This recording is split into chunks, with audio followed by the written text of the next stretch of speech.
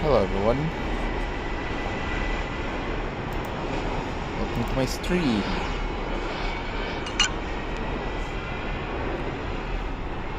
Alright, fixing a few things real quick.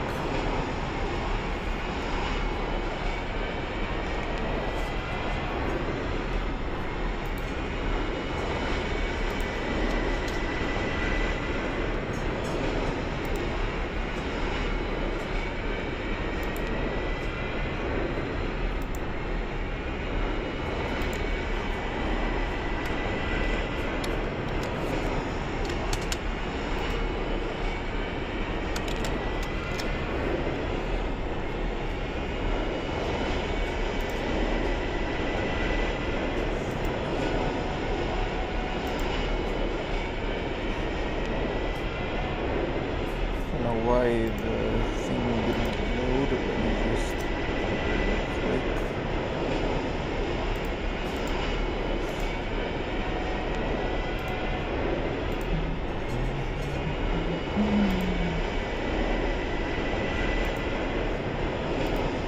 Now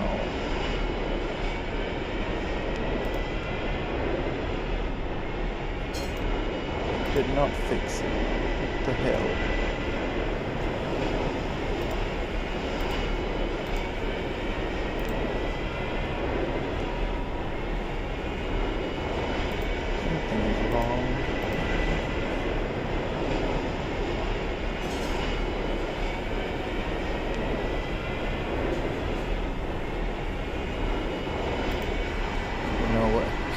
The thumbnail, something is wrong.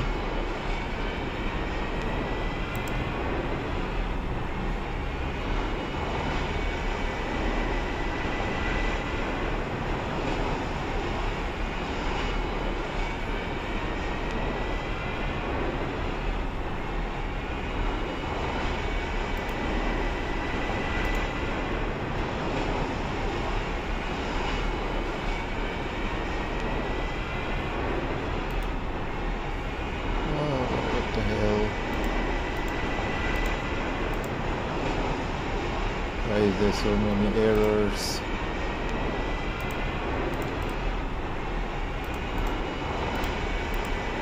Alright. You know what? Whatever. This doesn't want to fix itself, so...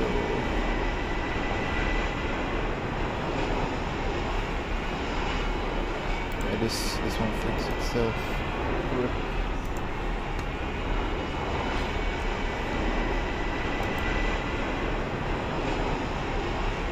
Guess I'll just start. And then, hello again. Welcome to my stream. I'm gonna start now.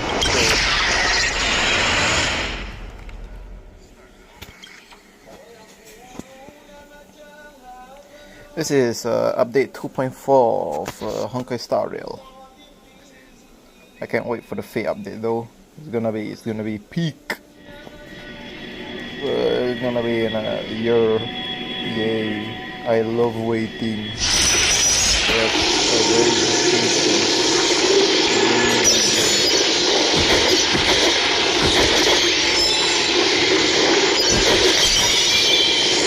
Again, let's see. Very good. Cool. There's no one I want from the current banners, so that's nice. I get to save for the Fate banners. Ah yes, people.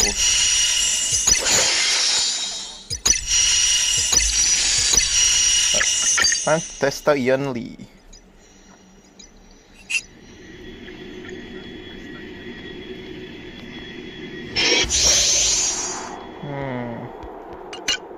Intercepting sword technique.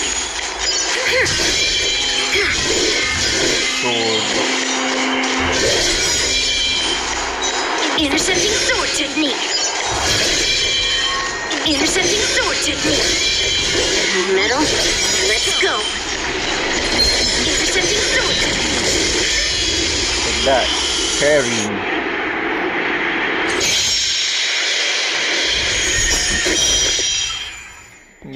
Yep, I know. Descend to Earth!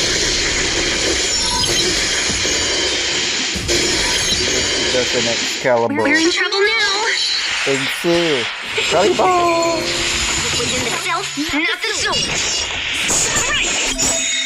Melt! Through hollow! Big counter. What are you made of?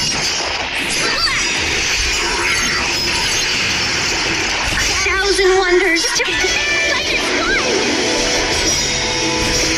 Melt! Descend to Earth!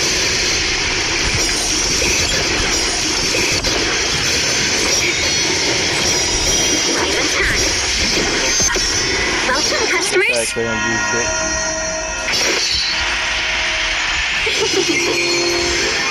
Bring mountain! Time for a shot. Yes, you! Wow. Naughty child. Well, that's not a good look. It's horrible. Let's be friends.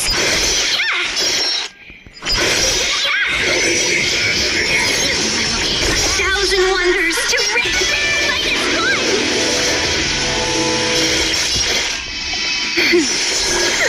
Better late than never.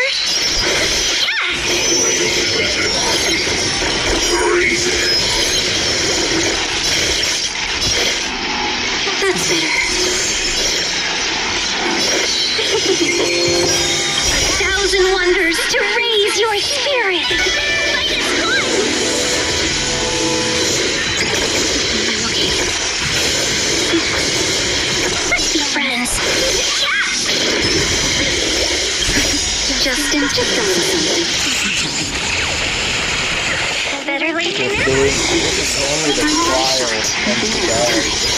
Yeah, bad. I'm not using her.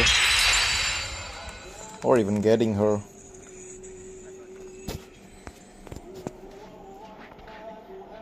This is bad.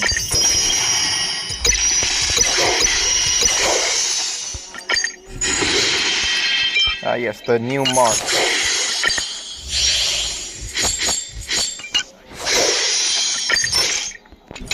Okay, guess I have to do the Trailblaze mission first, then I can do the event.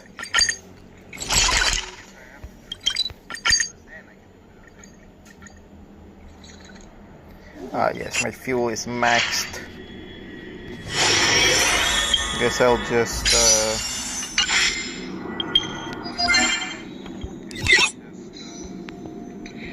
do this.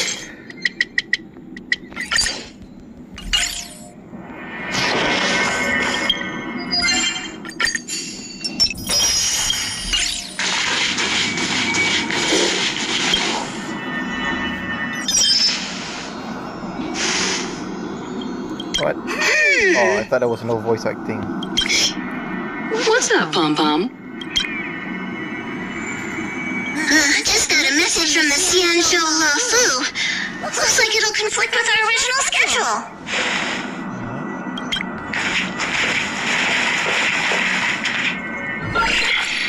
It's been a while, my friends on the Astral Express. How's your trailblazing expedition going?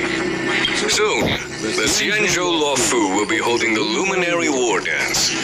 Those who have aided the Luofu in overcoming the crisis are cherished allies of the Xianzhou. Thus, on behalf of the Seat of Divine Foresight, I'm extending an invitation to attend the ceremony. Your presence would be greatly appreciated. Well, things are getting lively. We've barely recovered from the family's Charmony Festival, and we're already being invited to another special event. Damn. Trauma caused by the love festivity. You really Yeah, me too. But wait, Trauma. won't it look unprofessional if we attend 2 ceremonies in a row? Aren't we supposed to be focused on restoring astral charts and doing some serious scientific arranged to take care of the express? Hey, that's not what I meant. I'm all for some fun. I just... Friday or Saturday. You forgot Sunday's name. The Xianzhou Luofu has recently overcome a crisis by holding the war dance there, demonstrating to everyone that they've returned to a state of peace and safety. But that's what everyone said before we went to Penacony. You'll be totally safe under the family's protection. That's not wrong. No need to worry. The war dance is not like the Charmony Festival with all its hidden secrets. It's just a festival to honor the Rainbow Arbiter and the Cloud Knights, who fought against the abominations of abundance and protected the Xianzhou ships. Aside from star skiff performances, it's mostly martial contests. Nothing too different from the Taiki and Roboball contest we've seen before. What do you think, Himiko? Since we've accepted Miss Black Swan's proposal, we should probably head to Amphorius for refueling. There's certainly no rush. This trailblazing expedition is quite unique, and the Express needs to be fully stocked and prepared before moving on to the next stop. With Madame Herta's help, I was planning to deliver some Leviathan fossils from Kalinga Abyss to Ron May, member 81 of the Genius Society. It could earn us some favors before we set off. However, it may take a few weeks. Aw, so that means we're not going to the Luofu. Being an adult means maintaining relationships, whether we like it or not, Marge. Since we've been invited, it's only right for the Marge and Don Hung will represent the Express and attend the war dance. What do you two think? Want to play with Divine Fossils too? Himiko and Mr. Yang will be busy with serious research. Besides, fossils can't compete with martial contests when it comes to fun, right? No, I don't care. I want to go to Ron May. Plus, you're the only one with so many friends on the Luofu. I'll be lost if you don't come along. You've got to lead the way. Now that everyone's on board with the plan, it's time to work to the Xianzhou Luofu. Let's go.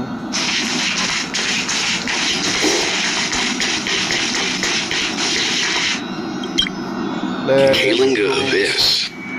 What does she expect to find there? Current research on the Leviathan merely proves how little we know about such life forms. That's why geniuses are interested in that field. Science is all about uncovering the unknown.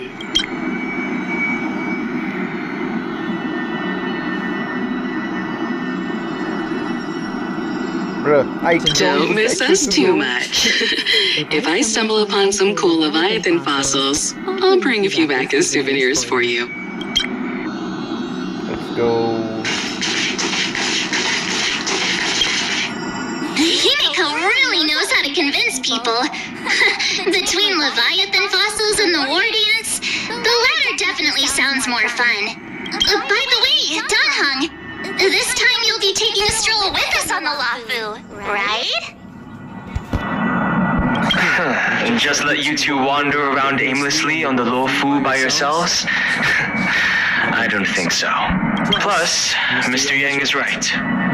The Ambrosial Arbor crisis just ended, and both the long life and short life species are still feeling uneasy. And that's why Jing Yuan wants to organize the war dance, to show that the Xianzhou Luofu is stable and safe. And since he has extended an invitation, it's only right that I visit my old friend.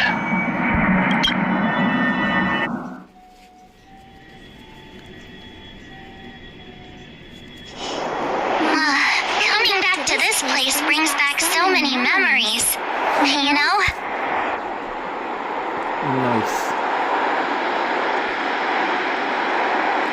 Not maybe you're scared to spill the details. Well, it's nothing too poetic. I was just thinking about all the twists and turns we went through when we first arrived at the Xianzhou ship. This time, we're not being forced or enticed or chasing after wanted criminals. And we didn't have to sneak in through the cargo dock. This trip has been incredibly smooth. Quite unusual, I must say.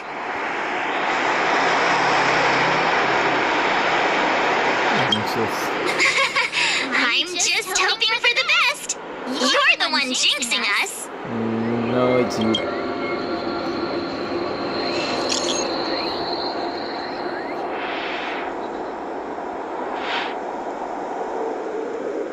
With the news, eh?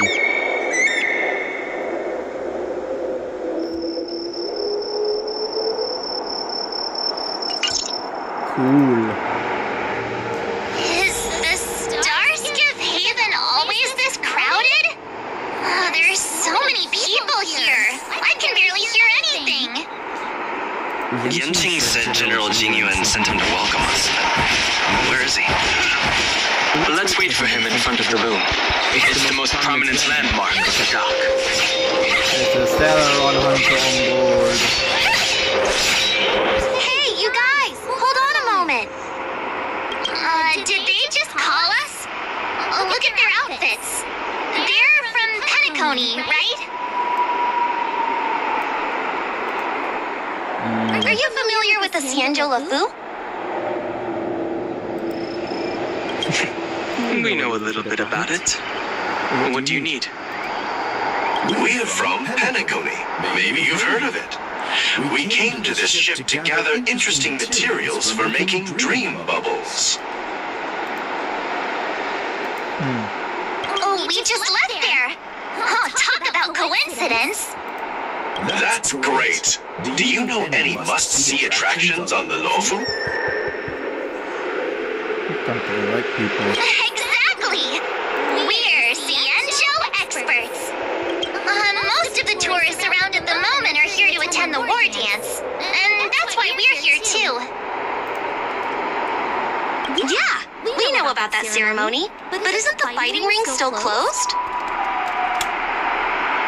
I've heard the ring was actually converted from a huge decommissioned Lofu fighter jet. Nice. The radiant feldspar is bigger, I guess. But for now, all we can do is wait until the war dance starts in a few weeks before we can board it. We've still got work to do, so we can't just sit around waiting for it to start. That's why we're asking you about some must-see attractions. We're looking for unique experiences that you won't find on Penacony. Our clients love these kinds of dream bubbles the most. You're the expert here. Give them some suggestions. Let's see. That's indeed a good idea. While the dreamscape on Penacony is all artificial, Scale Gorge Waterscape is a celebration of nature's resurgence. It has some remarkable scenery.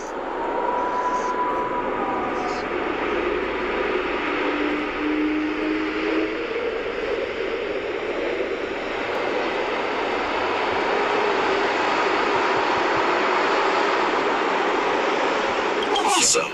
I love being out there in nature. Let's go to Scale Gorge Waterscape first. I'm a bit worried that nature-themed dream bubbles might be outdated. But hey, let's go check it out anyway. See you later. Maybe we'll run into each other there in a few days. Look, Yanqing's here. Really? Let's go catch up with him. And bro. Quite a different experience. There you are! Everyone, this way! Sit down, Yanqing. You Hey are everyone! not strong. It's been a while. The opposite of stand proud.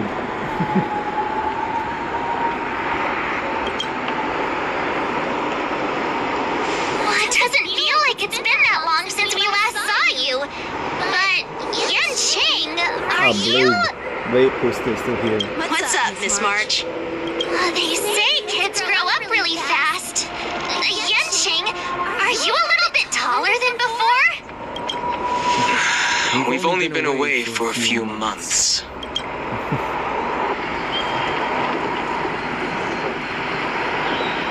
Take that. What are you doing? Sorry, but after our previous adventures, I've become suspicious of whoever greets us first. Ah, yes, because it's sparkle. the sparkle PSD is real.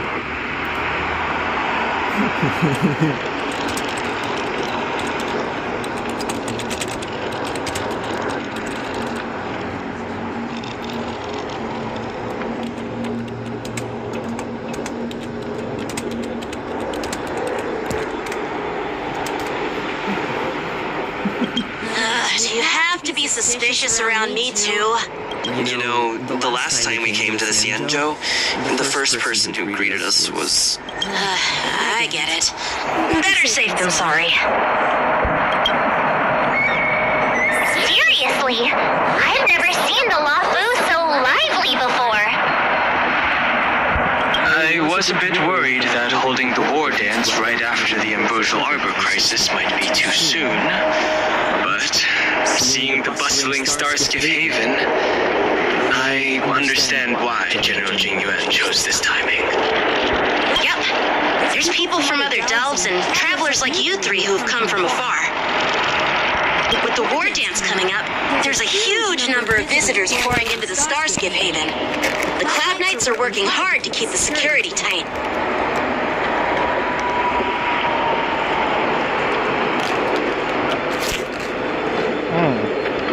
The general said this ceremony would help the Cienjo Lafu recover from the crisis. It's a way to showcase our martial spirit, reassure people, boost morale, and attract visitors from other planets to promote trade and peace. By the way, the Cienjo Alliance places great importance on this ceremony too. The Cienjo ships, the Zhu Ming and the Yao Qing, have both sent messengers to offer their blessings. Yeah, I wonder if you've heard of it. It's known as the Star Forge, and it's responsible for providing more than half of the Cloud Knights' armaments. The Cienjo Juming boasts skilled craftsmasters, and General Lan is a top-notch craftsman himself. If only I could get a sword forged by him, I'd be on Cloud 9. By the way, Yanqing, where are we headed next? I'm sorry for talking your ear off. The General wants to catch up with you at the Palace of Astrum. He's been eager to hear about how the Express has been doing. It's funny how he tries to act all mature, but whenever it comes to something he's interested in, you can really see his childish side.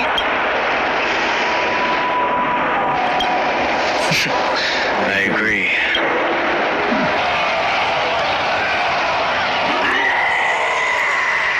All units, assemble quickly! Get ready to protect the crowd!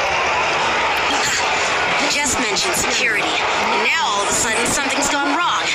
Excuse me, I need to go check out the situation.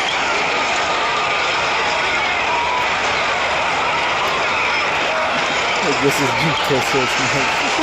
Hey, what's that supposed to mean? We'll go with you.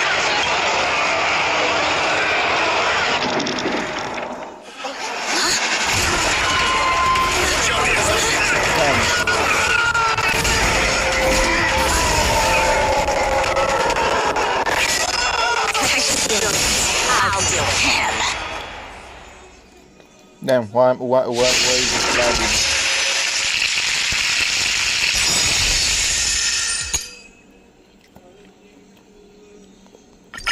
Ah. Person? Why are they forced? This ends now.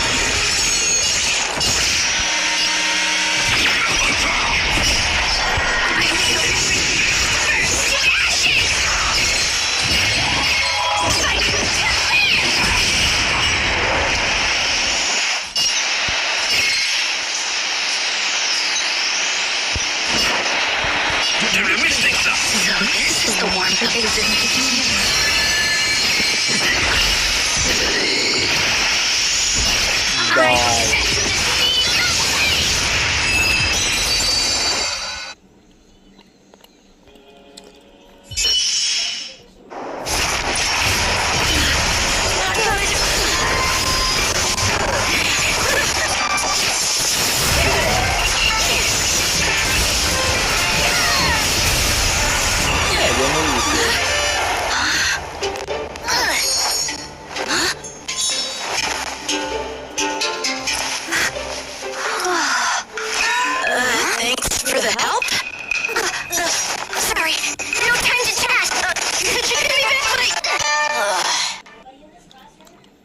Mention got a sword stolen. Rip the boo.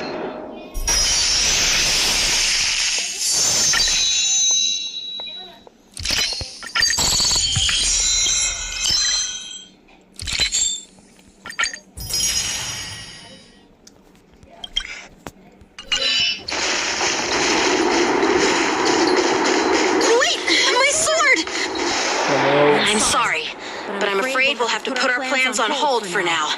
I need to find out what's going on.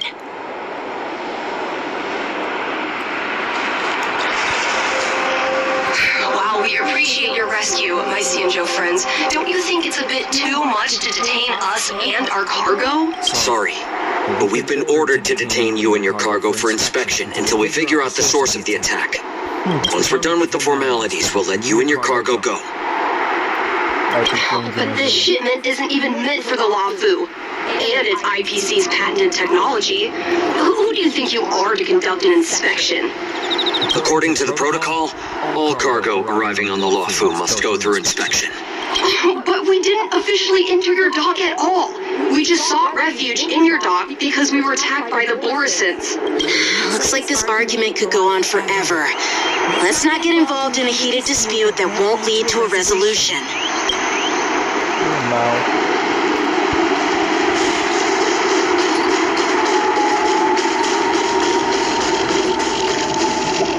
Who's in charge here? I need some answers. It's my fault. We let our guard down for a moment. I take full responsibility. With the war dance approaching, safety should be a top priority. Now, tell me, how did Borisin prisoners end up in Starskiff Haven? According to the protocol, Borisin prisoners should be held on a Starskiff and taken directly to the shackling prison under strict supervision without ever touching the ground.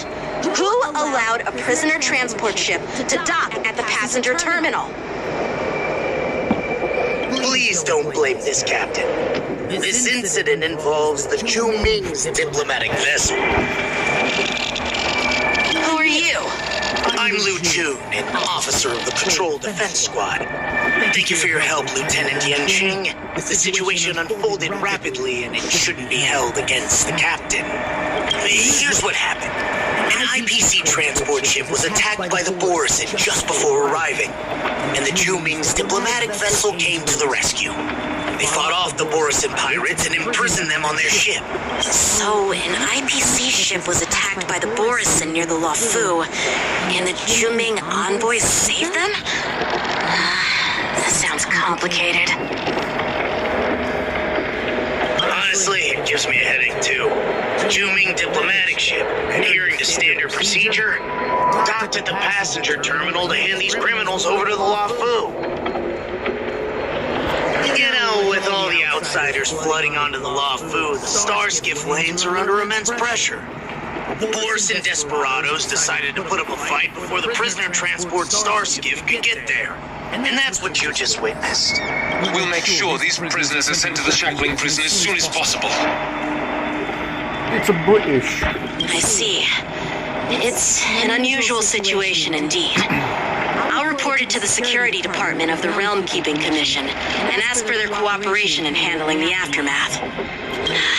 Maybe I should gather more details from others so that the Seat of Divine Foresight can have a better understanding of the situation.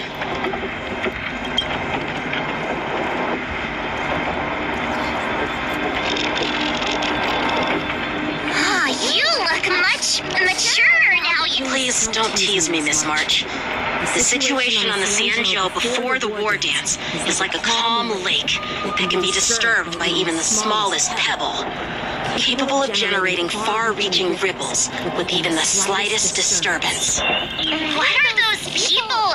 I mean, those monsters we just dealt with? The kobolds. Those werewolf monsters are known as Borisin. They are abominations of abundance, and we've been fighting them for a very long time. The Borisin have been a powerful force for a long time, plundering and enslaving many worlds. The threat they pose is just as terrible as the swarm disaster, and the Alliance even had a fierce war with them 3 decades ago. Their presence has faded over the years, but who would have thought? According to that officer, they attacked an IPC ship near the Central Lofu. Such a brazen attack seems quite unusual to me. Yeah, that's what I find strange too. It seems like the IPC and the Borison have some serious grudges. Well, enough with the chit-chat. The General wants me to take you to the Palace of Astrum. I'd love to chit-chat a little longer, but there are some things that can't be left unchecked. Is it a serious matter? Maybe you'll need our help in hunting down the Borison? Thank you, but it's no big deal. By the way, that young lady who just appeared, she took my sword. I'm thinking of filing a lost property report at the Realm Keeping Commission to see if I can get it back. I doubt she did it on purpose.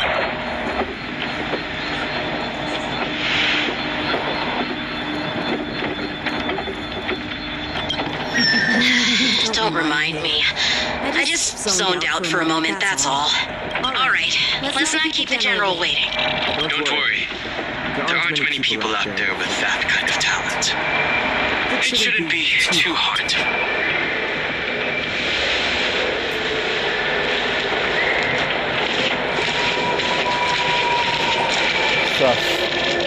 There sure are a lot of troublemakers around.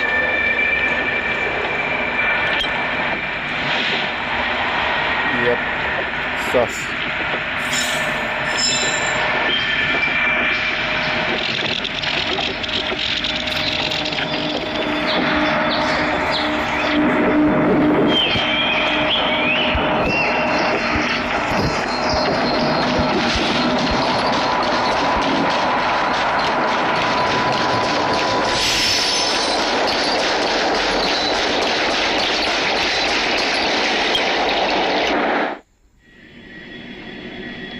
It's been a long journey, Elder Hawaiian.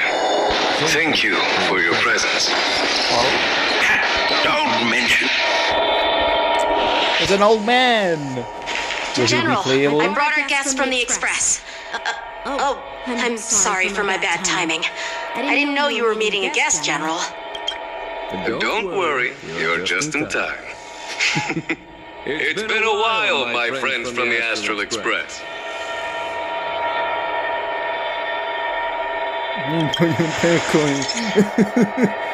Oh. Well, it's an honor to be in your dreams, my friend. Allow me to introduce you to General Hawaiian. He's the Arbiter General of the Xianzhou Zhuming, known as the Flaming Heart. Will he be playable though? Please be No playable. need to be so formal. I'm just a tourist here, no different from other tourists who've come to attend the ceremony. Elder Hawaiian is not only one of the Arbiter Generals, but also the Furnace Master of the Artisanship Commission. Besides his martial skills, he excels in forging various weapons.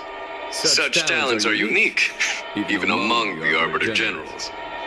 Be it Arbiter General or Furnace Master, these are merely titles given to me long ago.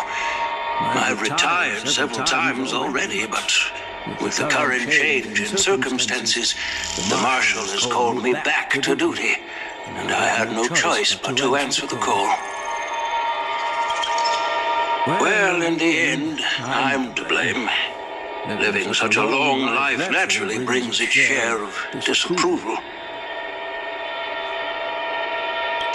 It's an honor to meet you, General Hawaiian. It's my honor to meet you, General Hawaiian. No need to be all formal. Today I'm just a guest on the Lofu, same as all of you. So, these three are the ones you mentioned, Jingyuin? The heroes who helped you with the Ambrosial Arbor crisis? Oh, that's Yanli. Indeed. There's Don Hung, March 7th, and him. Without their help, I'm afraid the Law Fu might not have easily overcome this crisis. So, the Imbiber Lune's reincarnation has returned to the Law Fu and will attend the war dance. I'd love to have a drink with you should the chance present itself. You're more than welcome, General Huaiyan.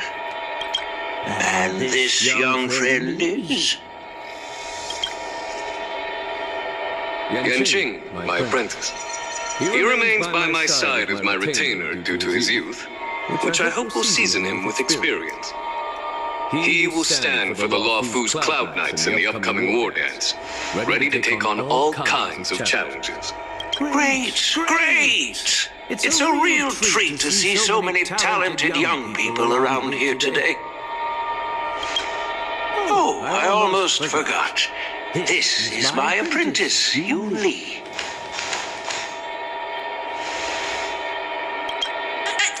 It's you! Oh, it's you. Hello. Oh, you two already know each other? Guess we don't need any introductions then. What a coincidence! I was afraid I'd have trouble finding this girl. Oh? Now you've piqued my curiosity. Tell me, how did you two become acquainted? She helped me capture the escaped Borison prisoners at the Starskip Haven. Allow me to express my gratitude for you. But when you left, you took my flying sword with you. Your flying sword? Oh, so that's why I found a dagger in my bag. Turns out it's yours. Yes, it is. Now that we've met again, I hope... Nope, that won't do. Won't do? You want your sword back, right? Well, you can't just take it back. On the Juming, when you lose your sword on the battlefield, you have to reclaim it on the battlefield. As for this little sword, it was supposed to strike that escaped Borison prisoner. But unfortunately, its owner's agitated state caused it to fly off like a kite with a broken string, and it missed its target.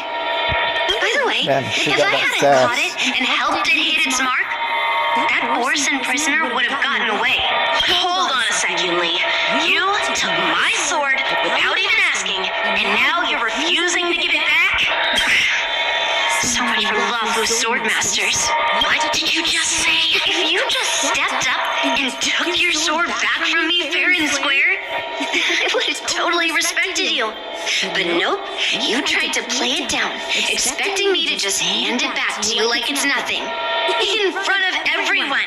With all due respect, you don't honor your sword, so you don't deserve it. Hasn't anyone told you that taking without asking is stealing? If you want to settle this with swords, fine. Let's have a one-on-one duel right now. Yanqing. Well, that's more like it. Just be careful, because I'm not as easy to handle as a Borison. You two, be quiet and apologize to Yanqing. Hey! Whose side are you on, Grandpa? I don't take sides. It's a small misunderstanding, and an apology would be too much. I've heard about the Zhu Ming's incredible swordplay and craftsmanship, most notably the legendary flame wheel octet. Seeing Miss Yoon Lee, who is among those ranks today, well, I must say she definitely has that fiery edge. Such grandiose names. Some folks love to spin these fancy titles, trying to set the Cloud Knights apart. Yoon Lee is still just a young girl, a bit awkward and hot-tempered. So please forgive her if she's being rude. Well, everyone, Elder Huaiyan and I have some business to discuss. For now, Yanqing, why don't you entertain our guests and take Miss Yoon Lee to the inn? I'll find another chance to talk with you all. I'd like to express my gratitude to the Astral Express for helping the Law Fu during the crisis. That's so kind of you. I mean, you've already thanked us so many times. Please forgive me for coming at an inconvenient time. You needn't apologize, General Huaiyan. All right, Yoon Lee. Take this opportunity to clear things up with Yanqing. Yeah. It's better to make friends than enemies. But I won't be heading to the inn just yet. I want to visit Lingsha. She just arrived in the Lawfu and could use some help settling in.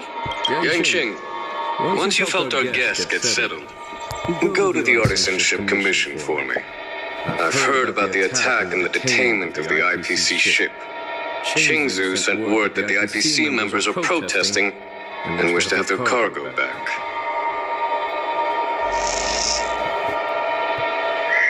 See if you can calm them down. Don't get aggressive. Just make it clear that the Xianzhou Lawfu has no intention of violating their rights. I'm on it.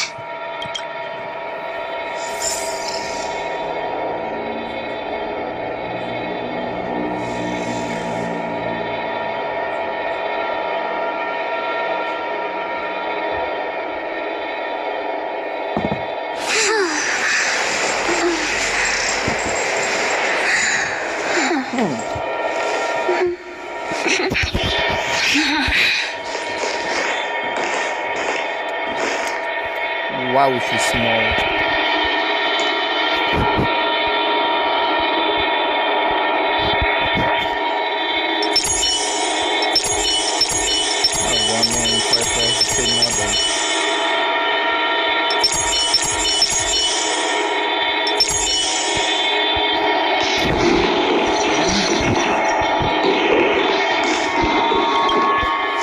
This is the report Qingzu just sent me.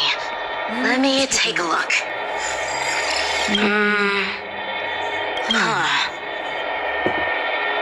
Looks like the general has given me a tough challenge. He wants me to try and help put the IPC's mind at ease. Well, it's not exactly a test. As Cloud Knight officers, we not only learn the art of war and martial arts, but also occasionally have to handle diplomatic disputes. It's just, talking things out isn't as straightforward as duking it out with weapons on the battlefield. This is especially true when you're up against the IPC, with their non-stop corporate babble. Well, let's not worry about that for now. Shall I take you to the inn? Let's go.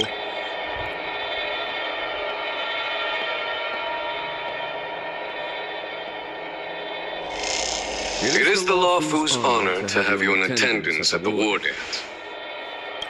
Yet, the fact that a simple martial arts ceremony has attracted esteemed generals from the Zhu Ming and the Yao Qing implies intentions beyond mere spectating. Might there be any specific instructions from the marshal? You're overthinking it, Jingyuan.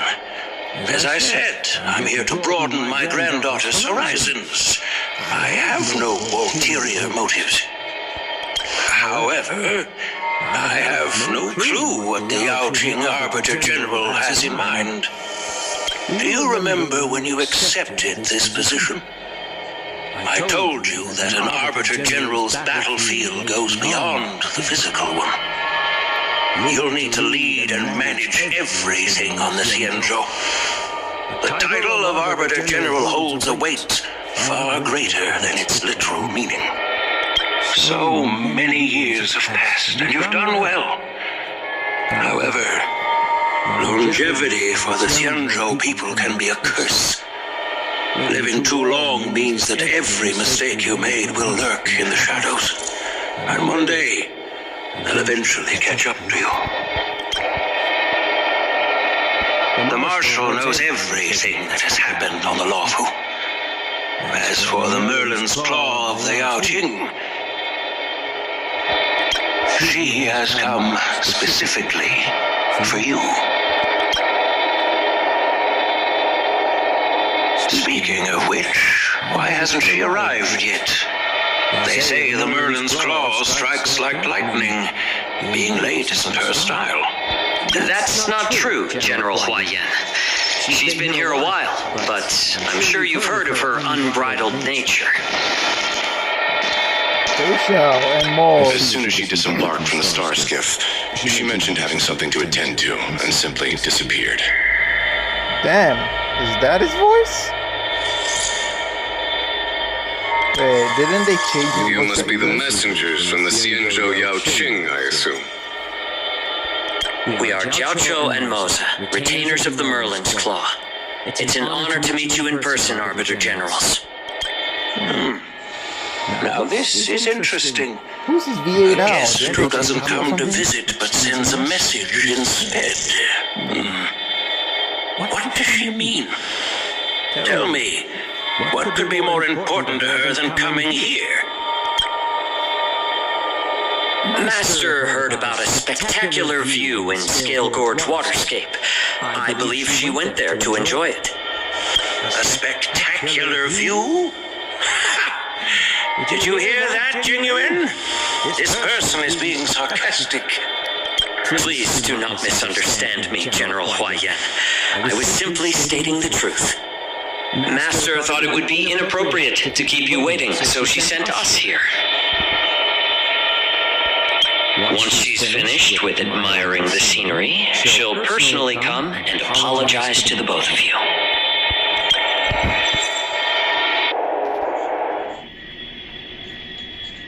Huh.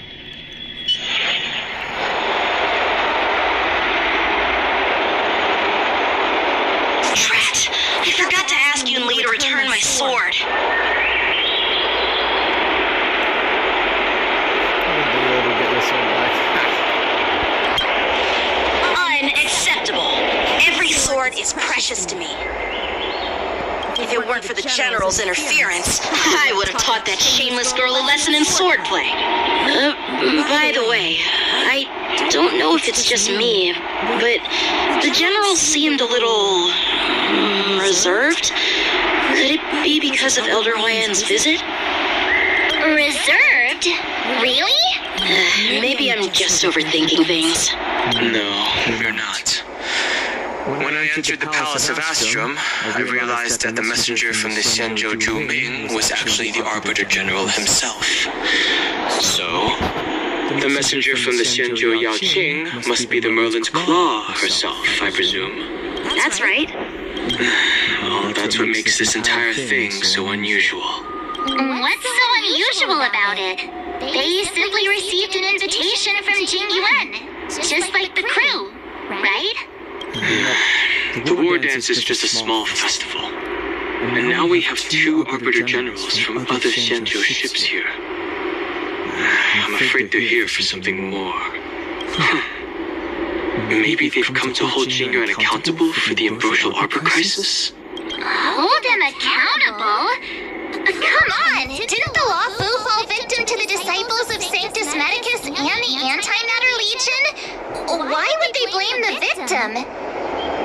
Danshu's rebellion and Ventilia's scheming are merely one side of the story to the other Arbiter Generals of the Alliance. Only a single piece of incontrovertible evidence remains, creating an endless source of potential complications.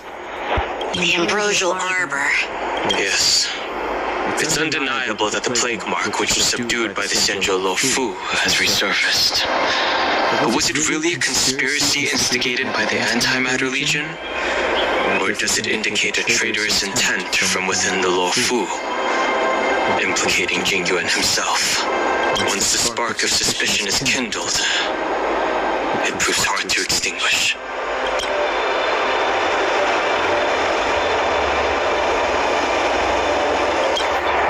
The General must have had that in mind when he invited us to attend the war dance. What was I thinking? Seriously, here I was looking forward to a carefree and enjoyable trip, but it seems wherever we go, drama is just around the corner. Aw, I was so excited. I thought those Arbiter Generals were just here to see the ceremony. By the way, I heard that an alchemist from the Zhuming diplomatic ship has arrived, and rumors say that she's to be the new Cauldron Master of the Alchemy Commission on the Lo Fu. An alchemist from the Zhuming serving as the Cauldron Master on the Lo Fu? While it's not unheard of, the timing itself... Thanks to your words, Mr. Donhung. Now I finally see the underlying tensions. The General is under tremendous pressure right now, and I was completely oblivious to his troubles. How naive of me. Come on, don't think like that. Leave the adult matters to the adults. Even if you wanted to do something for the General, it's not like you can do anything. Did I say something wrong?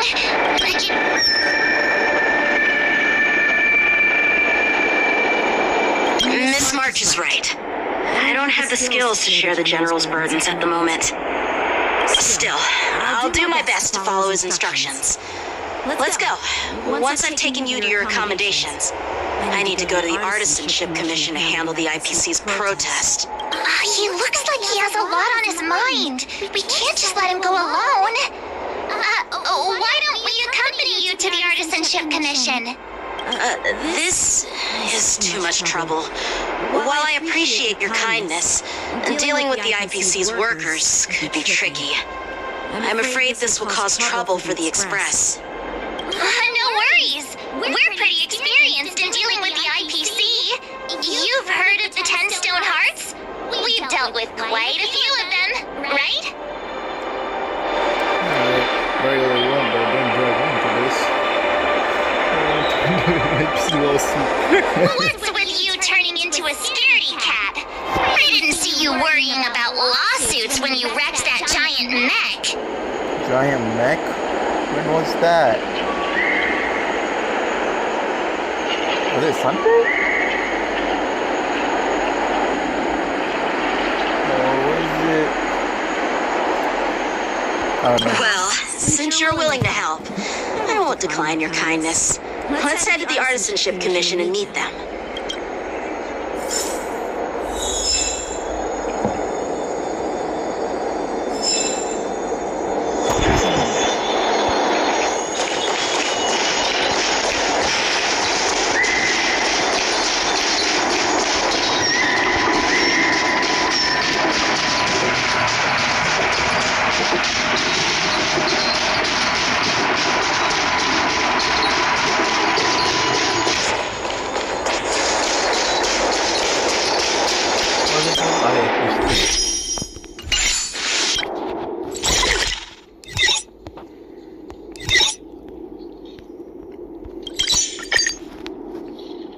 Let's go.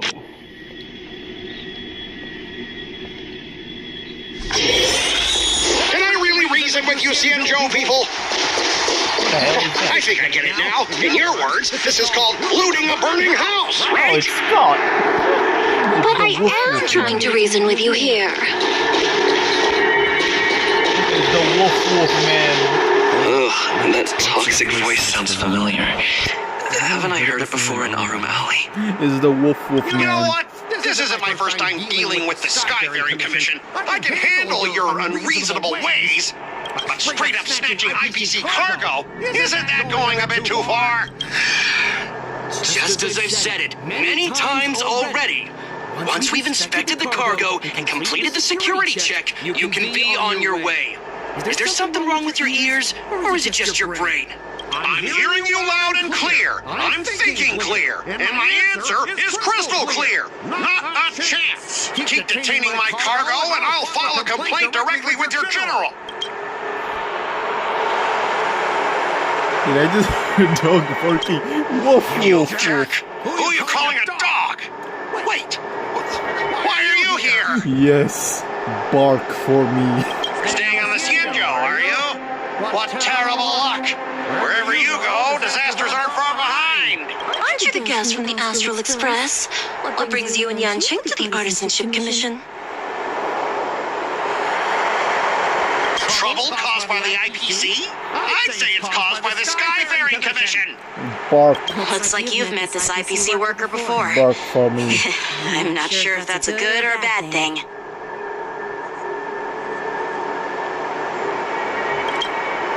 I was sent here to deal with the IPC protest, Miss Shikui. What's going on here? As As you know, this IPC transport ship was attacked by the Borisin and rescued by the Juming's diplomatic ship. Then the Cloud Knights were instructed to bring it back to the dock for repairs and inspections.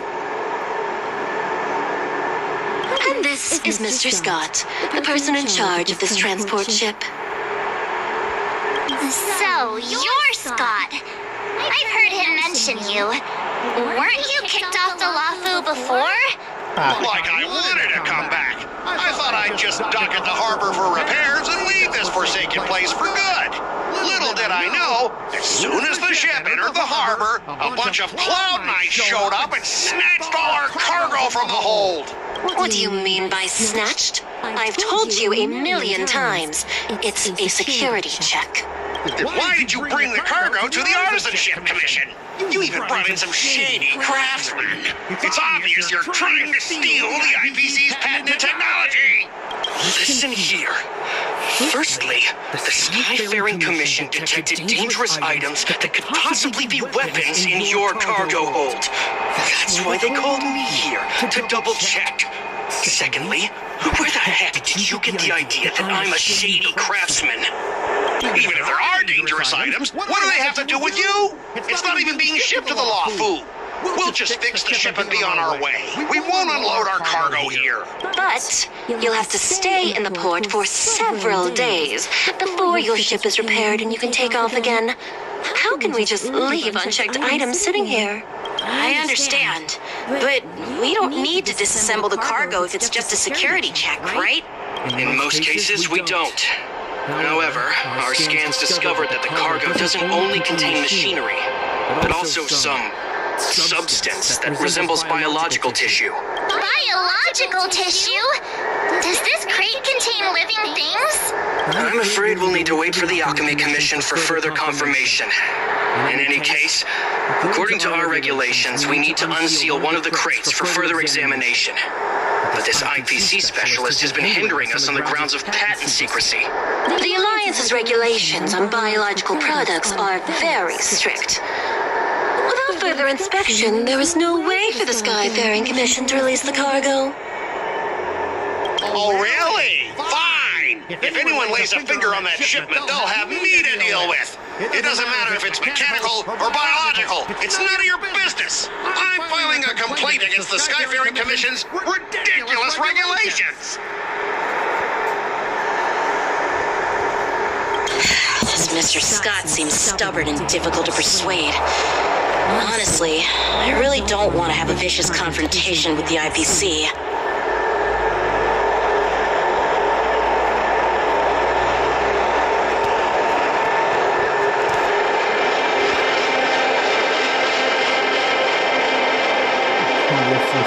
Leave it to me, I'm an expert negotiator. I heard how you helped O'Malley. The IPC representative back then was Mr. Scott, right? Since you've dealt with him before, it looks like I'll have to rely on you again. What are you guys whispering about over there? Just hurry up and give us back our cargo. I'm about to negotiate with you. You're about to bark again.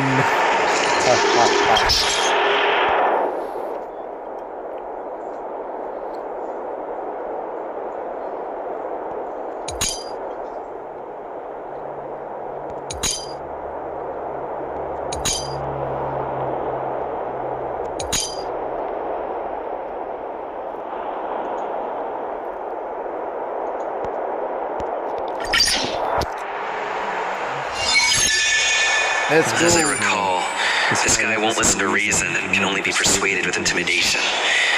But he does seem to follow rules to some extent. Let's use that against him.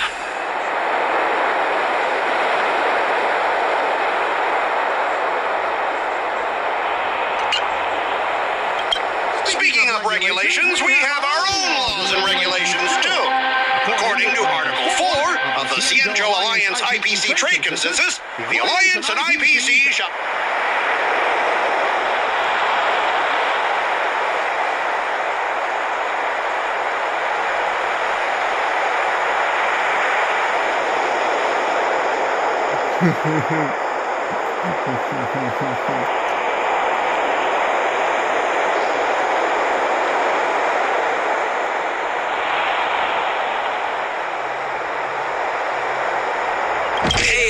man. Meet my old friend Scott. He's very talented, especially at imitating animals.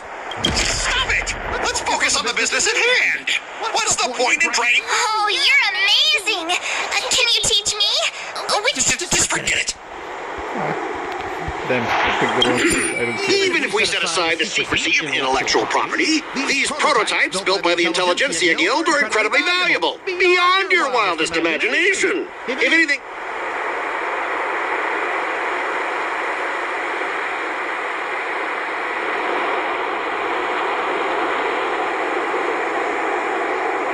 Don't underestimate Cianzhou technology.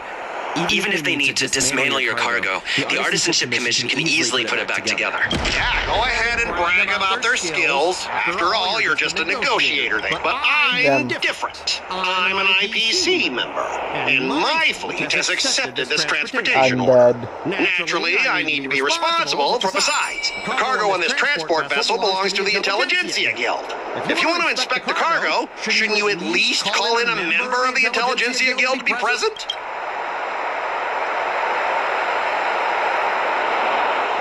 I'm pretty tight with Dr. Ratio from the Intelligentsia Guild. Almost like family. What's all this nonsense? Even if you were married to him, you still couldn't... Negotiation failed. All right, that's enough. I'm not going to repeat myself. I thought you were reasonable and civilized, but now it seems you, Cian, we've signed a confidentiality and security agreement with the Intelligentsia Guild. And if we breach it, we'll have to pay a hefty sum. Even if we sold the souls of every employee in the marketing development department on this planet, it still wouldn't be enough to cover the cost. Listen up, kid. I don't mind delaying this transport for a few more days. Once the engines are repaired, our ship will leave immediately, and you won't have any reason to inspect the cargo. If that's the case, I can assure you the Cloud Knights won't let your ship leave. Oh, really? Then you'll receive a ton of complaints from the Intelligentsia Guild and the IPC's Marketing Development Department. You're too young. I don't think you understand the chaos your rash decision will cause. Since you put it that way, Mr. Scott, I'll take it as your agreement to the inspection procedure. Now... Not so fast, you little brat. According to the IPC regulations, I have the right to arm myself and protect the property on my transport ship. I thought you were reasonable and civilized, but now it seems the IPC just wants to play by its own rules. My apologies, Mr. Scott. Stop him, guys! For the Amber Lord! For the Amber Lord! Oh, they're about to get beaten up.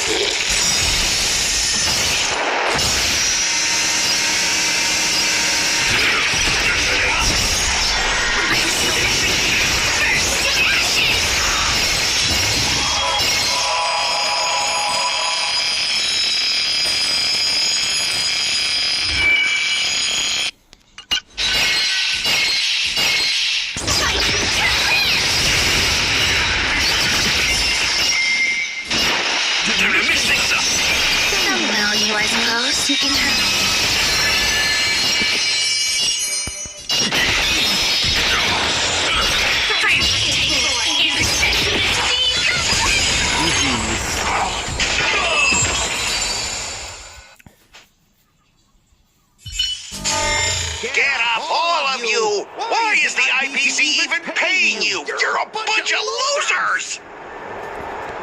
Just be grateful that that little brat showed you mercy. At least your staff aren't seriously injured. How do you IPC cronies have the audacity to fight Cloud Knights? You practically assaulted law enforcement officers. Another one? Who the heck are you? I may be a bit late, but the good news is I'm here now. Oh, Lingsha. Is it? Yeah, Allow Lingsha. me Nice. to introduce myself. I'm Lingsha, Cauldron Master and head of the Alchemy Commission on the Law Fu. Could she be? Yeah, she's the new Cauldron Master assigned here from the Oh, Cianzhou she got elf Juming. ears. I received a report from the Artisanship Commission about cargo containing samples of unknown organisms. It said they needed help from the Alchemy Commission. I had nothing better to do, so I came myself. It's fine, Mr. Scott. If you really don't want your cargo to be inspected, it doesn't matter. It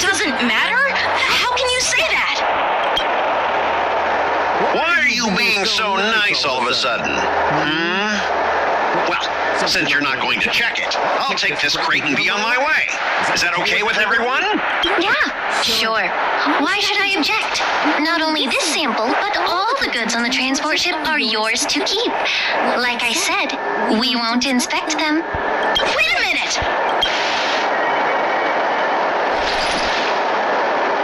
Well, that's more like it. If only the young displayed a more reasonable attitude, we could have sidestepped that altercation just now. Our ship will leave in a few days once the engines are repaired. Your ship can leave whenever you want, but I'm afraid I can't say the same for your cargo. According to the import and export regulations signed between the Xianzhou and IPC, all biological shipments can only leave the port when they have confirmed to be of no threat, or when all biological activity expires. Since we can't determine if your shipment is safe for the environment, I guess we'll have to wait for its biological activity to expire. Let me check the previous cases. Normally, it'll only take around 47 star calendar years. Only 47 years? Why so surprised? You're still young and full of energy. I'm pretty sure you'll live a few more decades. Have some confidence in yourself. Damn. Ha! Typical of a long-life species. Your words are dripping with sarcasm. While you may not care about time, I do. I'll be demanding double compensation from the Skyfaring Commission for every minute wasted. Sure thing, Mr. Scott. You seem pretty confident that your career and life will last long enough to witness this victory unfold.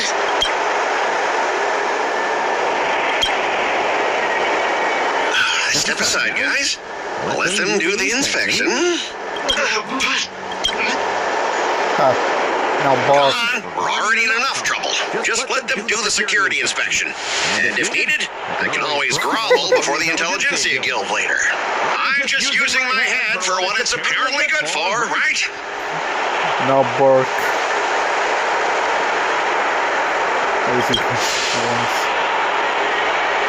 Well, honestly, at least you're not as annoying as that woman. Just get on with the inspection. Don't act all chummy with me now that you've got your way. This lady is really something else. Okay, I'm pulling stuff. Is this the IPC product? Listen up. Any damages caused by inspections will be filed with the IPC.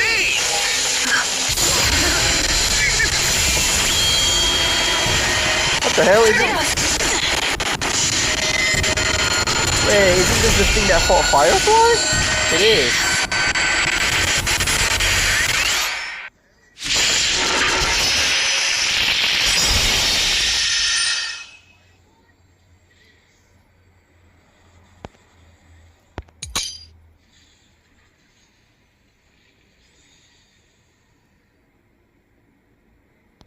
Damn.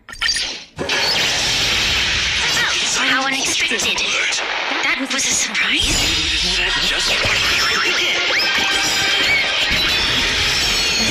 All will be swept away by the wind. It will die.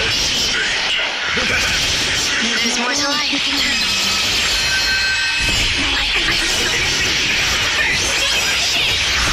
Like a good boy, friend. Indulge yourself. Man, I forgot then. Is there a way to restart? Yep, great. I can restart it. I may have messed up. How unexpected. That was a surprise.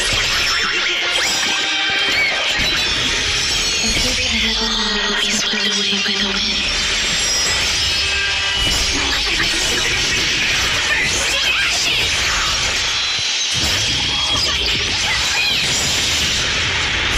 Like a good boy, friend. Indulge yourself.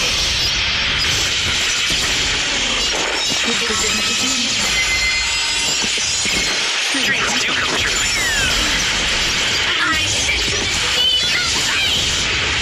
Yeah, 193 damage, 193k. Sheesh.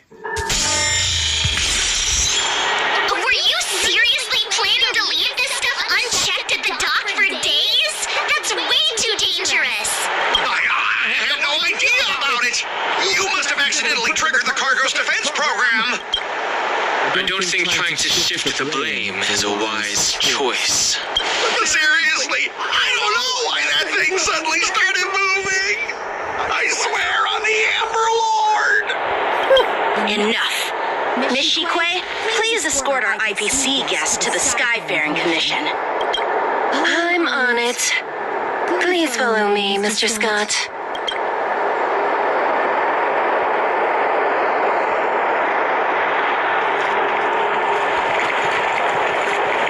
Gentlemen, our preliminary inspection shows that there is indeed hidden biological tissues inside, just like the craftsman feared.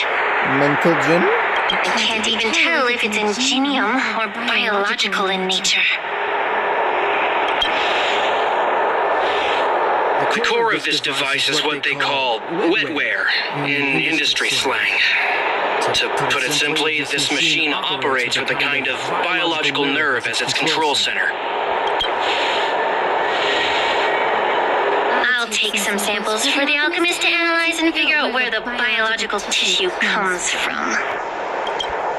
Why would the intelligentsia guild use such unethical technology? Perhaps they're trying to create a new weapon? Whatever the reason is, it's probably why the Borison attacked the ship. No wonder the IPC were trying to obstruct our inspection. I'll contact the 10 Lords Commission and ask the judges to come and give their final verdict on this. According to our rules, all prisoners and weapons involving dangerous creatures must be taken to the shackling prison for further sentencing. After all, it's the safest place on the Wafu. As for you, Mr. Craftsman, please go with the Cloud Knights and explain the situation to the judge.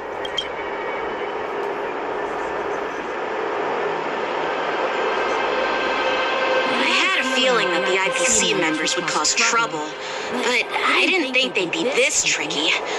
Thanks for your help, Miss Lingsha. I should thank you for saving my life. Your sword skills were impressive. Taking down that big guy. I thought the General's retainers were all burly martial masters. I didn't expect Yenching to be so...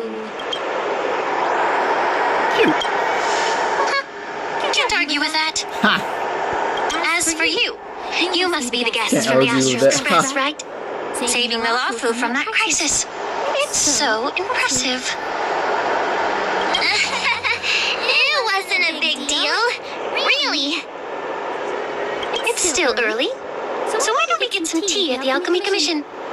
We can discuss your suggestions for revitalizing the commission. I'd be happy to accept your invitation. And you three are coming too, right?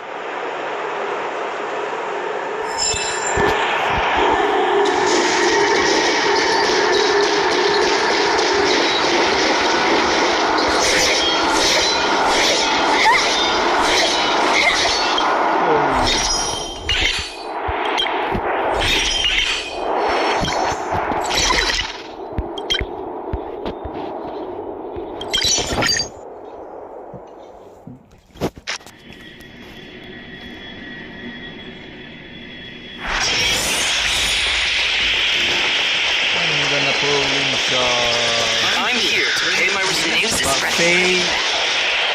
All these years, and the view of the Alchemy Commission hasn't changed a bit. The tides come and go, but the ancient sea remains the same. For us Vidyadhara, there's nothing more nostalgic than our homeland. You're a Lofu native, Miss Lingsha? Yes, I grew up here, listening to the sound of waves while researching prescriptions with my mentors and peers at the Alchemy Commission. It's kind of sad, isn't it? Everything changes, but somehow remains familiar. Just like you, Don Hung, I traveled far from home, and now I've returned. Seeing the familiar scenery brings back a hint of nostalgia. The view here would be even better without the ambrosial arbor. Oh, really? I think that towering tree looks pretty impressive. Even if it's impressive, it's a plague mark. The Xianzhou have been fighting abominations for thousands of years.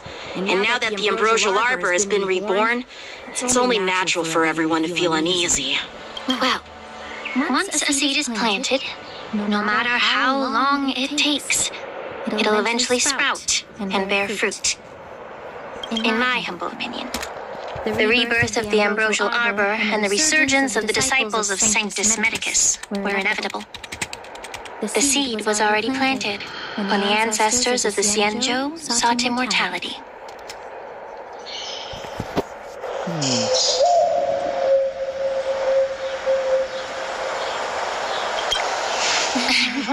My bad. Well, since you went through the entire ambrosial arbor crisis firsthand, Dan Heng and Lieutenant Yan Qing, I'd like to discuss something with you.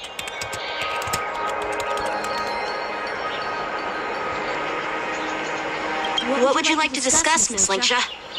I was lucky enough to be chosen by the Alliance to come in and clean up all the old grime in the Alchemy Commission. Honestly, the Alchemy Commission is riddled with problems and has reached a point where fixing it seems impossible. I'm looking to remedy this problem, but was wondering if you could provide any insights.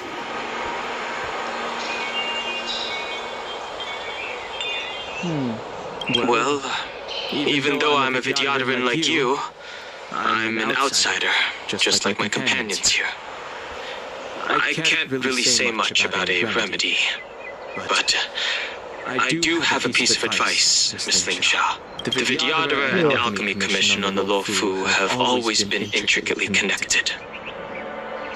If you cannot distance yourself from these ties, Miss Linksha, changing the situation within the Alchemy Commission may be quite challenging. I may not know about politics, but I do know that the disciples of Sanctus Medicus have been operating within the Alchemy Commission for years. If you're determined to root them out, maybe you should discuss it with the General. I see. Thank you for your valuable insights. While the Lux Arrow from the Rainbow possesses unparalleled power to sever the ambrosial arbor, it can't sever mortals' desire to prolong their existence. Just like how the Cloud Knights can eliminate the remnants of the disciples of Sanctus Medicus, but are unable to calm the hearts and minds of the people within the Alchemy Commission.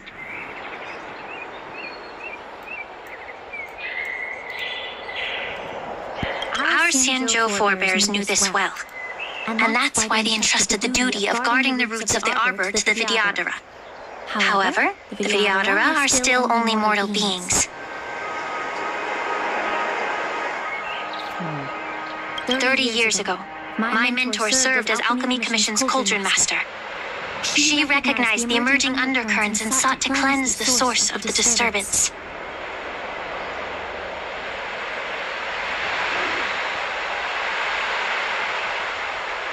Unfortunately, even though she was skilled in the art of healing, she didn't understand the human heart or how to eliminate the sickness lurking within the depths of the Alchemy Commission.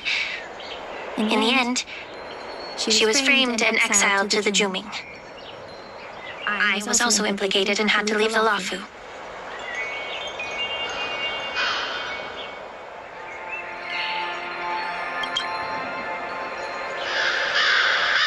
And guess who arbitrated the case and handed down the sentence?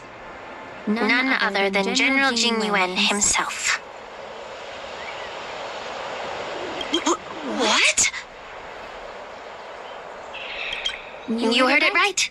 The ones responsible for the corruption in the Alchemy Commission are not just the remnants of the disciples of Sanctus Medicus, but even the Divine Foresight himself.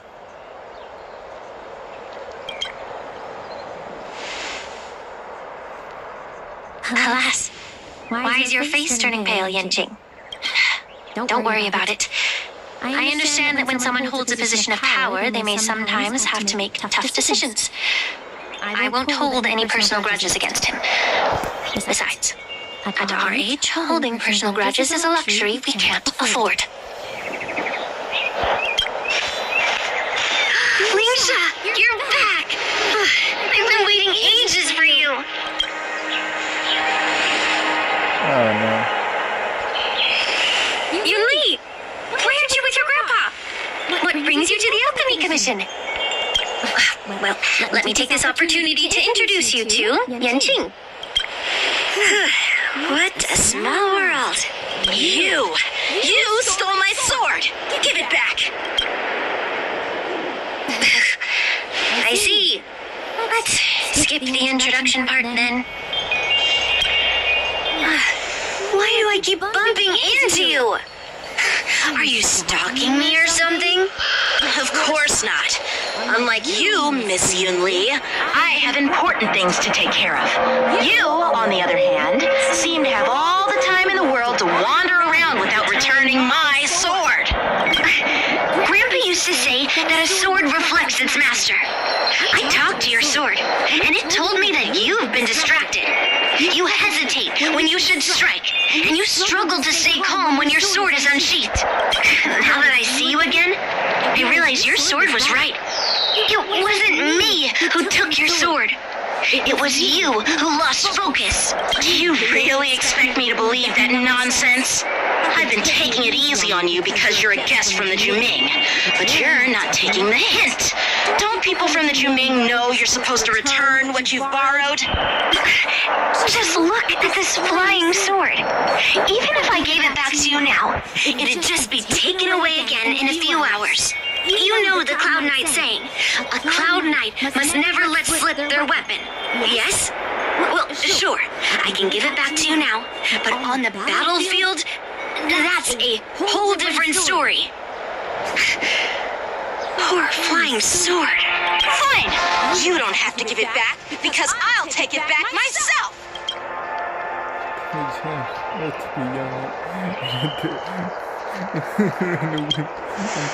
Between these two, who do you think is tougher? Don't get me wrong, I'm just curious. Get ready to separate them. It is my first day at the Alchemy Commission. A brawl is definitely not how I imagined celebrating it. Well, since you don't approve, I won't draw my sword here. I didn't mean it in that way. Since you've already drawn your swords, you'd be disappointed if you didn't get to test one another, right? I've received reports that the delves near the Alchemy Commission are still infested with abominations. Seems like my predecessors left quite a mess. So, if you two want to determine who's better, why not focus on them instead of each other? Clearing out some abominations? Sounds boring. It's the Cloud Knight's duty to eliminate those abominations. You don't have to ask me twice, Miss Lingsha. I'll help you get rid of them. Oh, you think you're the only one who knows how to behave? If Lingsha needs anything, I'll gladly draw my sword and help her out. It's so heartwarming to see both of you being so sweet and caring. So then, shall we get going? Children. Let's go.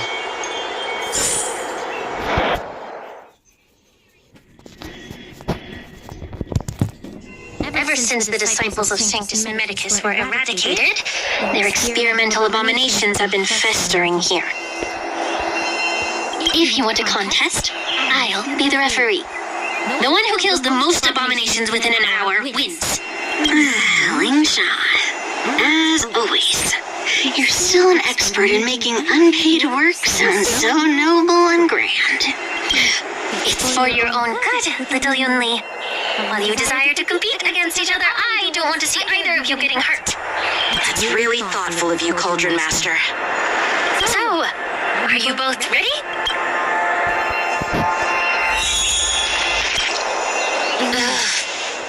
Looks like my predecessors left quite a mess. Let me say it again. The one who kills the most abominations within an hour wins. Be careful when you draw your swords, and make sure you don't hurt each other. Can we start now, Lingsha? Let's go. Time for swordplay.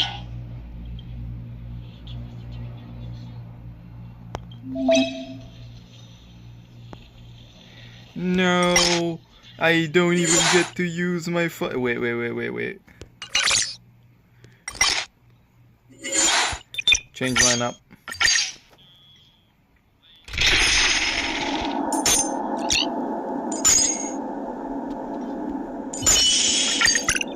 Don't be nervous. Easy.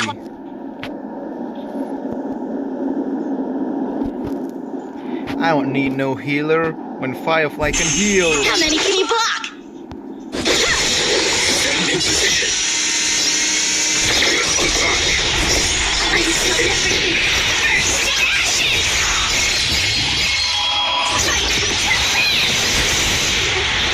I didn't expect someone who can't even hold on to his sword to actually have some skill. Take your positions.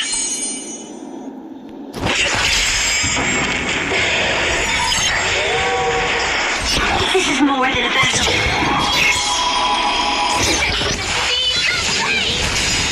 One-time enemy. The mood is set. Let's begin.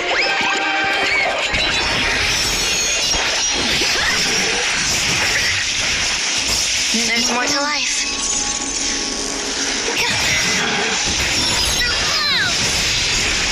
You've got style with those moves. You're not striking where it counts. It's such a shame to see you misuse your sword. Still the same line. Away by the way.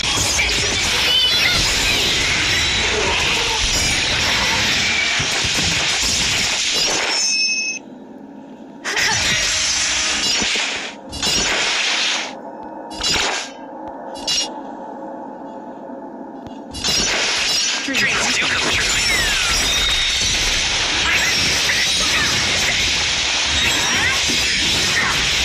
How many can you block? Strike the park.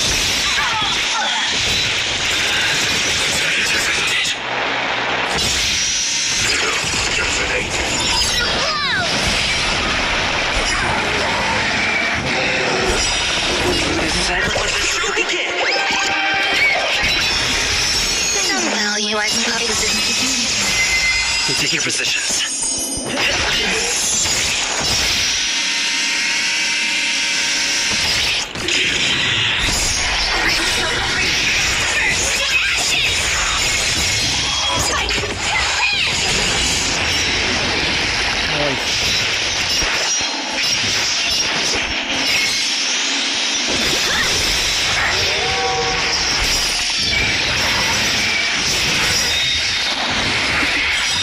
Practice is over.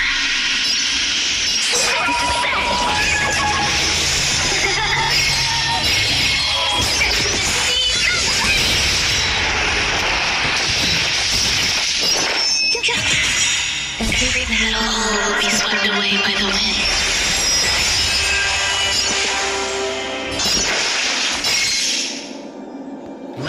Some more fights do I have to do? What the hell? One-time enemy.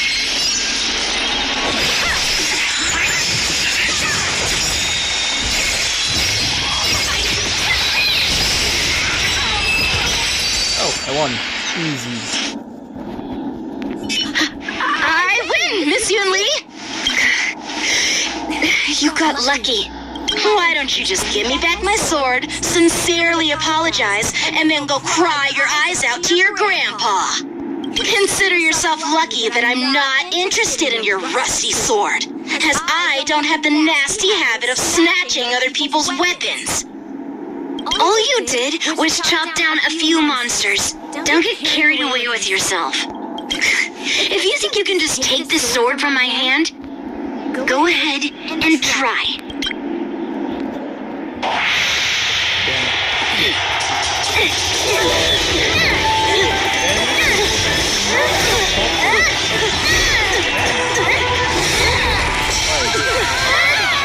And my okay, never mind. The thing's chopped him up. Yay!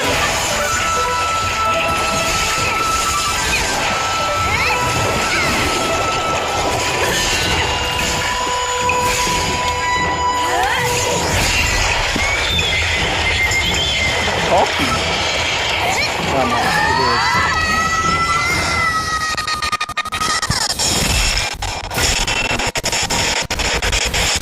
The hell? Oh, it's Fei Xiao. Well fought, my young friends. Fei Xiao.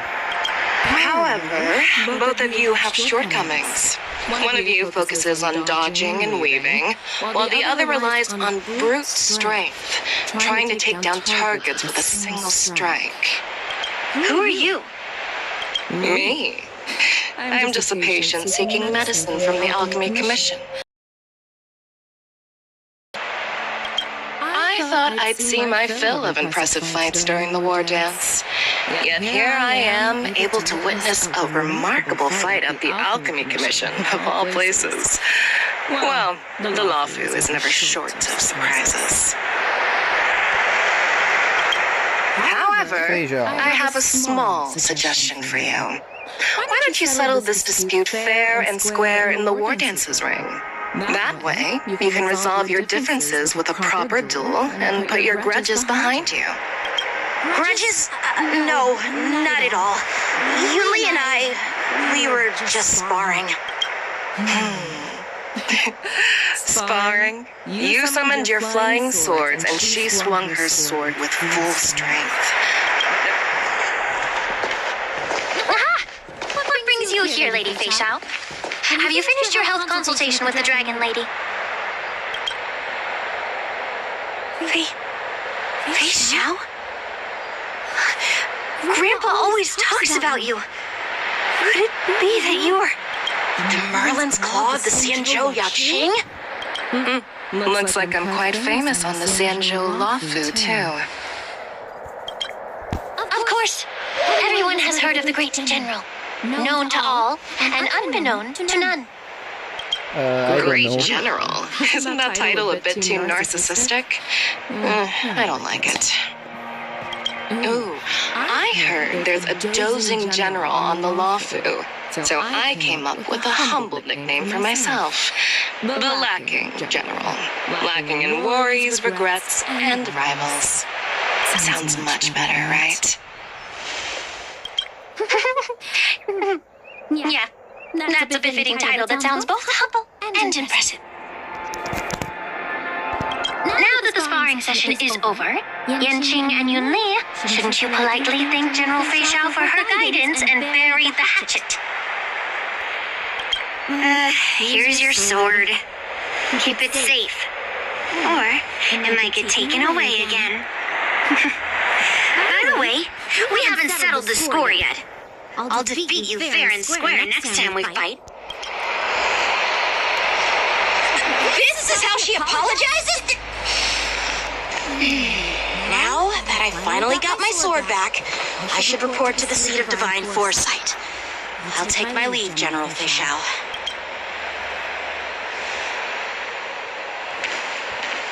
Oh, by the way, Miss Lingsha, if you've got some free time, I'd like to invite you to the seat of divine foresight for a chat with General Jing Yuan.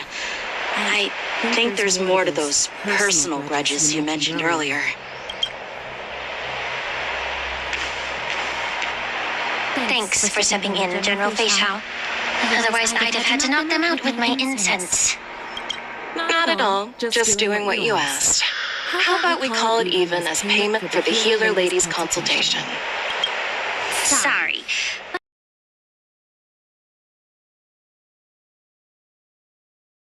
You'd have been waiting decades for a chance to see the Dragon Lady if it weren't for me. Well, you can always send the bill to the seat of divine foresight and say it's for mentoring those kids.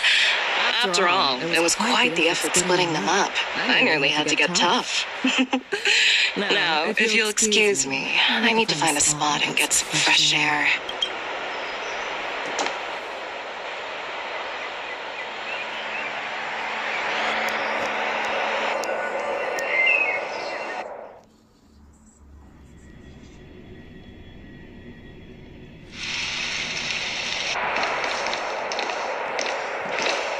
Back already?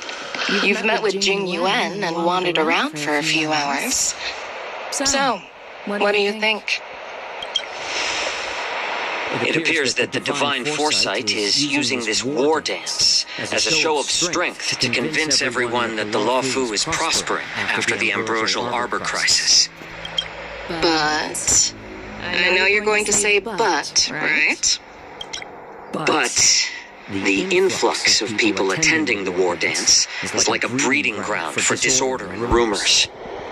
One wrong move, and the Lawfu could be in a world of chaos. The Cloud Knights on the streets remain vigilant, so at the very least, General Jing Yuan is aware of this. As for other matters, I'm unable to say. I'd prefer to be excused from future meetings with generals. I'm just a military healer. And now all of a sudden I'm thrust onto the center stage having cordial chats with two generals? My work doesn't lend itself to being in the limelight either. Just stop whining. At least you're in one piece, right? Before getting in touch with General Jing Yuan, I wanted to put aside my assumptions and see his momentum. That includes the overall bearing of the Cloud Knights on the street, what people are saying, and how those close to him behave. The might of an army dwells not within its pawns, but within the force of its collective momentum. Recognizing this fact reveals the true measure of power.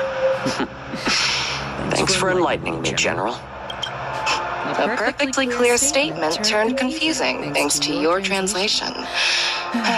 You've made me lose where I was now. Anyway, this is how I operate in battle, so you might as well get used to it. Are you treating General Jing Yuan as your enemy? The longest-serving general of the Xianzhou Lawfu. Do you think he'd have only a few enemies? By the way, General, you met the healer lady, yes? Could you show me the medicine she prescribed you? Well, the healer lady couldn't do anything about my condition. She just told me to enjoy some tasty food. So not even the famed healer lady could help? Don't worry. I'll fulfill my promise and find a way to cure you. Actually, I found some leads. Well, life and death, Zhao Zhao. It's all predetermined. Upon starting my military career, I made a pledge that the rest of my life would be dedicated to being the Xianzhou spearhead, hunting down the abominations of abundance till the end of my days. As long as I can fulfill that deep-seated desire, I don't care how long I live. You asked if I view General Jing Yuan as my enemy. No. My real enemy has always been myself.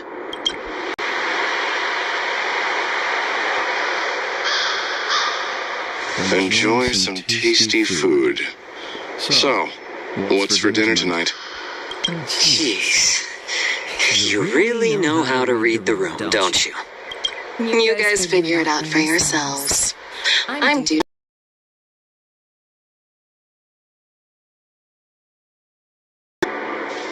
Ooh. Is it Jimmy?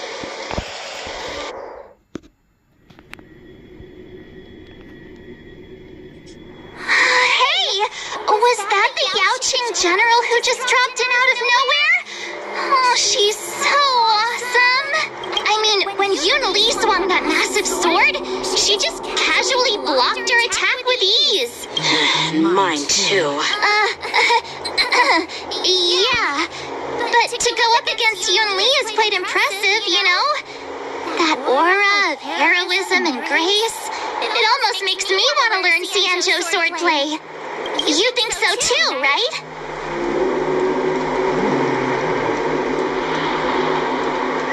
Oh, is this when March finally wins sword plays and stuff?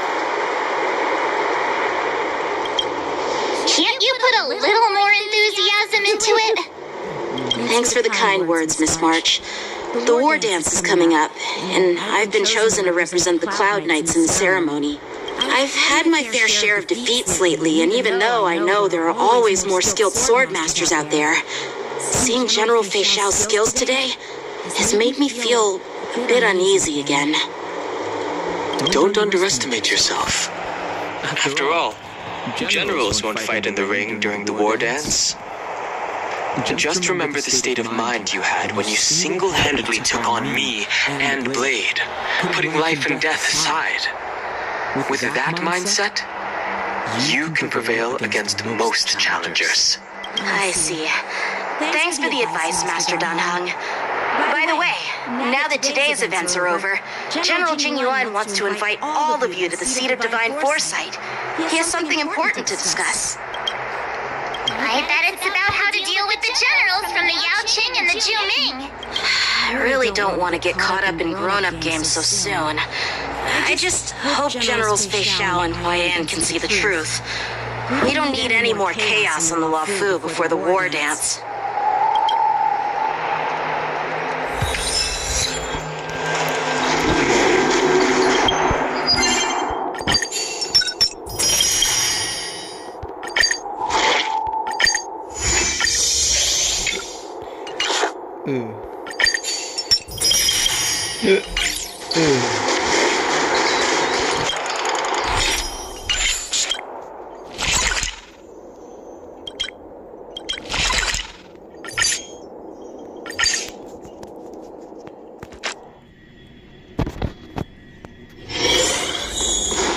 Let's go.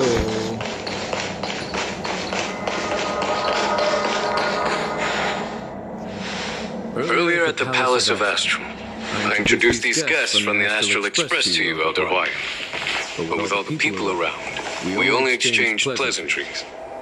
Now, I'd like to officially introduce them to you.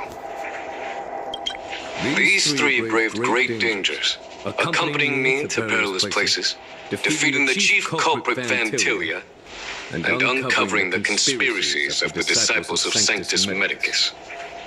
If you wish to know more, please, feel free to ask us. Well, I skimmed through the reports about the Arbor's rebirth from the Master Diviner Fu Xuan. She's been summoned to the Yuchue for questioning. There are a lot of doubts within the Alliance about this whole situation. But despite all that, I believe in you. Since you joined the ranks, you have repeatedly achieved remarkable feats. After the High Cloud Quintet each went their separate ways, despite the many criticisms within the Alliance, the Marshal still stood firm against the dissenting voices and entrusted the Luofu to you. Over the years, you've served the Alliance with loyalty and wisdom. You've taken down abominations in Velosa, rescued the Xianzhou Yuchue from a siege, and destroyed the demonic planet summoned by the denizens of abundance. I still remember those battles vividly. Dang. There are fools who doubt your loyalty. They're happy to see the divine foresight fail because it gives them some kind of sick satisfaction. They haven't achieved anything of their own, so they feed off the failures of others. But I've seen enough failures in my time, and I want to believe that your loyalty has never wavered. So, General Fei Xiao of the Yao Qing is the only one investigating the Ambrosial Arbor crisis on behalf of the Alliance? No. I am too. This old man's words always catch me off guard. The Marshal ordered me to come to the Xianzhou Luofu, but the document only says, attend the war dance and listen to Fei Xiao's questioning.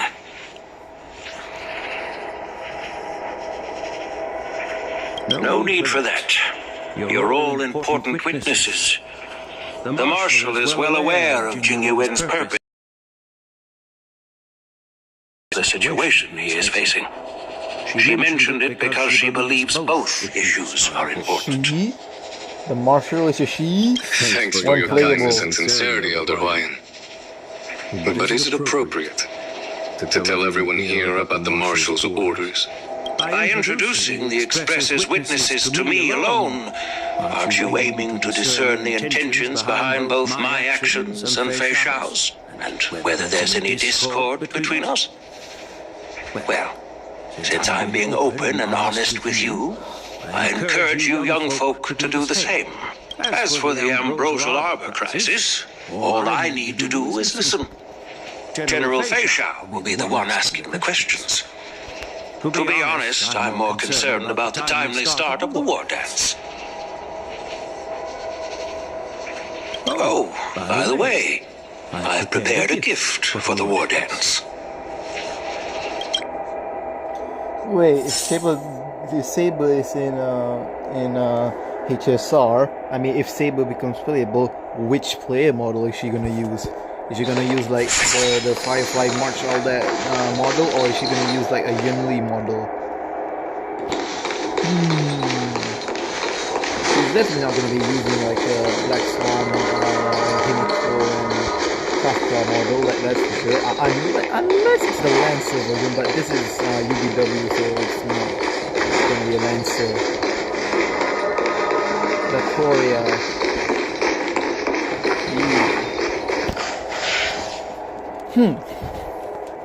I mean, if Gilgamesh becomes playable, I'll be happy. Like, bro just does an Animalish and boom, it wipes out everything.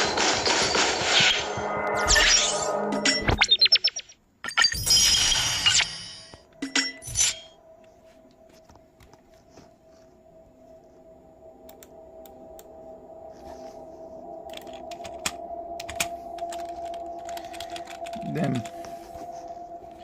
Imagine though. Or Emiya, I mean Archer, and he does his what's it called? Unlimited Blade Works.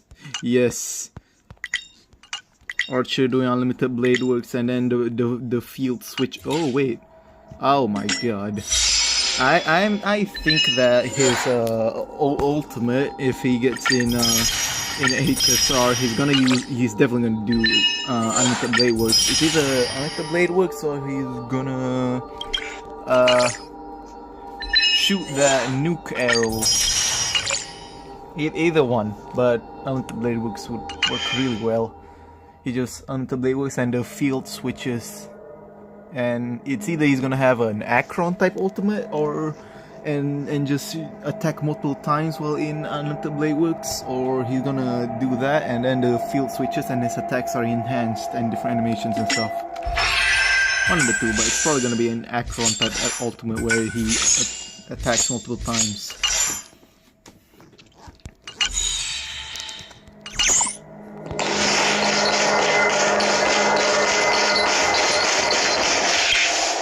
Yes, it's this case right here.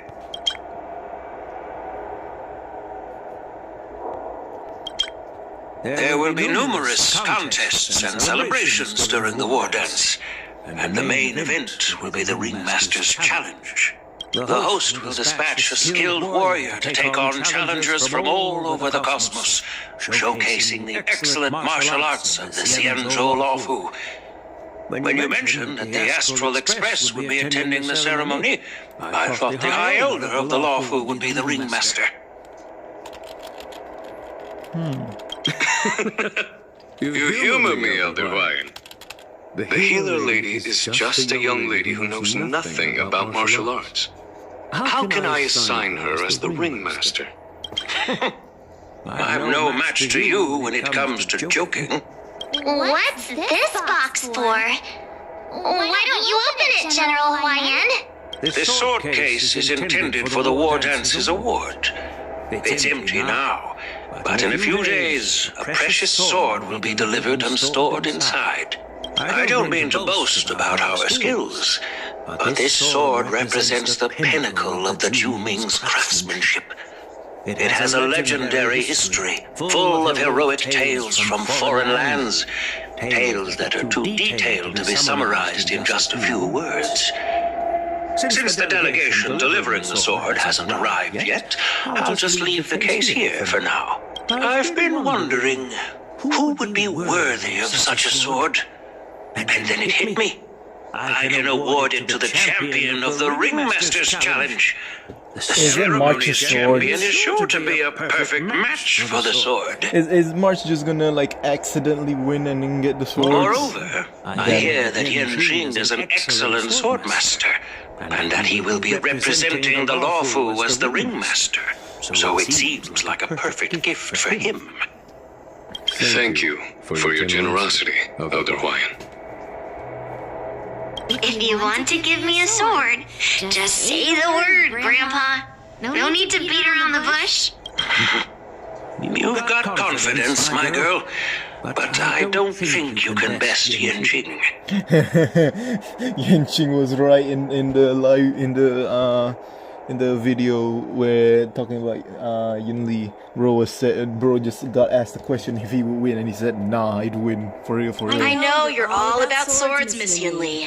It's just a shame that it's the sword that ultimately chooses its rightful master. Yeah, and even if someone gets their hands on such a precious sword, it'll probably end up in someone else's. The outcome of our duel at the Alchemy Commission is still up in the air. Since you're interested, why don't you represent the Xianzhou Jiming and challenge me in the ring? That's exactly what I had in mind. Nobody knows who's gonna come out on top. It could be me, could be someone else. It'll probably be me. But whatever happens, it won't be him. It'll be either death or disaster. Not to be rude or anything, we've been watching their drama. I'm dying to find out who beats who. Quiet down. We have other guests here. I've prepared this sword to add some excitement to the ceremony, not to have you two squabble. It's not a good look for the Alliance. While you both seem confident that you'll win, you need to remember there can only be one winner and one loser in the ring, which could lead to hard feelings. Naturally, I have an idea. We don't know who the winner will be, and it might not be either of you. But if you're eyeing that prize, you'll need to work together. I want you to take on an apprentice who will take part in the war dance and win at least one match. Yes, March. How does that make sense? In my humble opinion, while a Cloud Knight is commendable by securing victories, it's even more so to pass on your skills and spread the way of swordplay. I'd be greatly pleased if this apprentice could represent the Express in the war dance by displaying their Cloud Knight flair and prowess. Well, Elder Hawaiian's idea is quite interesting. Imparting swordplay skills requires teamwork, and both the winner and the loser will learn a valuable lesson regardless of the outcome. The question is, whom should the two of them take as an apprentice? March. Huh? Who? Wait, me? Yes. I noticed just now that Miss March seemed quite interested in the outcome of your sword fight. So I thought, why not teach her the art of swordplay? Let's go, March. Wait, are you serious, General? Let's go, March. Why am I being dragged into this all of a sudden? I've never practiced swordplay before. I'm a total newbie. You really think I can learn it? Well, you'll probably realize I have no hope and give up on me. That'd be so embarrassing. Just accept your fate, March. I mean, why don't you choose me? Your talent is quite unique. Are you also interested in swordplay? But you know, based on my years of judging people, you don't really need to dive into swordplay to boost your skills. And I doubt there's anyone out there who can really show you the way forward. As for Miss March, she's like a piece of jade in the rough, just waiting to be shaped. I appreciate your kind words, General Hawaiian. But won't teaching me swordplay be a waste of Yanqing and Yunli's time? They should be preparing for the ceremony. Learn the art of the archer. Plus, I heard that each swordmaster has their own special moves. What if they let something slip while teaching me? If everyone knows each other's tactics, won't that make it hard to catch people off guard during the war dance? That's considerate of you, March 7th. But don't worry. It'll take you at least a decade of hard training before you can even start learning special moves. No need to freak out. A few Juming swordplay tricks will mean you'll be more than equipped. Really? Remember, March archers must be ready to throw hands, throw swords, and most importantly, throw themselves. Looks like March's curiosity has been piqued. The whole point is to know each other's moves. Defeating your opponent in just one move? How boring would that be? Plus, what really decides a swordsman's fate isn't some special move. It's the solid fundamentals. So Miss Yunli has already agreed. What do you say, Yang Qing? General, I haven't graduated yet. How can I be qualified to teach swordplay to others?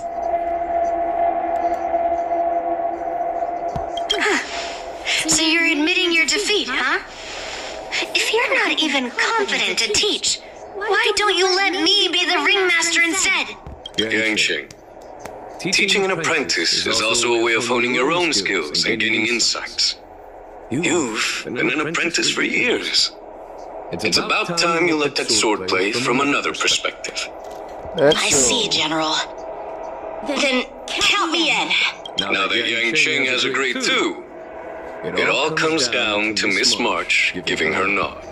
March, let's go. Let's learn the art of the archer. It's up to you to make the final decision, March.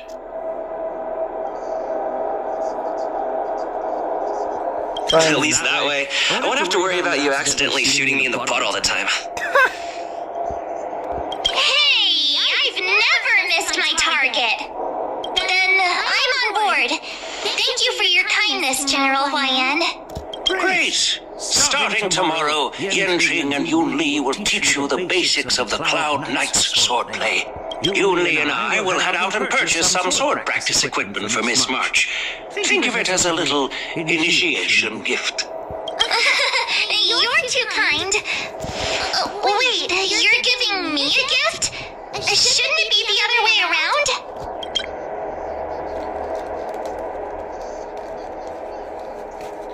Ah, so this is how she gets her sword. General Huaiyan's gone. Wait, why does something feel off about what we talked about? I think we strayed off topic. How did things even get to this point? Time for the art of the archer, March. Yeah, I brought you here because the General said he had some important matters to discuss. But how in the world did Yun Li and I suddenly become Miss March's swordplay mentors? Because General Huaiyan wants us to stick around on the Luo Fu for some time. But from his point of view, we're no different from all the other tourists who may leave at any time. Since the crew's actions were mentioned in the Luo Fu's operations log were given to the Alliance, he probably wants to see firsthand if we're as capable as to report claims, or if we're just some made-up excuse to save face. And he wants to see it for himself during the war dance, which is why he even dragged Yun Li into this. What began as a simple contest between two swordmasters has now evolved into you two collaborating to mentor March. Elder Huaiyan is still that tricky general who likes to give everyone a headache. My apologies. Truth be told, I invited all of you to the ceremony because I wished for you to act as my witnesses. I apologize for not disclosing this information earlier. In the coming weeks, I'll also invite all of you to a meeting with General Fei Xiao, where you may need to answer her questions and clear up any doubts she might have. So please, be prepared for the meeting. Can't believe tonight. Don't worry, General. No matter what happens, I'm prepared to stay here as the Express's witness and answer any questions. Thank you, everyone. General, I know there isn't much I can do to share your burden, but as the Luo Fu ringmaster, I won't let anyone defeat me in the war dance.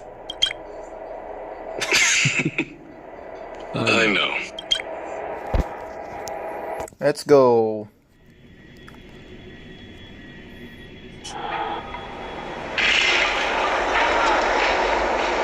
The illustrious Merlin's claw waiting for me? And for so long, too? It's quite an honor. It's been a while, General Fei Shao. It's been 30 years since we last saw each other. Right, Yukong? Yes. Back then, you were the vanguard of the Yao Qing's Verdant Knights, and I was a pilot of the Law Fu's Rainbow Orbit Fleet. Who would have thought that upon meeting again, you'd be a general, and I'd have given up flying? It really does feel like a lifetime ago. Well, I wouldn't say I haven't seen you in 30 years. After all, your great victories are announced through the Yellow Bell Resonance System every day. So I'm well aware of your great feats. How's your health holding up? Still stable, I suppose. Do you still remember the medic who saved me in battle? That healer with the odd name and peculiar temperament. What was his name again? Was it Pichu? Or Katyo? Jiao Chou. He's been my retainer and personal healer, delegated by the Alchemy Commission from the Xianzhou Yaoqing. Over the years, he's dedicated himself to managing my condition. It's thanks to him that I'm still in good health today. Given my background, I'm happy to have made it this far. I'm relieved to know that you're safe and sound. Well then, since you and Elder Huayan are here, I imagine you must have received orders from the Marshal? As your friend, may I ask how the Alliance intends to punish the General? The Arbor's rebirth has frightened the Elders who lurk behind the scenes. They fear the resurgence of abominations, much like what happened 30 years ago. Although the report from the Law Fu explained all the details, we don't know if the Ruin Legion really invaded, or how exactly the Stellaron Hunters and the Astral Express became involved. This puzzle has many missing pieces. As you know, the fugitive Jing Liu, who mysteriously disappeared many years ago, has resurfaced. This time, she has brought along an outworlder and a coffin, claiming to offer the Marshal a method to fight against the Eons. The Law Fu Preceptor has also leveled accusations against Jing Yuan for neglecting the Alliance's principles. She asserts that Jing Yuan enabled the exiled Imbibitor Lune to re-enter the Law Fu, thereby unlocking the lunarescent depths within Scale Gorge Waterscape, which in turn disrupted the Vidyadhara's dutiful watch over the Ambrosial Arbor. It is for these reasons that I have come here to the Law Fu today. Well, duty calls. Perhaps I shouldn't have mentioned all of this to an uninvolved person, but since we once fought together, I didn't want to keep you in the dark. Perhaps pretending you didn't hear any of this would be for the best. I understand. I'm sorry. I was out of line. I know I shouldn't be defending General Jing Yuan right now, but, well, you know how I am. The Law Fu has enjoyed centuries of stability since the end of the sedition of Imbibitor Lune, much of which can be attributed to General Jing Yuan's masterful strategizing. Unfortunately, for long-life species, enduring through the ages always culminates in a failure that undoes all previous achievements, a moment that our adversaries relish. That's true. And that's why I'm also here for another purpose. To visit Hule. Hule? You mean that Hule? The Borisin Warhead? The same Hule who has been imprisoned in the Shackling Prison for over 7 centuries? The nemesis of the Foxians who will never be forgiven and shall be imprisoned until the end of the cosmos. I can't quite remember the exact wording, but yes, the very same Hule. Usually, only emissaries from the Xianzhou Yaoqing Skyfaring Commission visit him once every century. Why do you have to visit him now, of all times? The Foxians and the Alliance made a pact to combat the abominations, aiming to achieve justice and free their kin. That werewolf monster is to be forever imprisoned in the dark recesses of the Shackling Prison, facing unending retribution. Given the situation on the Law Fu, those on the Yaoqing are concerned about Hule's imprisonment. I'm afraid that the routine visit every century is no longer sufficient to ease their concerns. That's That's why I was sent here, to reassure them. It's all bad news. Well, not everything. There might be a silver lining. Oh, by the way, I found some clues about the thing you asked for. Tell me more. The Verdant Knights followed the route you mentioned and discovered the wreckage of the Whistling Flame ship. Unfortunately, there were no survivors and no cargo. However, someone had already been on the scene before we arrived. Our people? Or someone from the IPC? No, neither. Yukong, have you heard of a person named Ron May? Ooh? What's Ron May got to do with all of this?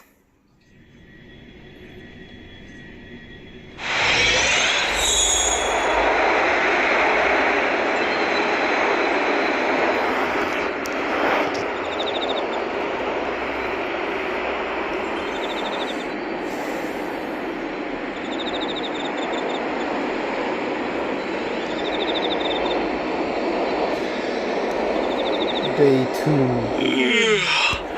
I'm still feeling sleepy. Damn, we got more voices. Did I oversleep? Where did March and Donham go? Windblade! There you are!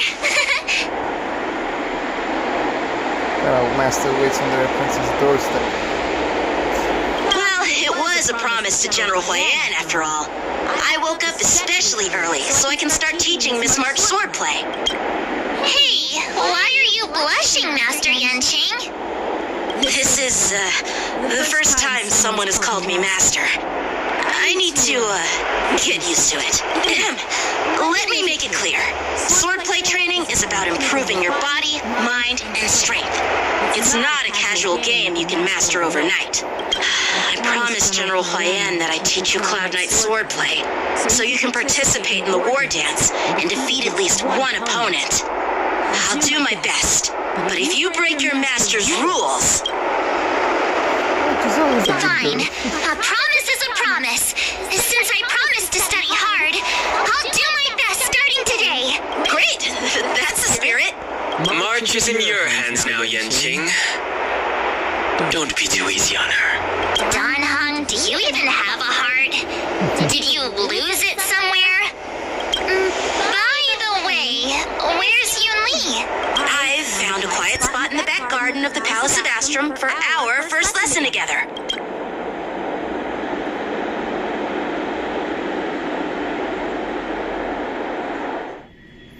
March Pav, let's go.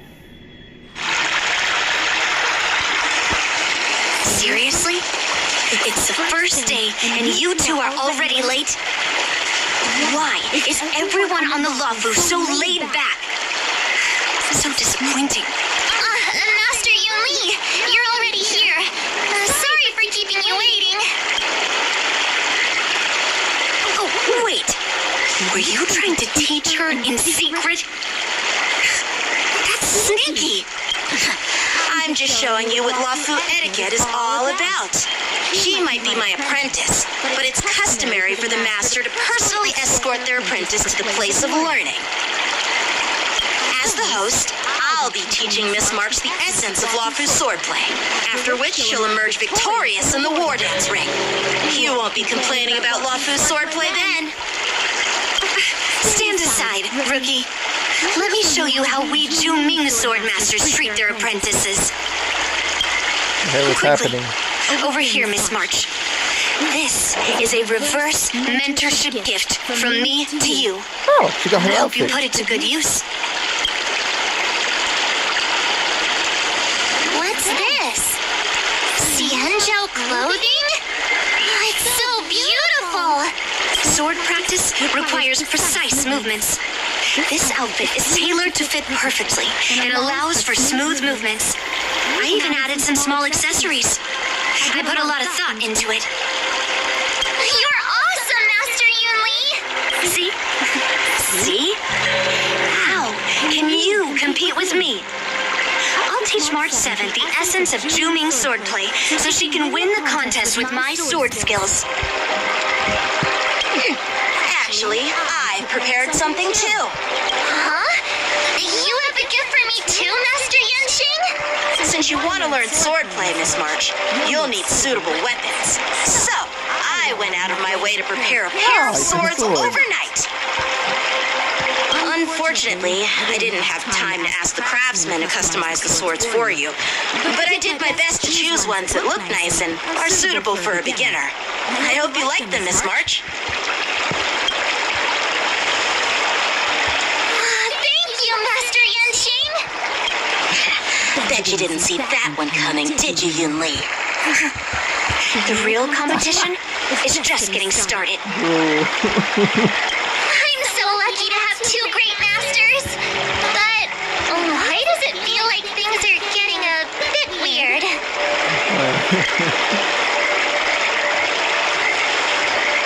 It's March in her new outfit. So what do you think, masters? Does this outfit suit me? Did her hair grow longer? Perfect. I chose it carefully. It's perfect for beautiful young swordswomen like you and me. Alright, let's get started with the training. The person next to me is a Cloud Knight instructor I brought in. For your first lesson, try exchanging a couple of moves with him. Wait, we're having actual combat training for the first lesson? Isn't that a bit too intense? Well, I heard you have some experience with archery and martial arts. The first thing we're going to do is see just how strong your fundamentals are. Come on, step forward and strike with the sword in the most natural way you can think of.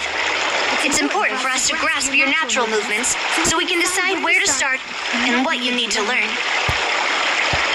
If you're ready, let's begin. Let's go. Okay. Let's go. Divine sword descent.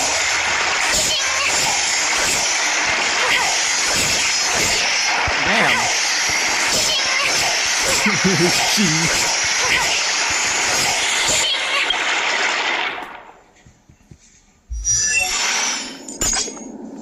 Oh man, can't see. Anyways.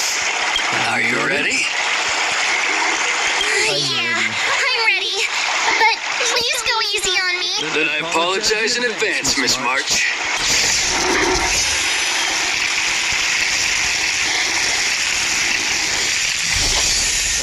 Oh, never mind. Close attention, Miss March. Luofu swordplay is all about being swift and agile.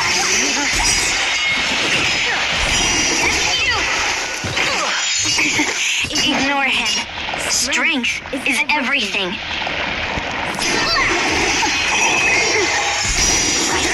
Like this? Well done! Time for swordplay. Practice is over.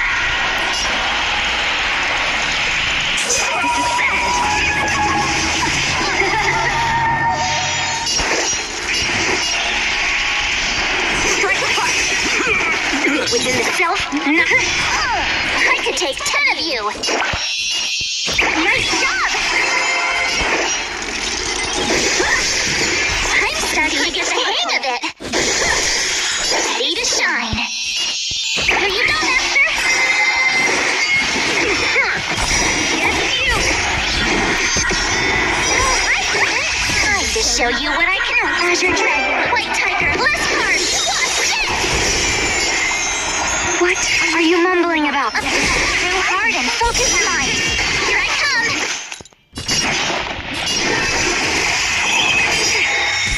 Right on time.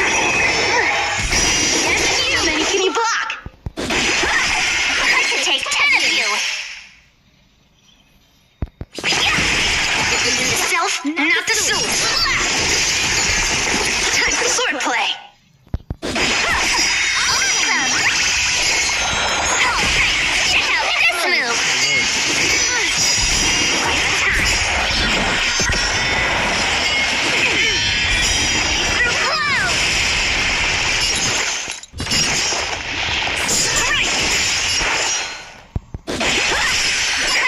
10 of you! Nice job!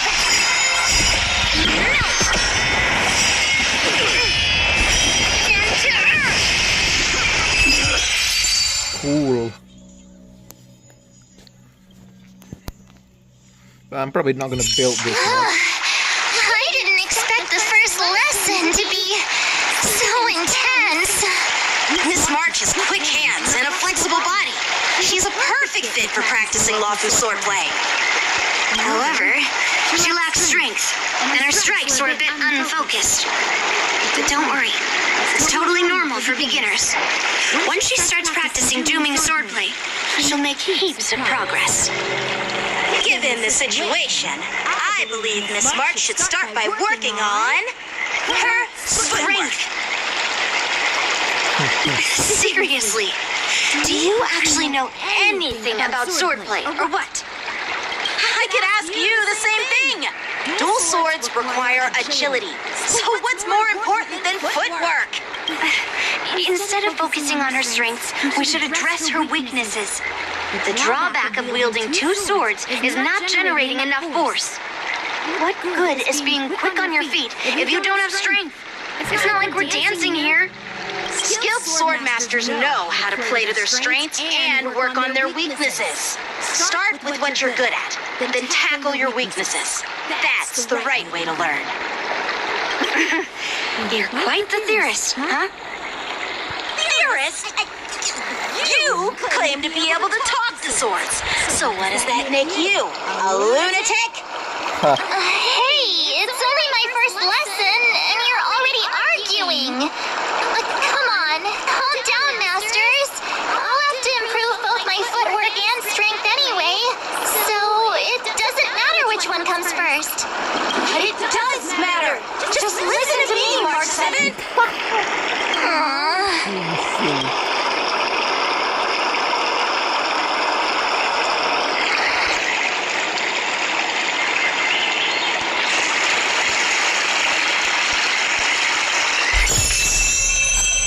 Nice.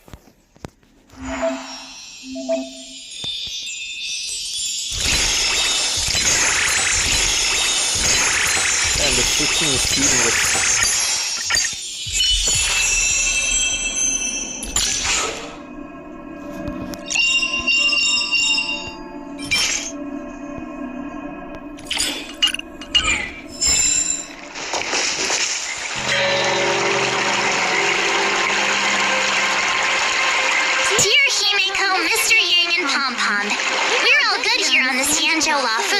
So no need to worry. By the way, how's your trip going? As for me, I've somehow become the apprentice to two Cloud Knight sword masters, and I've been honing my sword skills with their guidance. One of them is Yenqing, the boy we've all met before. The other is Yun Li, the granddaughter of General Hua Yan from the Xianzhou Juming. Both masters are super strict, giving me a real taste of how hard sword training can be. I tried to drag him into this, but he refused. Then I tried to rope Dan Heng in, but Master Yenqing wouldn't have it. Still, I didn't let the difficulty get to me. In just a few weeks, my sword skills have improved a lot. Both my masters think I have unique talents in swordplay, and are literally fighting each other to teach me their skills. Thanks to their guidance, I've actually made some progress. When I get back to the Express, I'll definitely show off my skills and impress you all.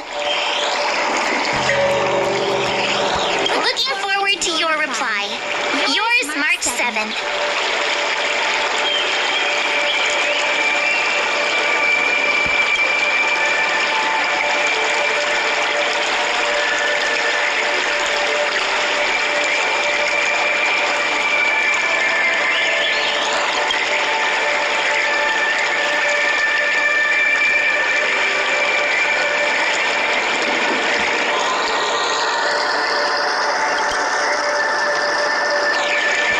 The sword training.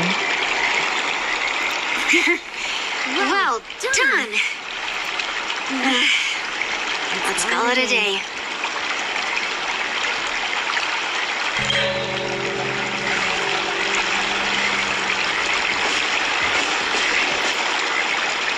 Miss March's sword skills are really coming along. She'll hold her own just fine in the war dance.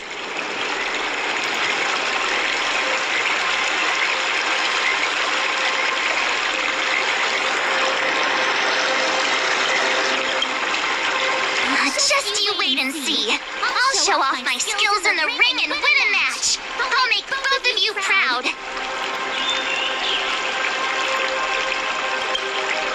Stand proud, March. Can you believe it? You are March strong. 7th has actually become a pretty decent swordmaster in such a short time.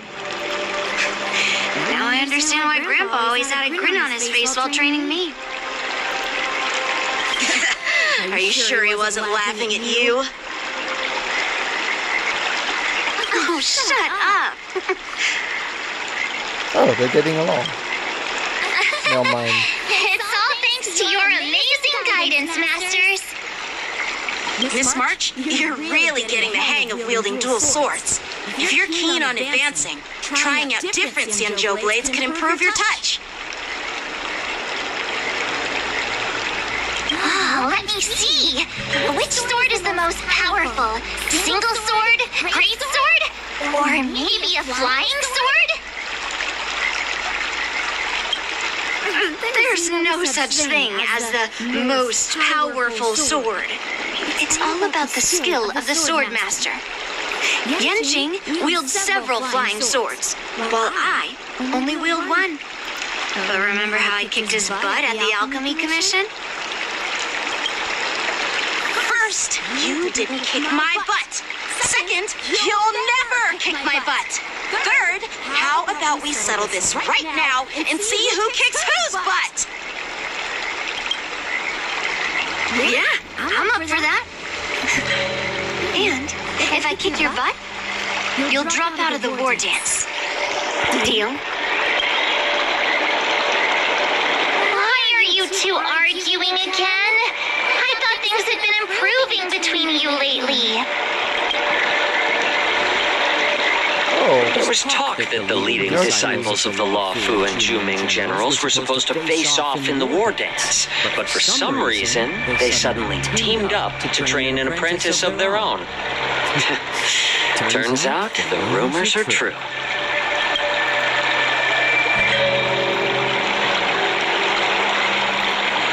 Tomorrow is the big day of the war dance.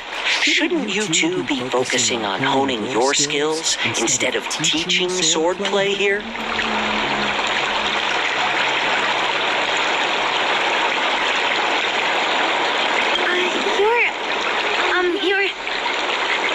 That's right. You're the pink-haired fox from the Yaoqing.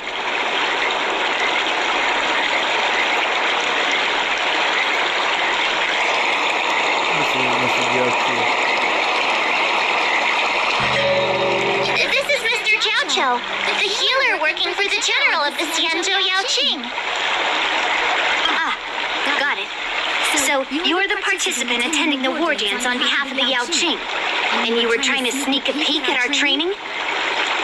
Sorry for the misunderstanding. I don't know anything about martial arts.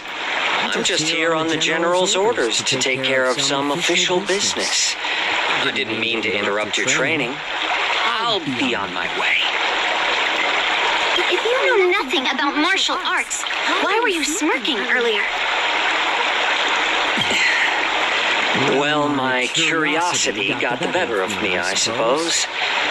When I heard Miss March's pondering about what to learn, I couldn't help but wander over. From my professional experience, cleavers, slicers, chopping knives, and carving knives are all just tools. Kind of like frying, sautéing, boiling, and deep frying in cooking. They're just ways for people to show off their skills. How you use them really depends on the ingredients you're working with.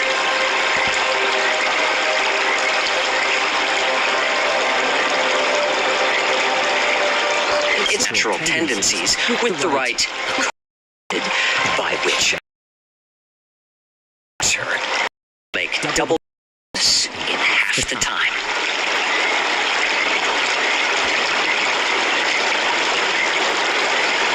For example, Golden eggplant tastes best when fried. Cloud peppers when stir-fried. And yellow boulder beef when simmered. It's all about discovering the nature of the ingredients. I'm getting hungry, I'm getting hungry, I'm getting hungry. All this talk about food is making me hungry. Are you a healer? Why are you talking about food?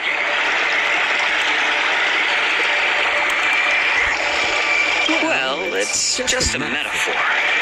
The medicinal school I follow on the Xianzhou Yaoqing is called the Rancha School. It specializes in food therapy. So it's only natural that I know a thing or two about cooking. So, you're the general's cook? I'm a healer. But anyway, a cook who isn't interested in health doesn't make for a good advisor. Fine, call me a cook if you want. Seeing the way you're looking at me, it's obvious you think I'm just some feeble academic who likes to blabber on about martial arts. But, in reality, I know a thing or two about killing. After all, the art of healing inherently encompasses both life and death. You're bad now. Horrible.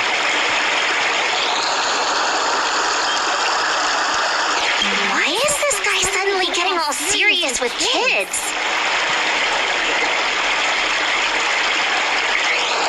Do you recognize this bottle of medicine in my hand?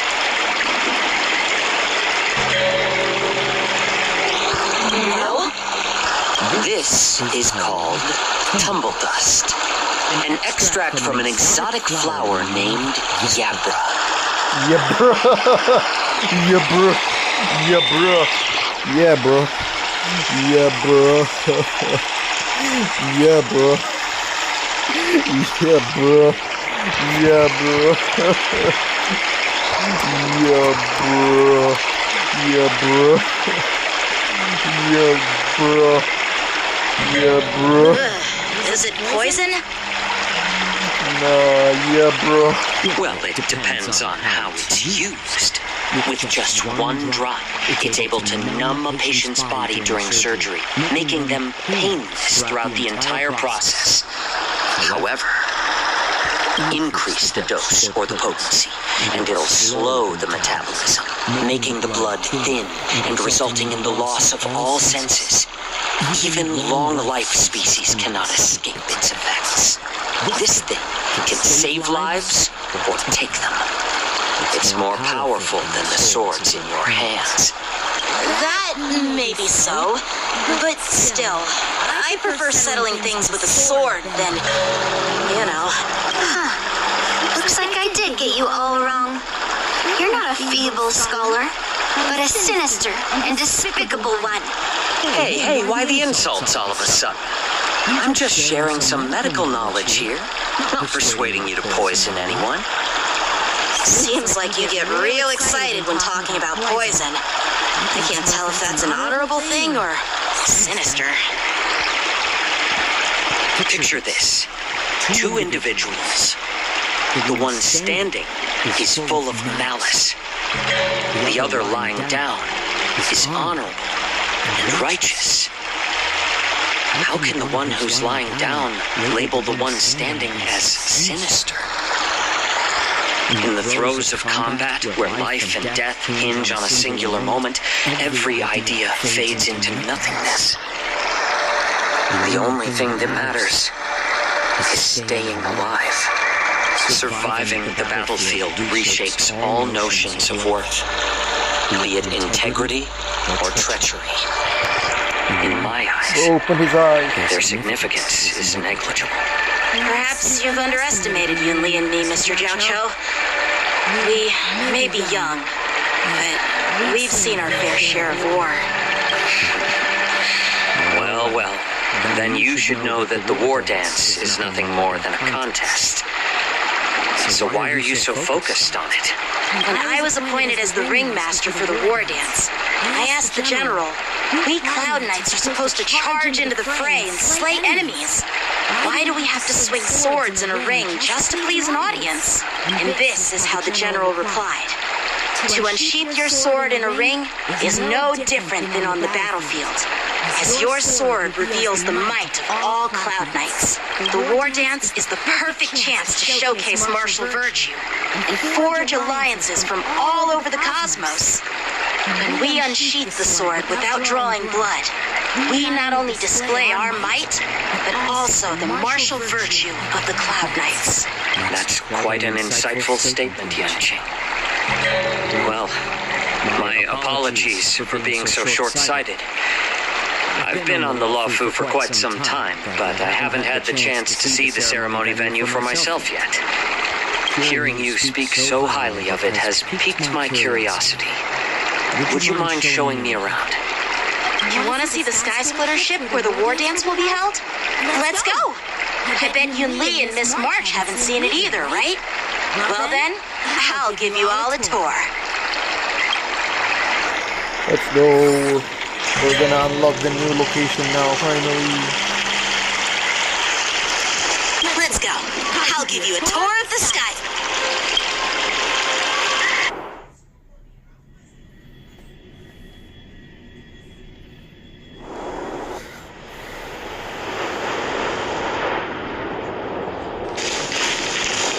Looks like a lot of other visitors have also come to catch a glimpse of the Sky Splitter.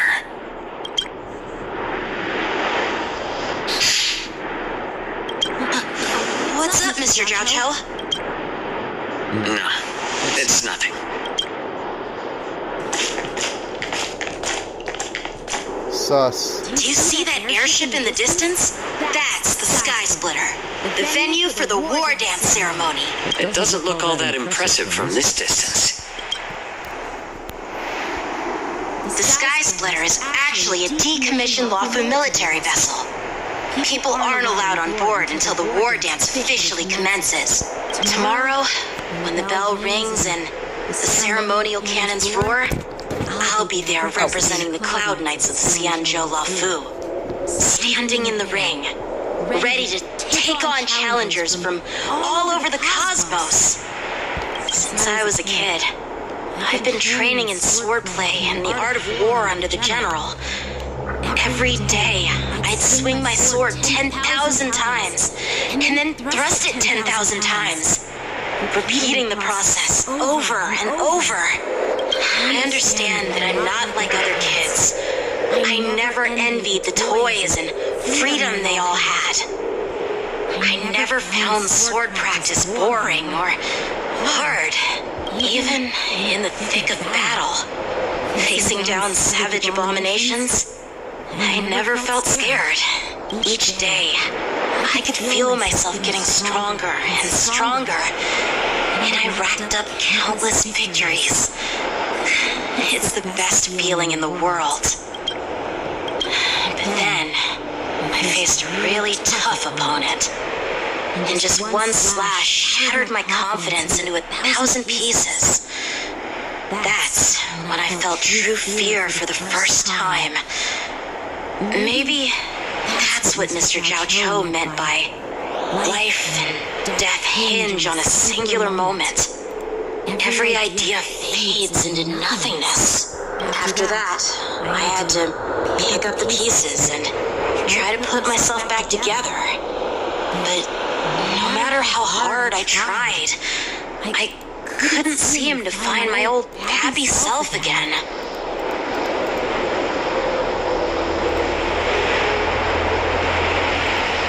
I often ask myself, why do I wield my sword? If defeat is inevitable, why do I continue to fight? Is it to reclaim the joy of victory? To meet the general's expectations? Or to secure my honor among the Cloud Knights?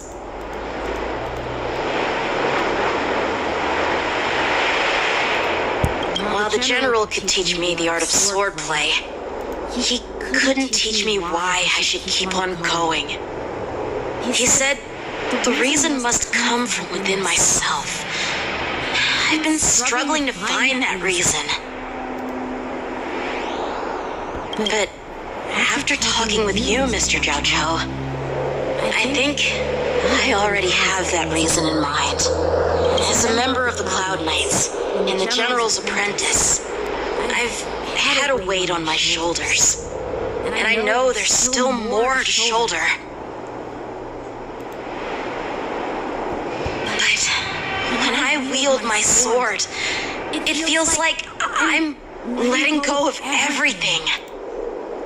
I love the feeling of giving it my all, facing any obstacle in front of me, pressing forward. That's why I wield my sword.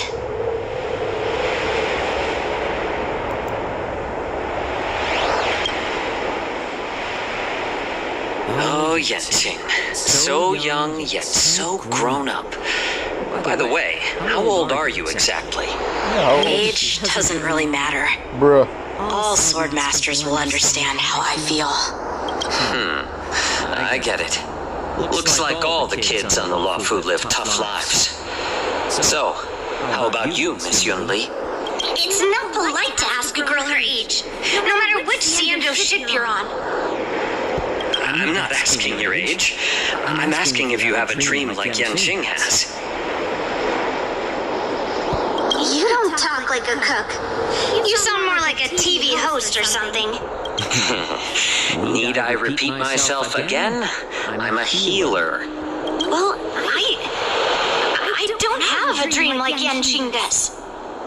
The only reason I'm participating in the Ringmaster's Challenge is because I made a promise to my grandfather that I'd win the...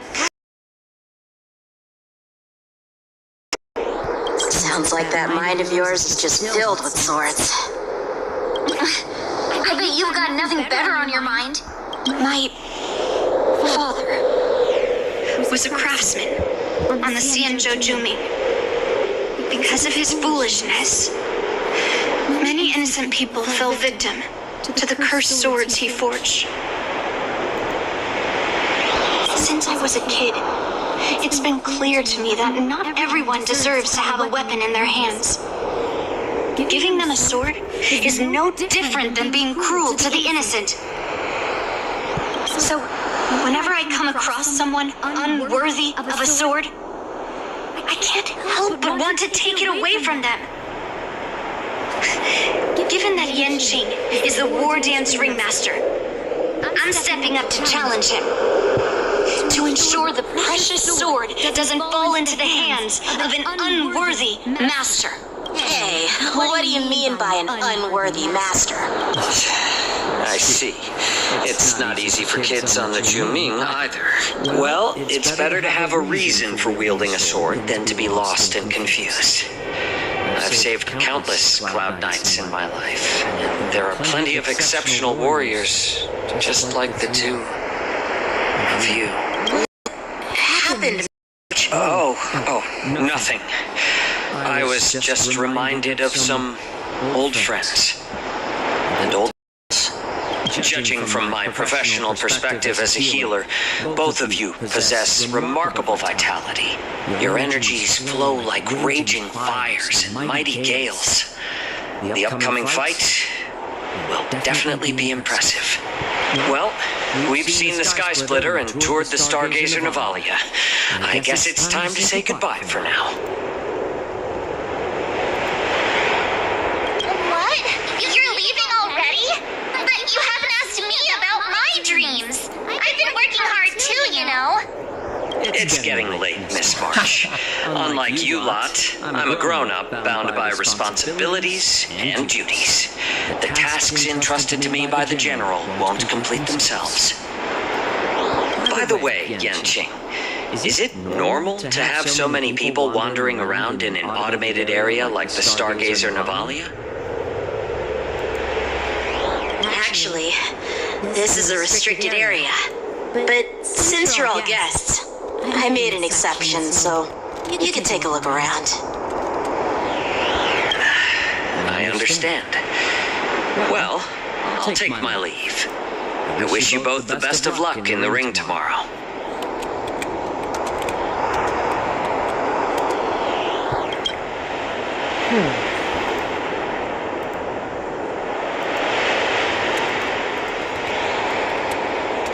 Seriously? I just spent so much time thinking about my dream, but he didn't even ask me.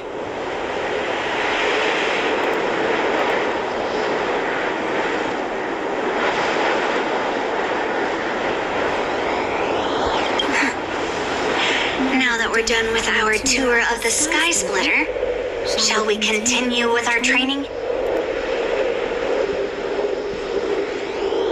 Why don't we take a day off? What? You want to secretly practice swordplay by yourself? Dream on.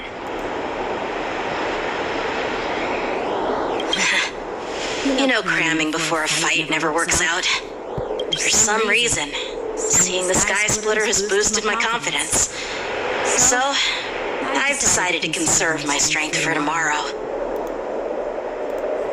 All right, I'll take you out of the Stargazer Navalia.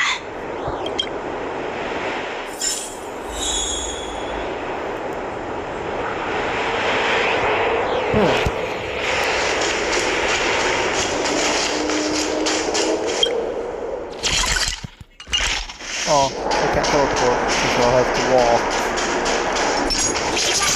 Divine sword descend.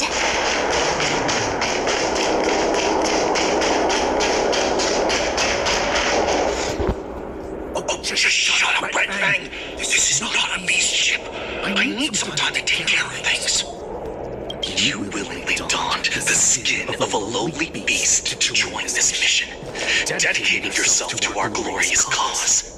And now you're telling me you can't handle it? Do you realize how many ships we need? I'm doing my best, alright? It takes time to figure all this out. When the guns go off tomorrow, all eyes will be on it. That'll be our only chance. How's that? Who's there?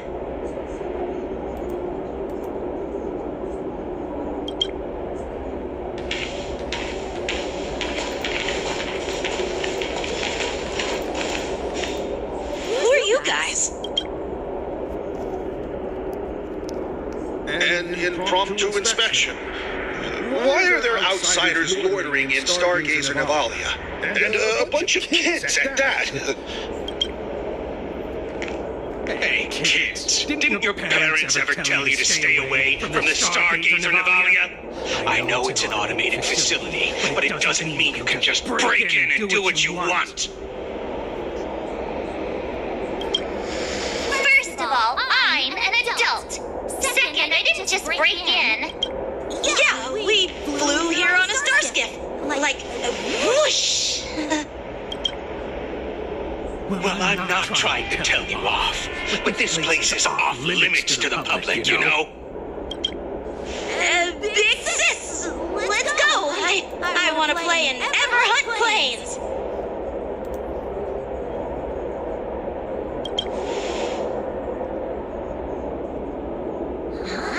Everhunt Plains? Yeah, sure. The big sis will take you there.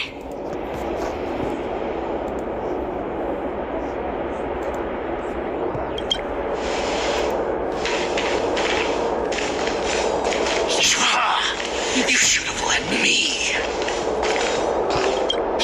The overhaul is done, and everything looks good. We should leave.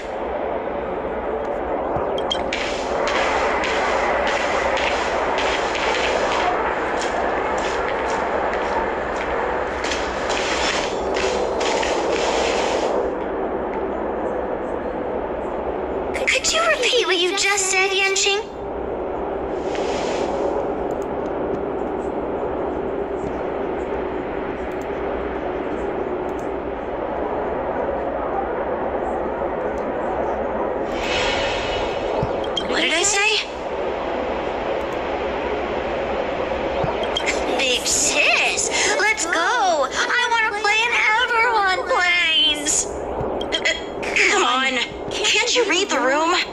Something is definitely off about the 3 people we just met.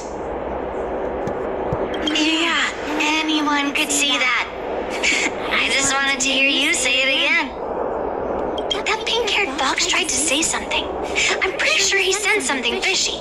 Since he's not familiar with this place, he just dropped us a hint. But you didn't seem to be paying attention at all. I knew that from the beginning.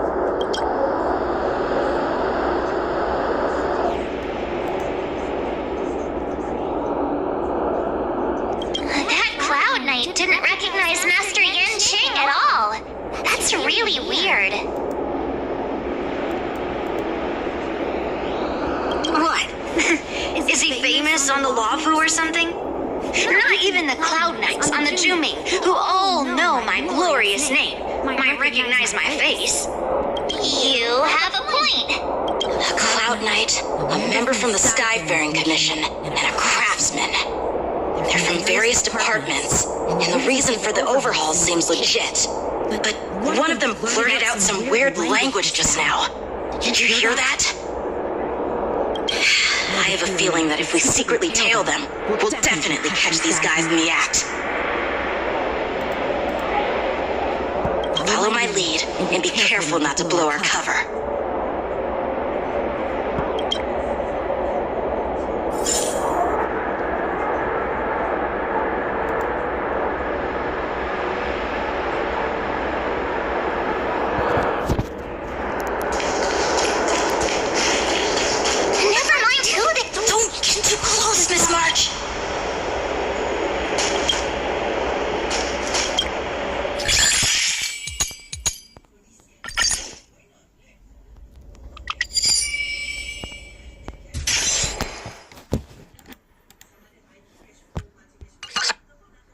We should have just killed those lowly beasts.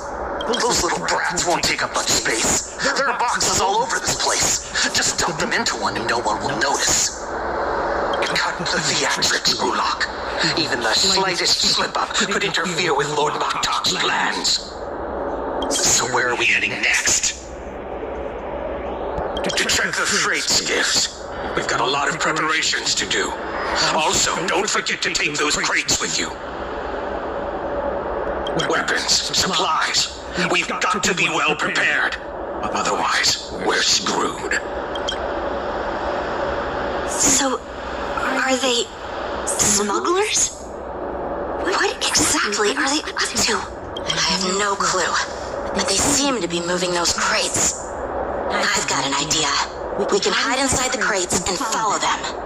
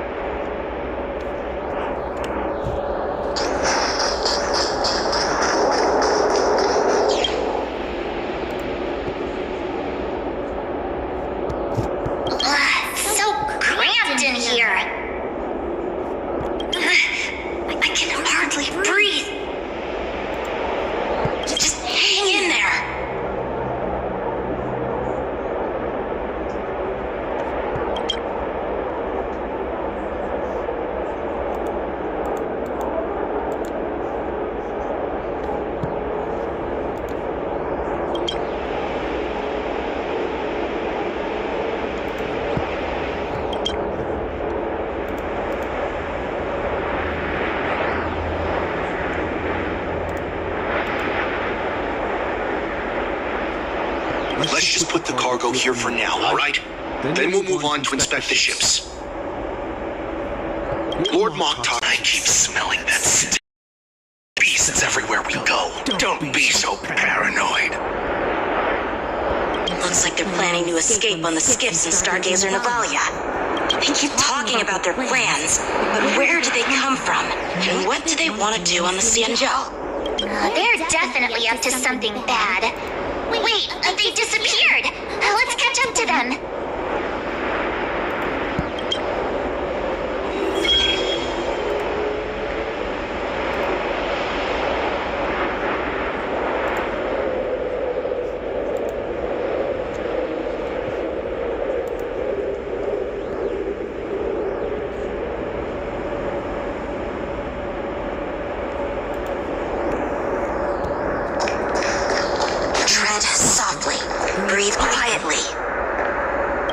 sure to keep an eye on them.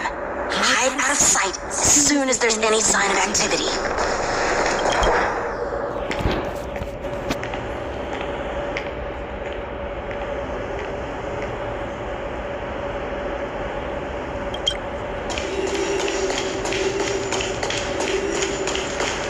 Watch out!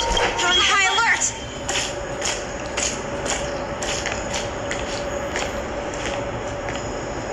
Dun dun dun dun dun dun dun dun dun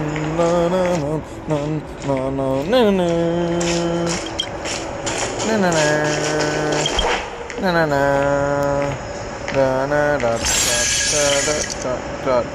Don't be so paranoid. We're running out of time. Get over here. Sweetheart, I'm coming. You're leaving. Did he spot us? Quickly, hide!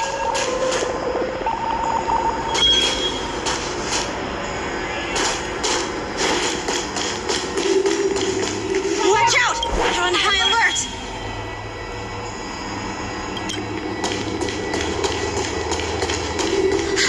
Did he spot us? Quickly, hide!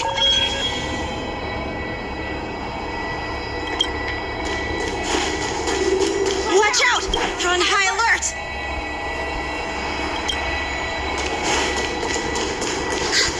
Did he spot us? Quickly, hide!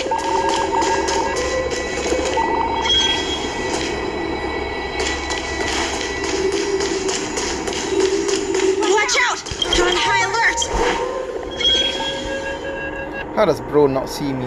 I'm literally right here. Ha. L. What are they up to? They're all wearing official uniforms, but I'm pretty sure they're not members of the Skyfaring Commission, the Artisanship Commission, or the Cloud Knights. This is way too suspicious. Never mind who they are. Let's just film them. That way, if they do anything bad, we'll have solid evidence against them.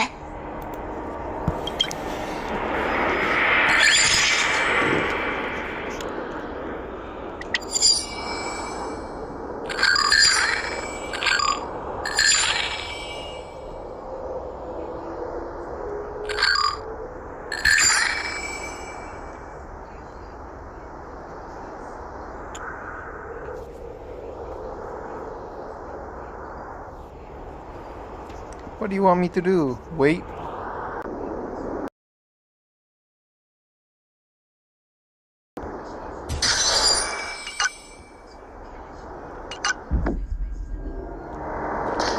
Never mind who they are.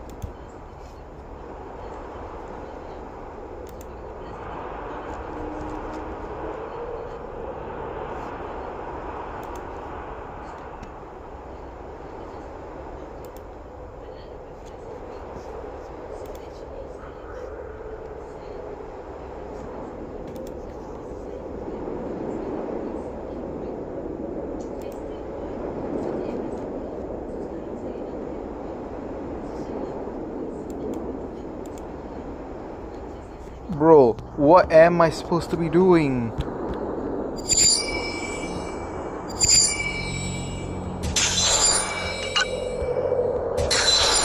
Hello? Don't get too close, man.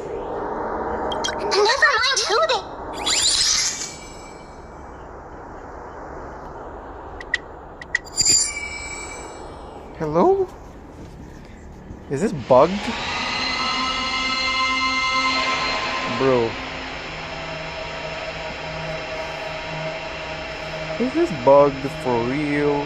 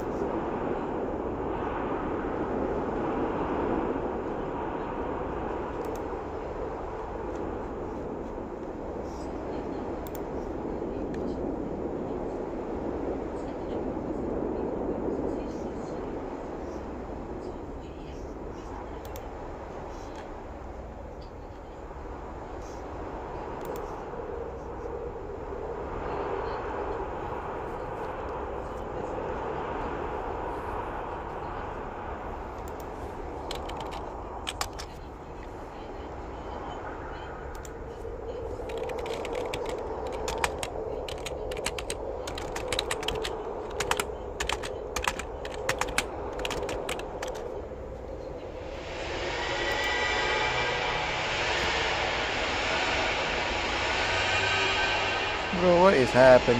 Hello?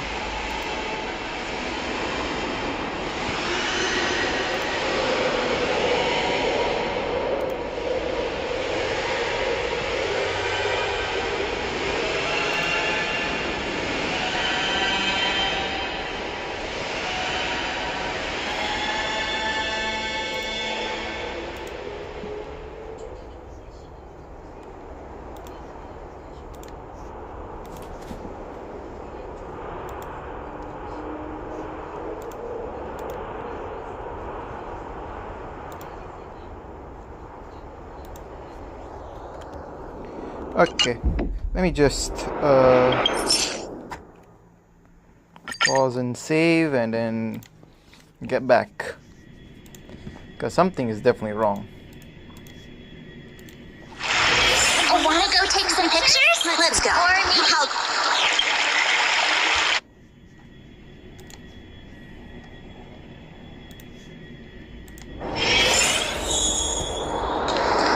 Never mind who they are. Oh, there we go. Yeah, it was bugged.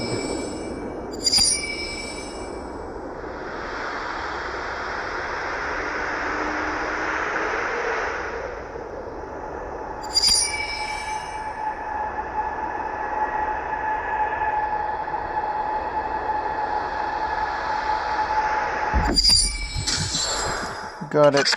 Easy peasy. Look at this. A freight star skiff with enough room to fit at least 20 of my men. I'll let the others know and have them prepare more star skiffs. Once we're past the checkpoint, there will be beast ships waiting for us. Lord Maktak is ready. The revival of our ancient bloodline all hinges on this operation.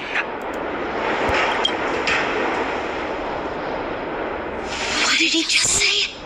Beast ships? Who's there? It's those brats! I told you to get rid of them, but you didn't listen, you idiot! Wipe them all out! Ah.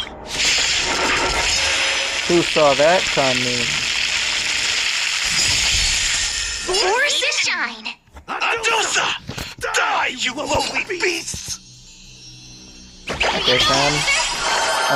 Okay, Firefly. Time to start. Joining the battle.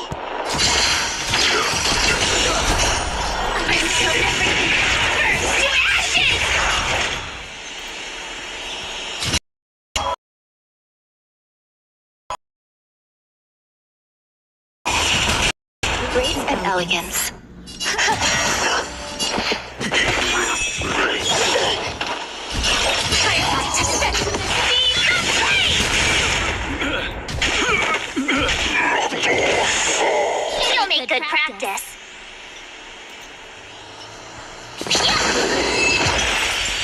Easy peasy.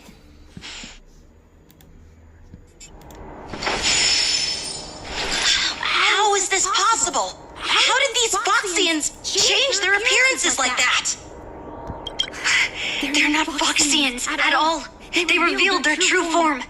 They're Borisin, just like the bandits I defeated on the IPC ship. Wait, that means...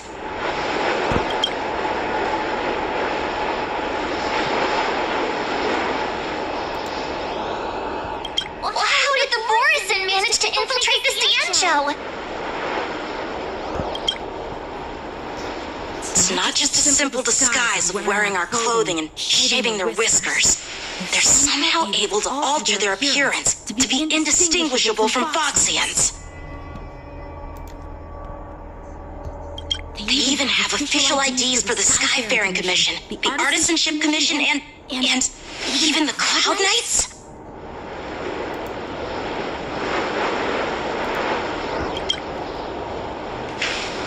Let me check this fake Cloud Knight's tag. Maybe it'll give us some clues. Lujun, an officer of the Patrol Defense Squad? Wait! What's the matter? I encountered a patrol officer named Lujun before. It was a few weeks ago, when we were transporting the Borisin prisoners.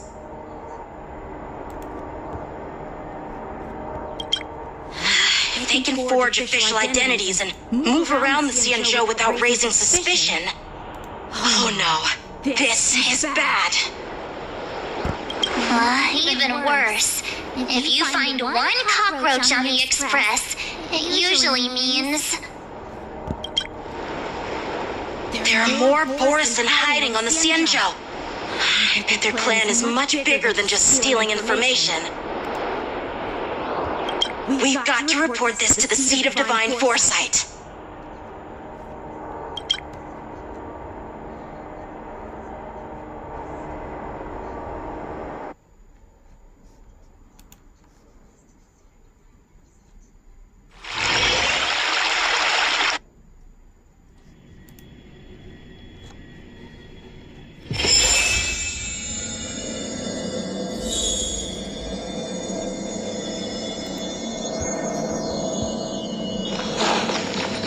Let's go.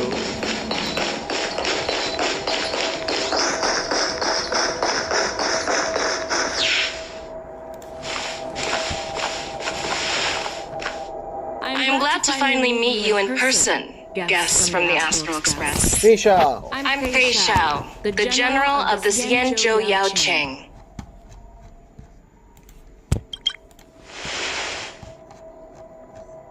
Let me introduce our guest to you. The one dressed in green. He's the reincarnation of Imbibitor Lune, and the person behind him is the newest member of the crew. I've heard a lot about you. Outside the reports from the Law Fu, the Skyfaring Commission of the Yaoqing has also gathered plenty of information about both of you. I've been eager to meet you face to face for reasons that I'm sure General Jing Yuan has explained, right?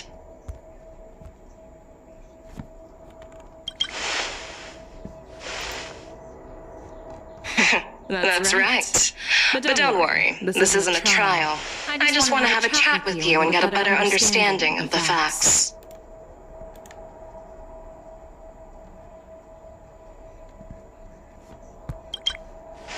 According to General Jing Yuan's report, the Ruin Legion is to blame for the Ambrosial Arbor crisis, and all Arbiter Generals should pay attention to the Ruin Author's movements. Over the years, the Destruction's minions have wreaked havoc on countless worlds, and the Alliance has been keeping an eye on them. But no one expected them to join hands with the remnants of the Abundance. The damage caused by the Ambrosial Arbor crisis was far less severe than expected, which is good news for us. However, it was quite different from the Ruin Legion's usual style of destroying life wherever they go.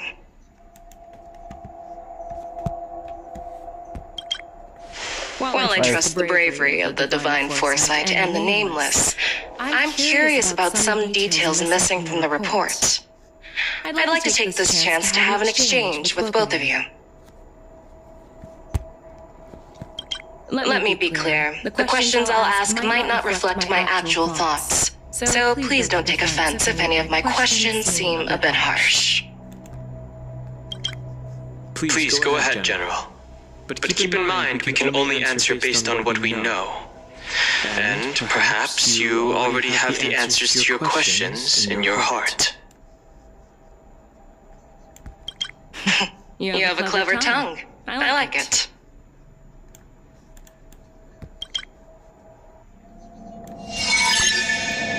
The Merlin's claw is quite articulate. Right now, her intentions are unknown, and Genuine wants us to be honest. Maybe I'll just stick to the facts we know. Let's see then. Let's cut to the chase. Before the crisis struck, the Astral Express was guided here by a Stellaron hunter, a wanted felon, in an attempt to resolve the Stellaron crisis. However, everyone in the cosmos knows of the Stellaron hunter's reputation. So, why did you place so much trust in them?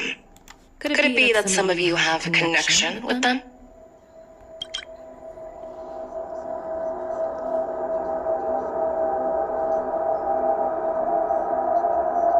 Apart from the Lafu, there are many other worlds suffering from Stellaron corrosion. For example, Eurillo 6, the world that the Express stopped at before reaching the Lafu, was one of them. To the Express, Stellarons act as roadblocks on the Silver Rail and pose risks to the warping process. And that's why dealing with Stellaron issues is part of the duty of the Nameless. I've heard about those problems caused by Stellarons. The Express connects various worlds, so it makes sense for you to take care of this. The cosmos is a mess, and the Trailblazers are just doing their best to fix it. I understand. Let's move on to the next question. The report suggests that Don Shu, the master of the disciples of Sanctus Medicus, colluded with the Lord Ravager and used the power of the Stellaron to resurrect the Ambrosial Arbor. But here's the thing. Don Shu was just a chief alchemist. Even if she colluded with our enemies and summoned the Stellaron, how did she manage to bypass the Videodora guards around the Ambrosial Arbor?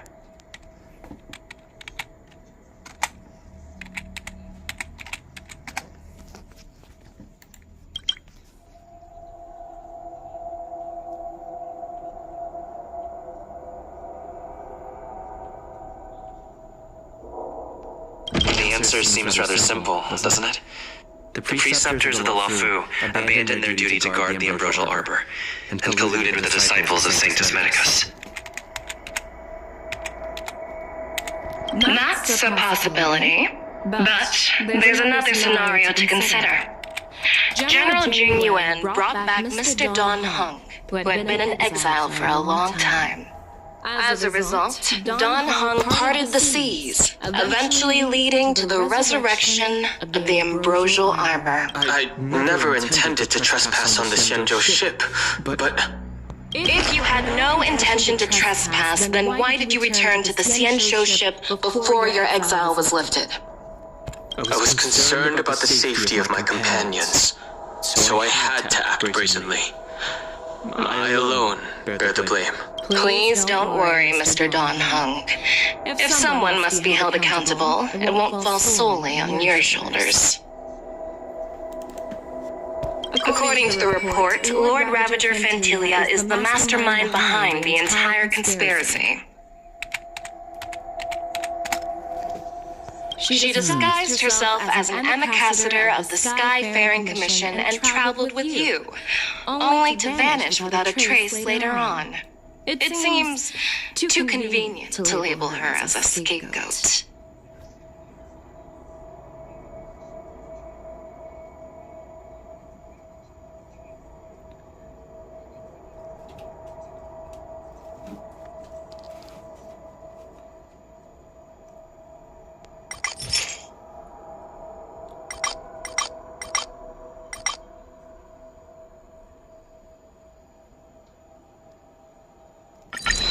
Could you please give us another chance? No problem.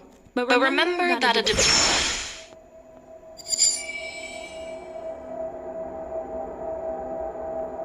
If the Lawfu hadn't exiled Donna, Invitor Lune was exiled due to his own... I was concerned about the safety. But he returned. According to the report, she disguised herself...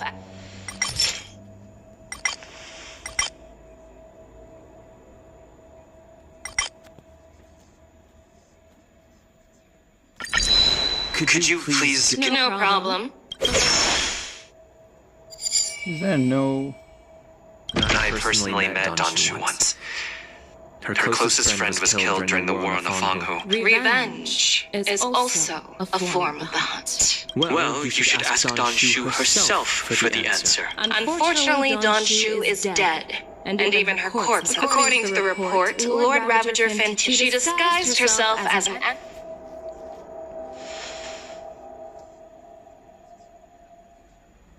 think it should be this. Fantilia is one of the Heliobi, the energy life forms that once fought against the Xianzhou. They're known for their unpredictable and elusive nature. Just as he said, when the Ambrosial Arbor resurrected, its roots broke through the creation furnace on the Lawfu, accidentally releasing the Heliobus fiend fire sealed inside. This can be used as circumstantial evidence. If Elder Hua Yen accepts the explanation, so do I. Damn. I won. Easy. Oh. It seems that your answers have addressed all my questions. Generals, I am finished with my questioning. So, what do you think, General Fei Shao? Have the doubts in the report been cleared up? The two nameless have been honest in their answers. Even though there are some tricky details, my intuition tells me there is nothing wrong. However, the three questions I posed earlier were not just for the nameless, but for you too, General Jing Yuan. First, the disciples of Sanctus Medicus grew uninterrupted on the Lawfu, yet the six charioteers were not aware of it.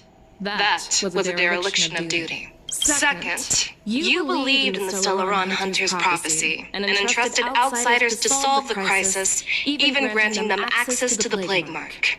That was a dereliction of responsibility. Third, you insist on holding the war dance right after the Ambrosial Arbor crisis, putting the Lawfu back in the spotlight. That is a dereliction of wisdom. Merlin's Claw. Is this your line of thinking? Or the Ten Lords? From the moment I walked in, I made it clear that the questions I'd ask might not reflect my actual thoughts. The disciples of Sanctus Medicus were deeply rooted and had been plotting for a long time. I admit it was my negligence for not noticing it earlier. As for the Stellaron Hunter's prophecy, I didn't believe all of it. But in the end, the Lawfu did survive the Ambrosial Arbor crisis. So, I think it's safe to say that Elio's prophecy about the future holds some merit. And as for the war dance, do you think I'm unaware of the risks? However, risks can also be opportunities. The Lawfu has lain low for too long. I believe it's time to stir up the dregs hidden in the depths and wash them away once and for all. Just as I expected from our sophisticated divine foresight. You have a way with words. I like that. Unfortunately, ever since the report was submitted, the Alliance has been filled with rumors and speculation. Even within the Lawfu, there are people accusing you of neglecting your duties, resulting in the Ambrosial Arbor's resurrection. Oh, hello. Welcome, Jabin. So what are your thoughts on all of this, General Fei Shao? As a fellow Arbiter General, I fully understand the difficulties of this position. Personally, I think all these rumors are meaningless drivel. Across the sea of stars, the divine foresight knows better than anyone else what happened on the Lawfu and the meaning behind it. Just as what happened on the Xianzhou Yaoqing recently. You mean the Xianzhou Yaoqing is also... The scouts of the Verdant Knights have sent back reports that Borson are making trouble again. The Borson packs that were once divided and scattered have started swallowing each other up, forming larger and larger packs. Moreover, there's an entity named Mongus behind it all. Manga? An entity? According to the report, this entity isn't actually a Borson. It's a woman claiming to be the messenger of the Master of Immortality. She's described as having 12 faces and 12 pairs of fangs, as cruel as poison. And I don't know if this lowers the game volume, but hello. The Borson believe she'll give them a chance to rise again. Oh wait, yeah, you have not watched my streams most of the time, so you are there. I gave you moderator. That's fantastic. There we go. That's right. Hello. You're lucky that I'm the one who came this time. If it were the Patina Justice or the Seer Strategist, this conversation might not be so friendly.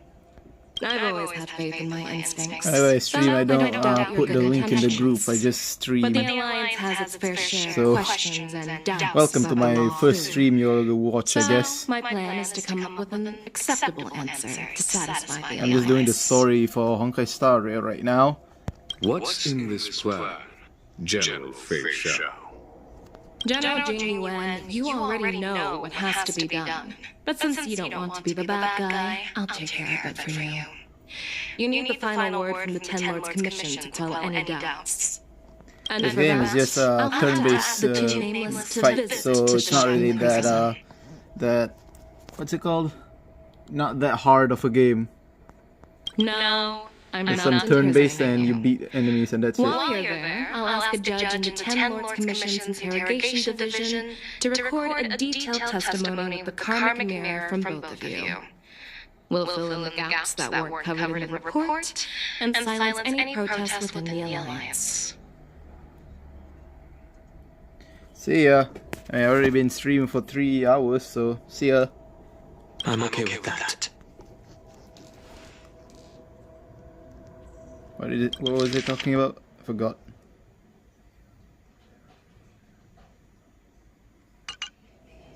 Your willingness to help is truly heartwarming, youngsters.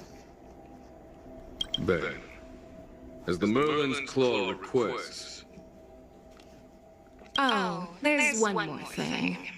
This testimony is for silencing the voices of opposition within the Alliance. But I would like to urge General Jing Yuan to listen to the pleas of the Foxians on the Xianzhou Yaoqing. So, you're here for Hule. Exactly. Hule is locked up in the Lawfu's shackling prison. Since he is the broodlord of the Borson, I want to transfer him onto the Xianzhou Yaoqing and imprison him there. The recent movements of the Borson suggest they're planning something big, so we must act preemptively. It makes sense to have the Foxians keep an eye on their arch-nemesis. Since you trust my judgment, I'll repay that trust. What do you think about all this, General Huayan?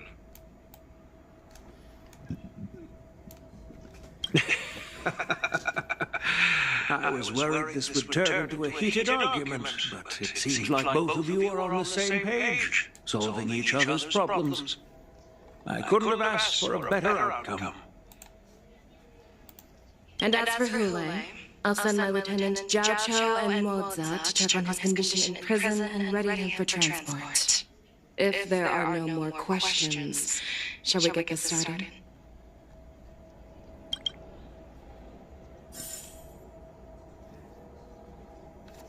Let's go.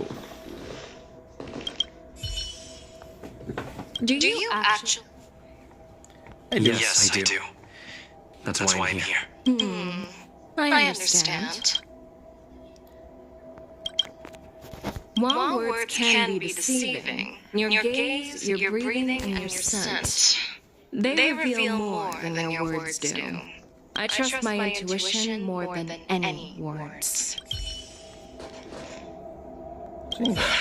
I'm really sorry about all this. But the testimony in the shackling prison won't take up much of your time. I'll call for a messenger to take you to the interrogation room. You just need to give your testimony, and then you can head back. So no need to worry. As you wish, General.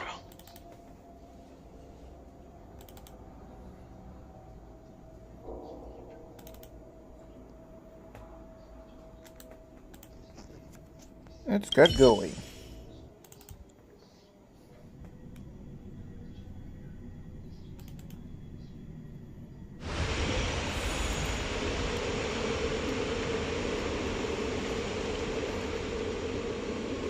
As General Jing Yuan requested, everything is prepared for your arrival, and I am here to receive you. The judges in the interrogation division also know your purpose in coming. Time to go.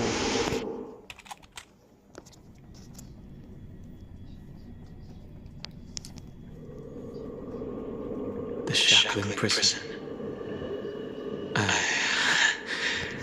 didn't expect to be back here after all these years. Donald. Don't worry about me. If you're ready, I'll open the gate for you.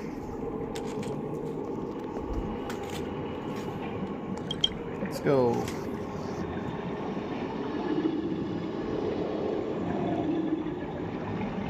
Well, technically, the shackling prison is spread out across multiple delves, and the ancient sea is just where they overlap. Please, come on in, dear guests. We're ready to go.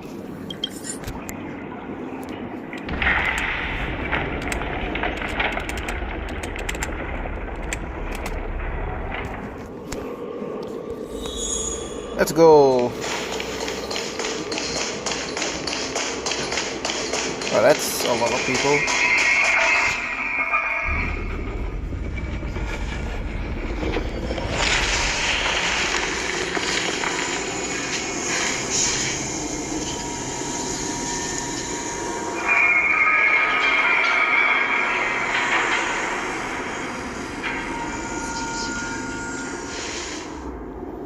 Oh, they're here.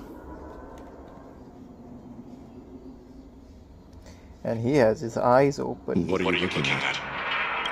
The shackling prison on the Luofu is completely different from the one on the Yaqing. It's completely underwater. Whether it's in the clouds or underwater, breaking free would still be a piece of cake for me. Still thinking about your old jailbreak tricks, huh? Forget it. You're free now. Just don't do anything stupid, or the judges will throw you back in there and lock you up for years. You'll see me again in just a few days. Huh. Taking Hule back to the Yaqing means a lot to the Foxians on the ship and to the General herself. So stay alert.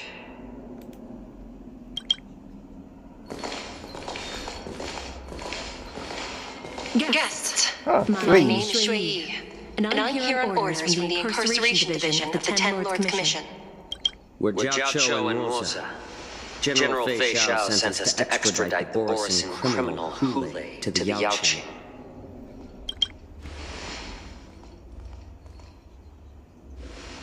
We're here to inspect the conditions of his imprisonment and make preparations for the handover and transportation. I assume you've been briefed, Your Honor. Your visit request has been approved. I'll be your guide for this trip.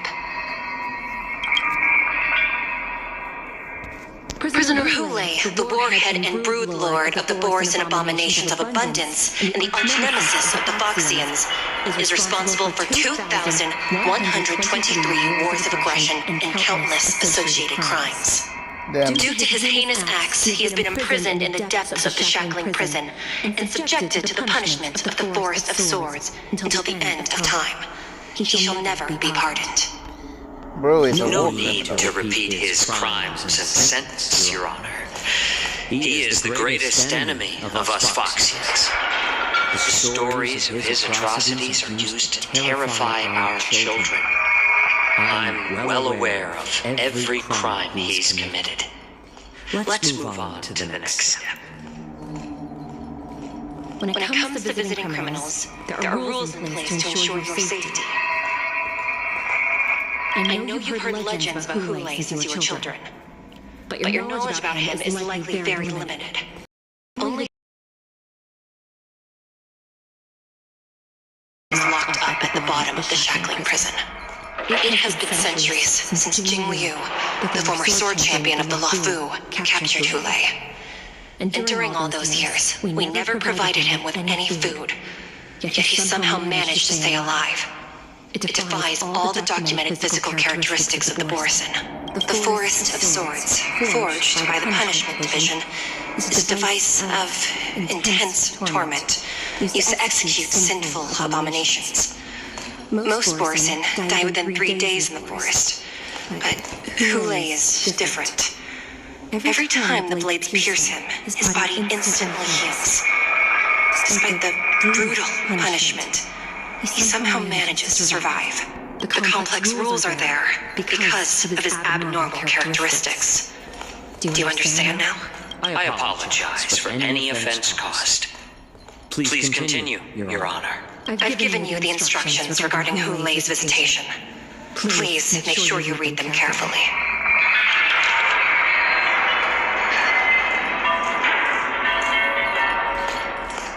I ain't reading all this. Take this pellet before proceeding. No, I'm not taking random medicine. Then you won't be allowed to visit Hulei. Just swallow it already.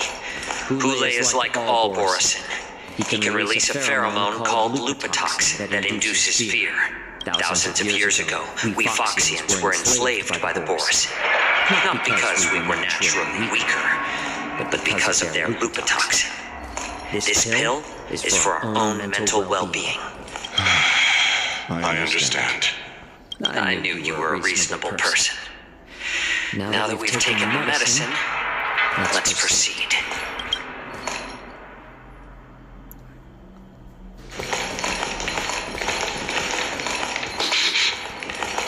Your Honor. What is it? No, never mind. Maybe I'm just imagining things.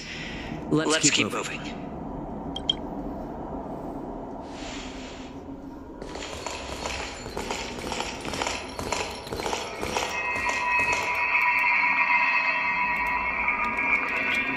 Here we are. Her Honor hasn't arrived yet.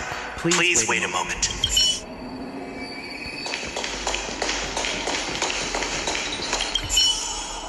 Wow.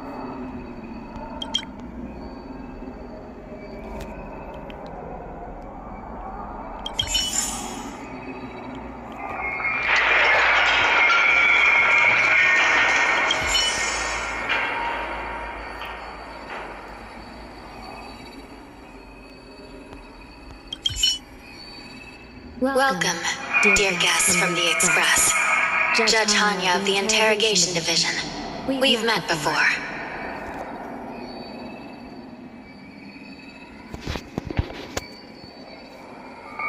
Hanya, it's you? You don't want to see me? Well, in that case, I can call in the judge who's an expert in acupuncture, or the one who's handy with axes and saws, or the one who knows all about whips and ropes. Oh, we've got plenty of options here, and we'll find one that suits your taste. Just kidding.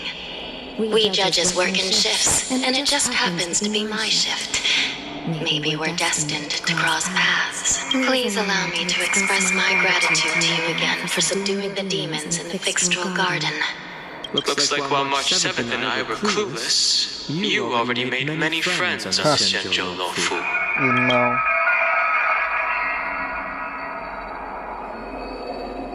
Even though you and I have met before, we can't show any favoritism under the 10 Lords. So, please do as I command as we head to Scrivener Hall and beyond. Don't do anything without my permission. This is not a place for ordinary mortals. You and Mr. Dunham. Please come with me. Please lead the way, Your Honor. Please let me activate the mechanism before we all move forward. And please, watch your steps.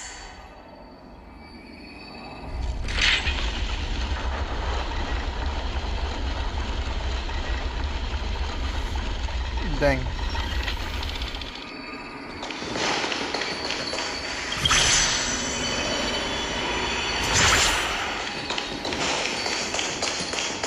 Fuck.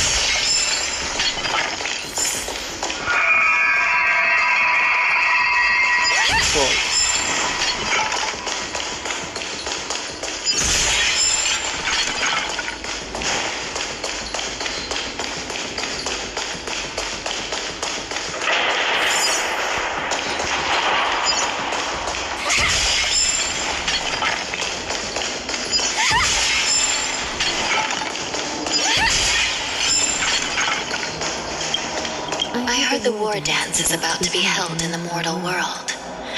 I remember watching a sword duel at the war dance with my sister when we were young. The Cloud Knight, who was the Luofu's ringmaster, was an amazing swordsman, and their sword flashed like lightning. The Outworld Challenger had fiery red hair and a hand made of steel, which roared like thunder. They battled for a long time before a winner could be declared. Calpers? Time sure flies. Now, both my sister and I are residents of the Netherworld, and we will never again feel the thrill of a competition. Are there a lot of people in Starskiff Haven due to the war dance? Sounds amazing. It's a shame I'm too busy to attend. But even if I could, I'd probably just scare people off with my current appearance. Let's get going then.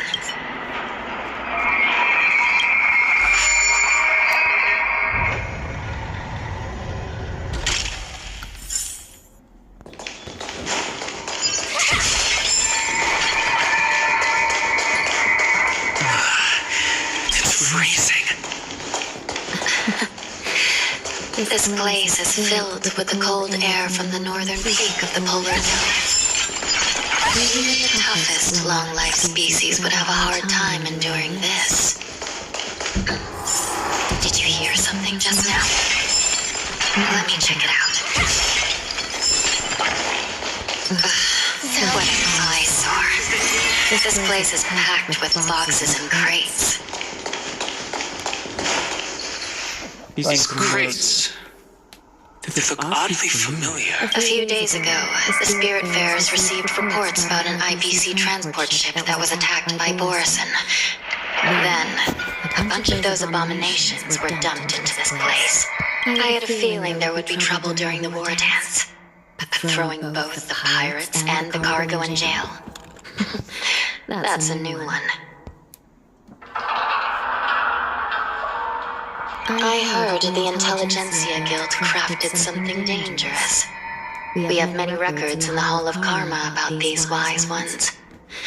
They love to tinker with forbidden technologies, always trying to push the limits of Ingenia. I caught a glimpse of the mechs in those crates, and they bear a striking resemblance to Borison. I wonder what they're planning this time. Well, business first. Let's keep moving. Oh. Strange. Time to fight. I don't remember checking the containment facilities a second time.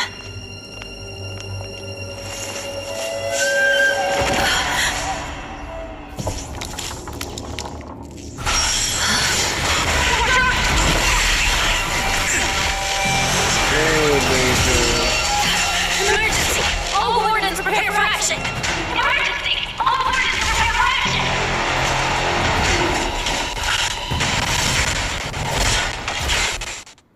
Well, that's bad luck. They're doing all this while I am here. Something is wrong. Step up, let's see ya. Things are normal.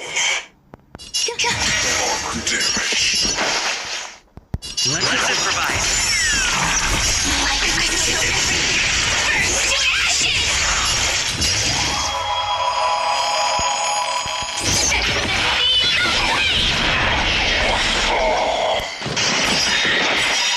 Mood is set.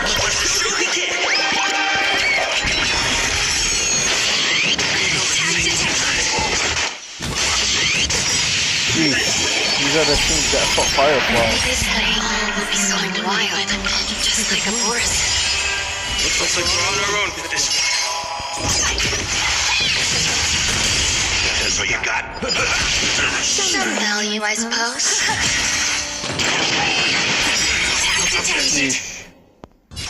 Dreams do come true. I will claim this. Easy peasy. But how is this even possible? The Spiritfarers follow the protocols, cutting off power to the mechs and sealing the crates. How could these mechs still start moving? It's just like what happened in the Artisanship Commission before. These goods went haywire and attacked everyone in sight. The Alchemy Commission members examined them and found some unusual structures within. These things showing up in the shackling prison can only mean one thing. A prison break. And whoever delivered these goods clearly wanted them to go through the Xianzhou's strict inspection process to show the Skyfaring Commission and Cloud Knights how dangerous they were. They wanted these mechs to end up right here, in the shackling prison. These things already started taking action while nobody was paying attention. Then the whole prison is in trouble, I'm afraid. And to make things worse, another group of visitors just entered the depths of the shackling prison. The messengers from the Xianzhou Yaoqing. And the prisoner they came to visit might be the target whom these wolf-shaped mechs were delivered here for. If that vicious beast manages to break free, it will be a catastrophe for the Xianzhou Luofu.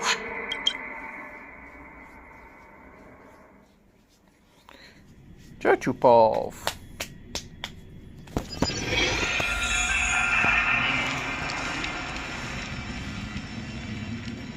Here we are. Have we arrived already, Your Honor? Shouldn't there be a cage here? I just that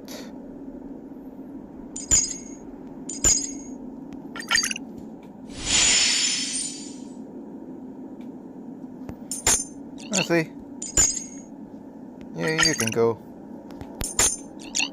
See, who do I bring here though? Another Nihility? No, that'd just be too much.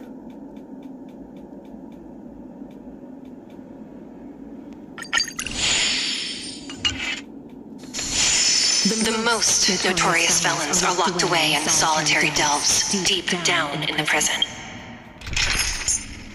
Maybe not you. If I just go It's your and call. calm down. Those delves can't be. Oh, I've given you the diagrams for lighting the lanterns. Please take a look. What the hell?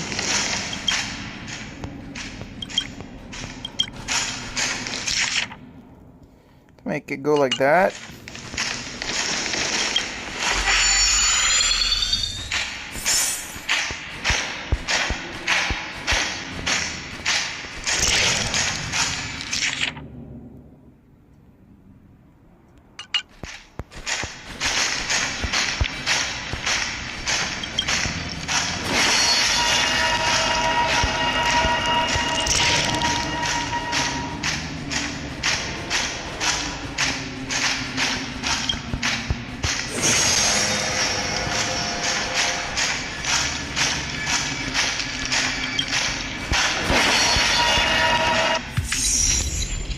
Oh.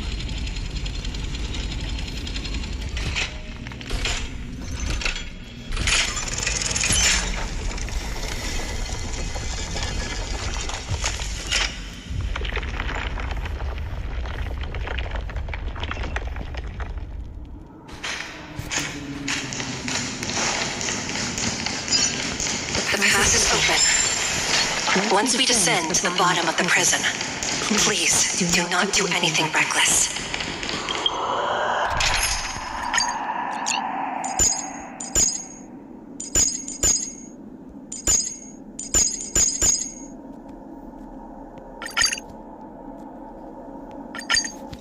Should I go someone else there? I'm not sure.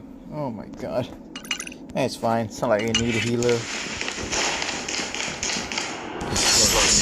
Low heat. Quick fly over. Make a wish. Inside the delve behind this door is the greatest enemy of the Foxians, Hule.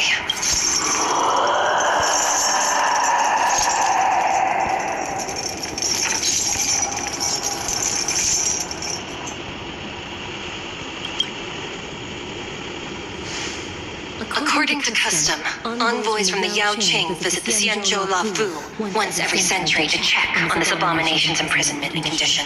Even though the Ten Lords Commission sentenced Hule to the Forest of Swords, suffering every day for the rest of his life, I understand that the Yao Qing messengers want to see him dead. Unfortunately, for the past 7 centuries, they've had to return disappointed, because this beast simply can't be killed. If we can use his toxin to create medicine and save an innocent life, it might help balance out some of the sins he's committed.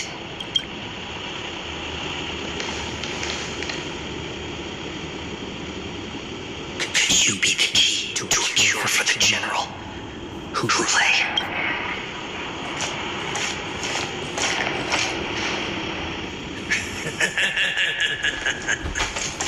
And once again, the envoys of the Yao Qing will leave disappointed.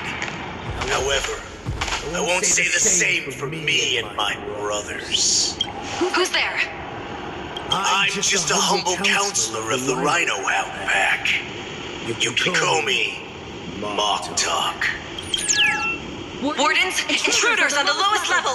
Send reinforcements! Nobody will hear you here. At the bottom of the shackling prison. Thank you for opening up the prison for us, Your Honor. We'll take it from here. No wonder I kept smelling that familiar stench. So it wasn't just my imagination. Do your thing, Mosa. We mustn't let these abominations get any closer! Time to obliterate them. There are too many of them. Once we were inside the shadow, we found Damn, what the fuck? I do need healers. I didn't know. Oh, what the hell? Oh wait, never mind. I do need a heal. It's not that I don't need healers, it's because I forgot to change Black Swan's artifacts, so I can't really use her. Sheesh. Yeah, Black Swan doesn't have artifacts, that's why. I forgot. Anyways, just change it real quick. Oh wait, Black Swan's dead. Yep. Oh, I can see stuff now. Meh.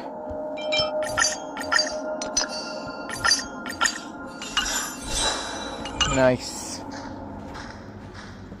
Now then. Sound.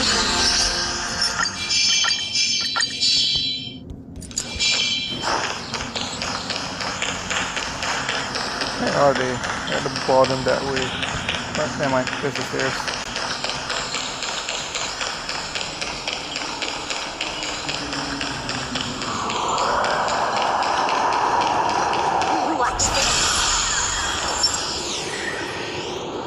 Inside the delve behind this.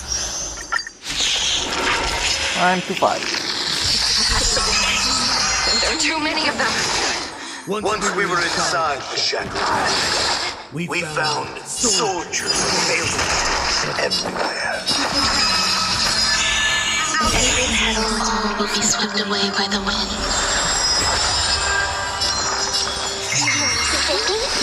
Free will, or was it fate? Still water. Stay away. Like that, huh? It's better to make no move. I suggest you surrender now. I'm honored by your presence. But I promise I will. Dead. How presumptuous. Die now! Leave if you can, Bosa. It's not time yet. Damn, that hurt. Ouch. Well, I do need a healer.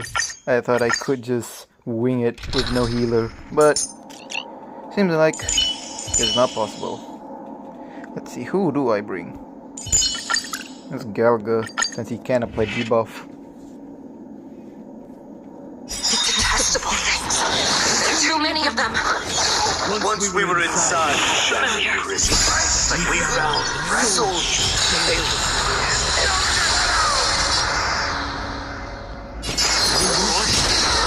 That's all you got. Let's play for a while.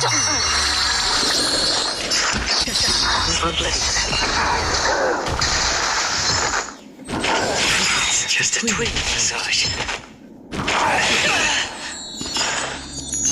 I suggest you surrender now. By your presence. I'll still kill you. But I promise. Dead. How presumptuous. Die now! Leave if you can, Bosa. It's not time yet. Confidence.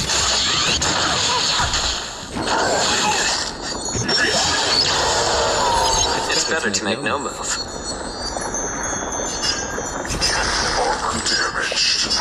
Damaged things up. I'll go easy this time. You find the answer.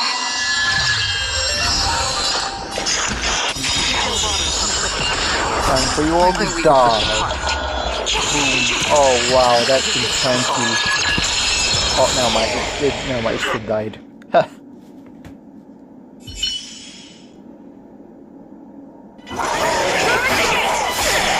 Damn. I hate this so much. Why is it so low quality?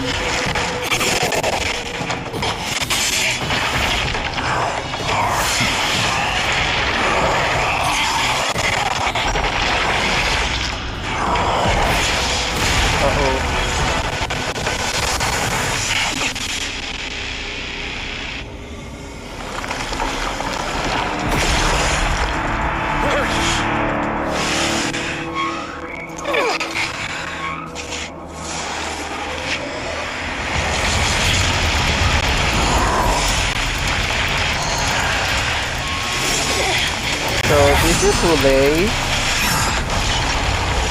He's a good dog, he doesn't bite, but you may not like it.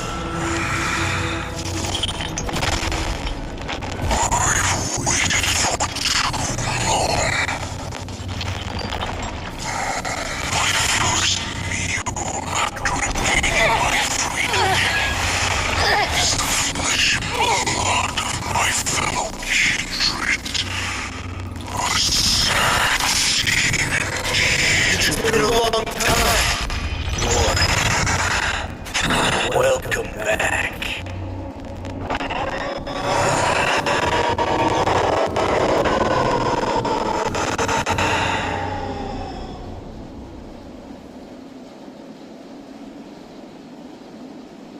How many times has the old verdant home spun around since our last hunt? Duran's whelp, tell me your name.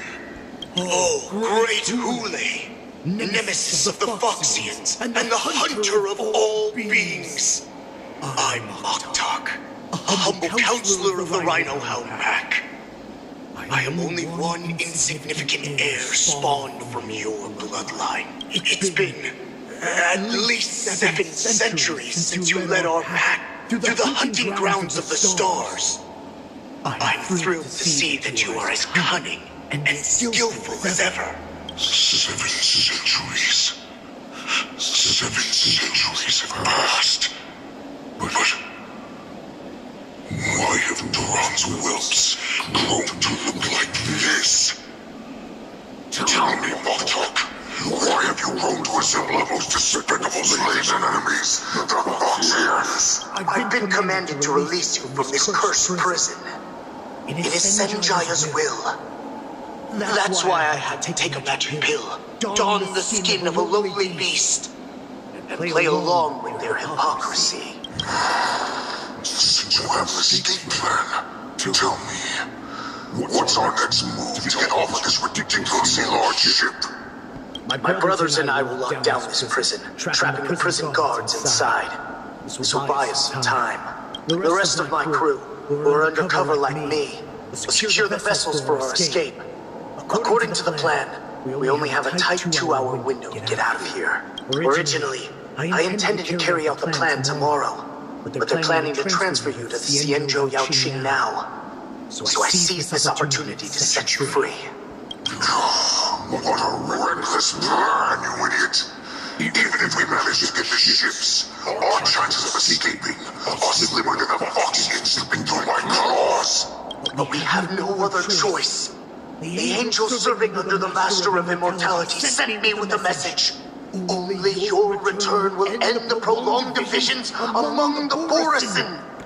Every one of my crew is ready to lay down their lives if it means setting you free.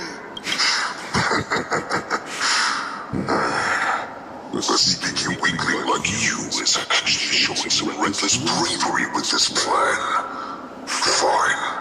You'll get what you want. And all of Duran's whelps will too. Well then, my lord. We should leave now. Before we go, you give me one of those magic pills. My lord, you seriously want to don the skin of a lowly beast? That would be a disgrace to your greatness, my lord. You idiot.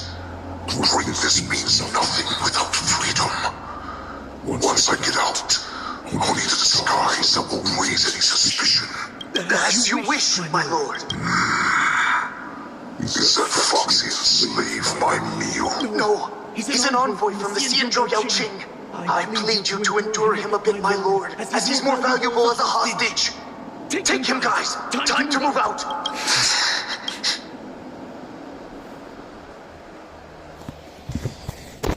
Time to beat up some people.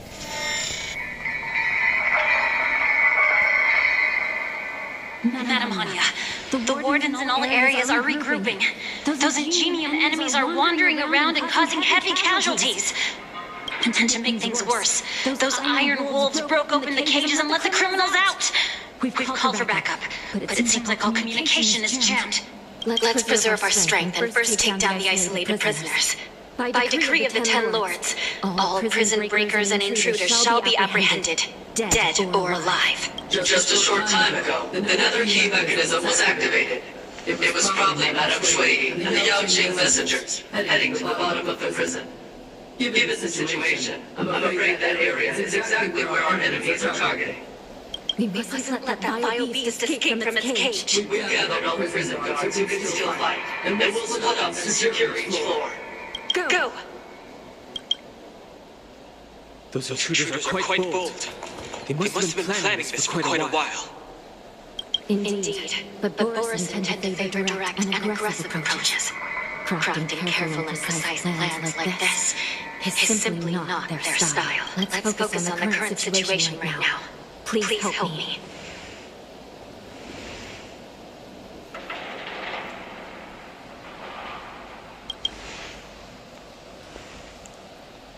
What's the fastest way to the bottom of this prison, Miss Hanya? If we don't get there quickly, we'll soon be outnumbered by all the enemies inside. We'll have to bend the rules. Please follow me. By decree of the 10 Lords, all prison breakers and intruders shall be apprehended, dead or alive. Yes, ma'am!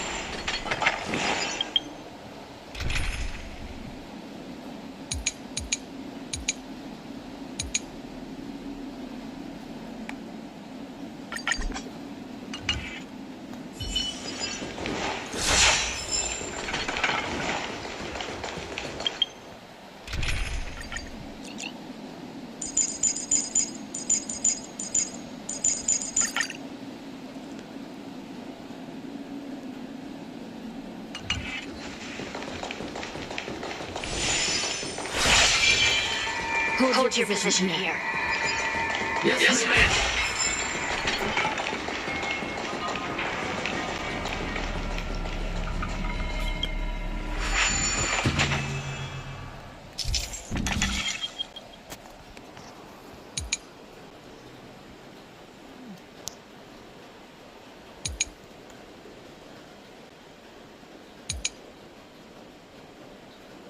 Ah, shit.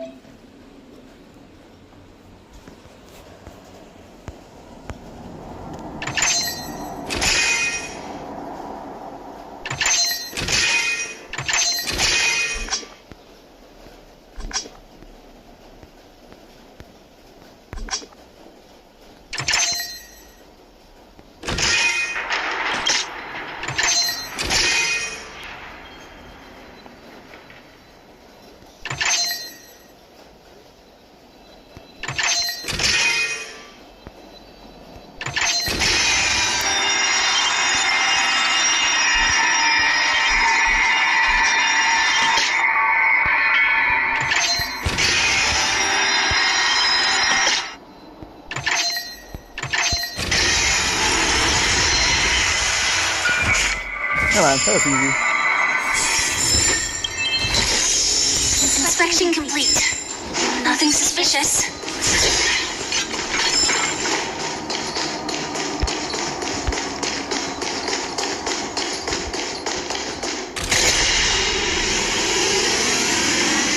We need a few tools if we want to reach the bottom quickly. Follow me to the next floor.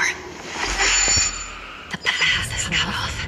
Someone must have altered the mechanism. No matter. It'll just require a bit more work to get through.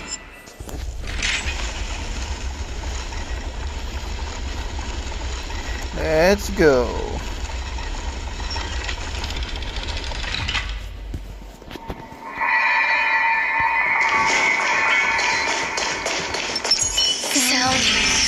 Please stay tuned.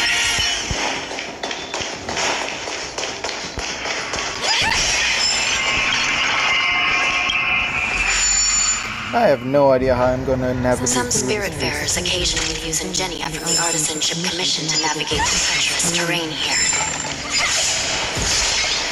Normally, using the given the urgency of the situation.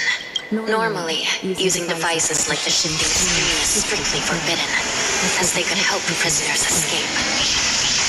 But, given the urgency of the situation, let's just ignore the usual regulations. That's a lot of Borston.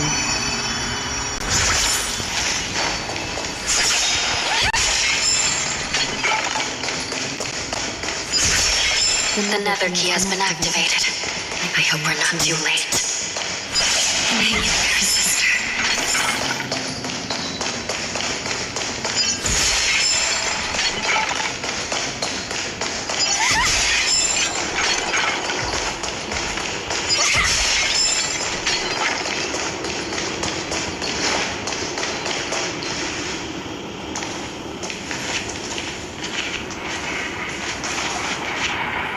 Looks like there was a fierce battle here not long ago. The gate to the prison delve is wide open. Hule has managed to break free. Where are the Yaoqing messengers? And where's my sister? Are they still alive? Let's look around. Maybe we'll find...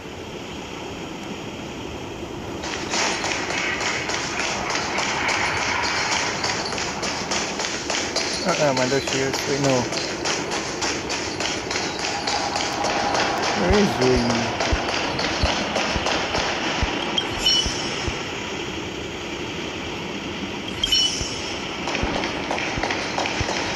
Oh, there's Zoe.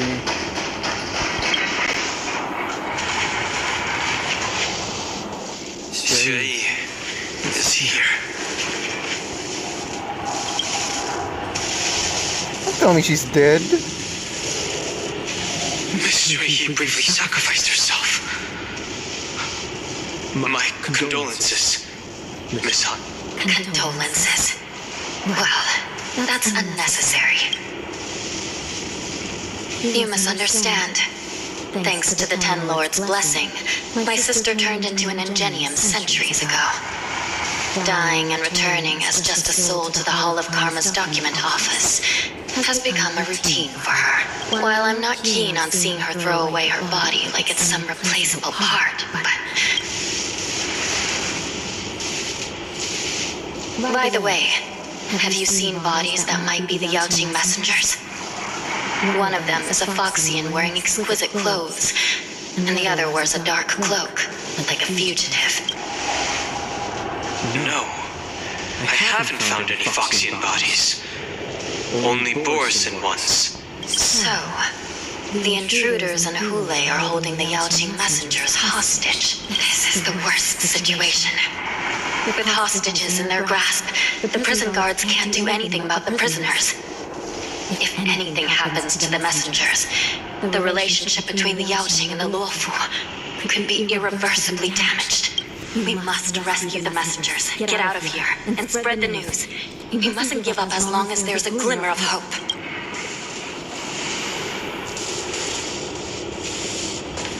What have you found, Miss Hanya?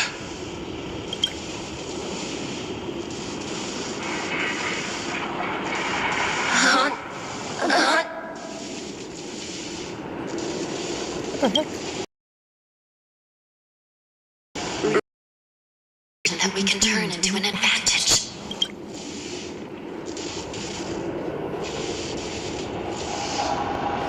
Let me see. If I can fix it up, my sister will have it.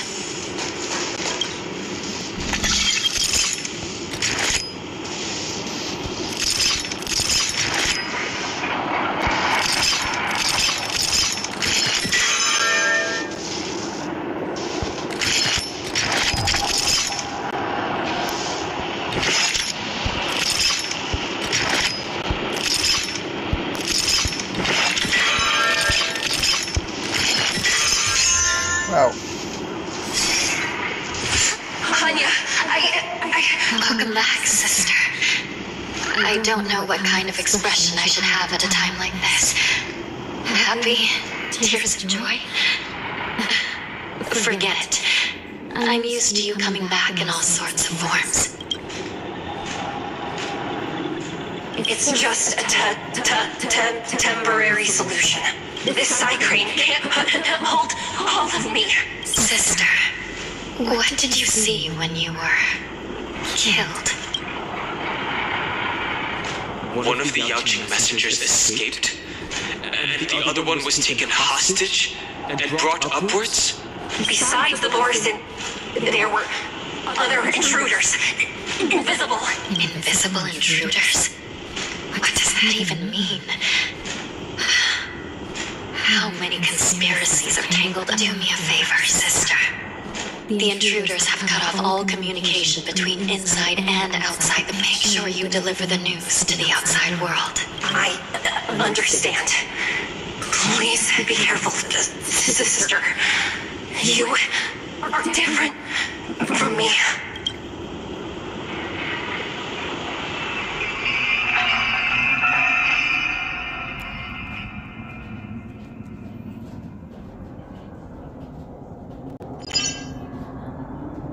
Time is running out, Miss Hanya.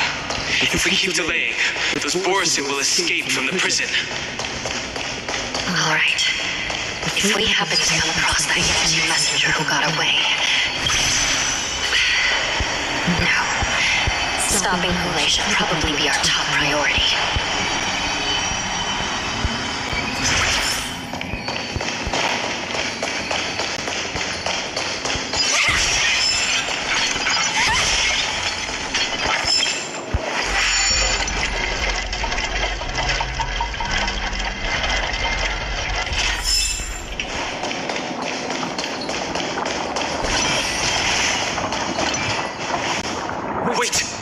Something feels off. Something's approaching us. The invisible intruders.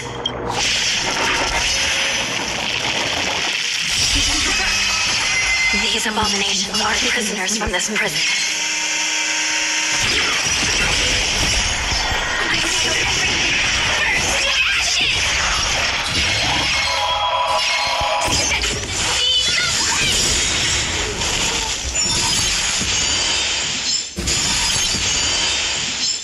mood for another beating?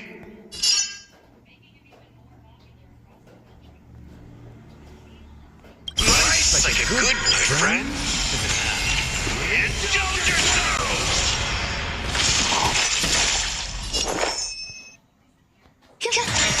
Stay in step. Let's improvise. The prison management on the Lawfu is truly concerning.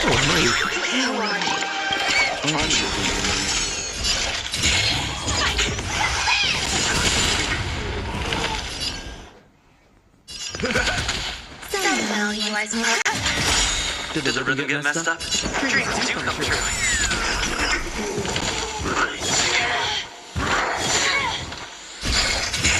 Die.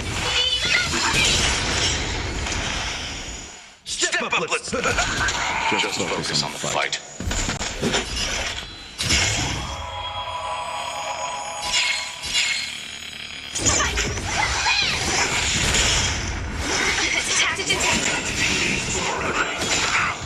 In the mood for another beat? Nice, like a good my friend. Indulge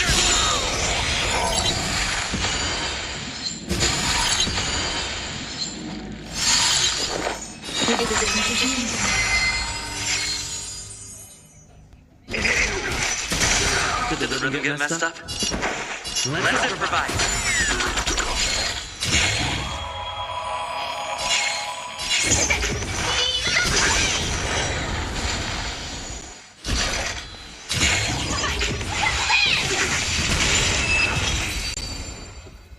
I'll add E2 or E1. E1 is so good. No more Every illusion victory skills. is hard won.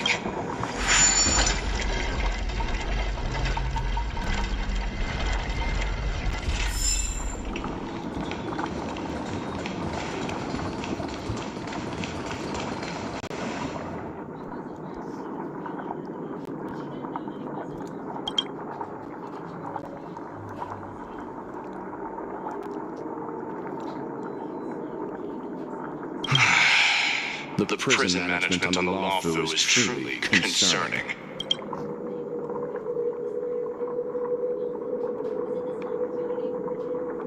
So what if I repeat it? It's the truth after all. The prison management on the Lawfu is truly concerning. At least two different groups of intruders infiltrated here. The Wolf Cubs and these Mara-struck soldiers. Their hiding technique. It's pretty similar to the winged mantle technique used by the Vidyadhara serving Kylo and Venti on the Yaoqing. What do you think? Well, never mind if you don't have any clues. Now is not the time to exchange assassination techniques. I'm Waza. My friend fell into the clutches of that wolf and was planning to escape and report back as quickly as possible. But now it seems the prison on the Lawfu was a real maze, I must admit. Thank you for your help, Mr. Muoza. We'll do our best to ensure your friend's safety. No, you can do nothing for him now. And you shouldn't be focusing on his safety at the moment. Your friend is in Hule's clutches and you're just going to leave him behind? Look, I'm the Yaoqing General's guard, not his. I've seen how that giant wolf fights, and there's no way. Trying to save my friend will only get us killed. I don't know how you think, but I won't throw my life away for a lost cause. Listen up. I've been tracking these fugitives, and I know their next move. They're planning to seal off the entire prison to keep the outside world in the dark. The worst case scenario, we are all killed by that giant wolf, and the shackling prison is sealed off. No one will know about us or about their escape until it's too late. And the best case scenario...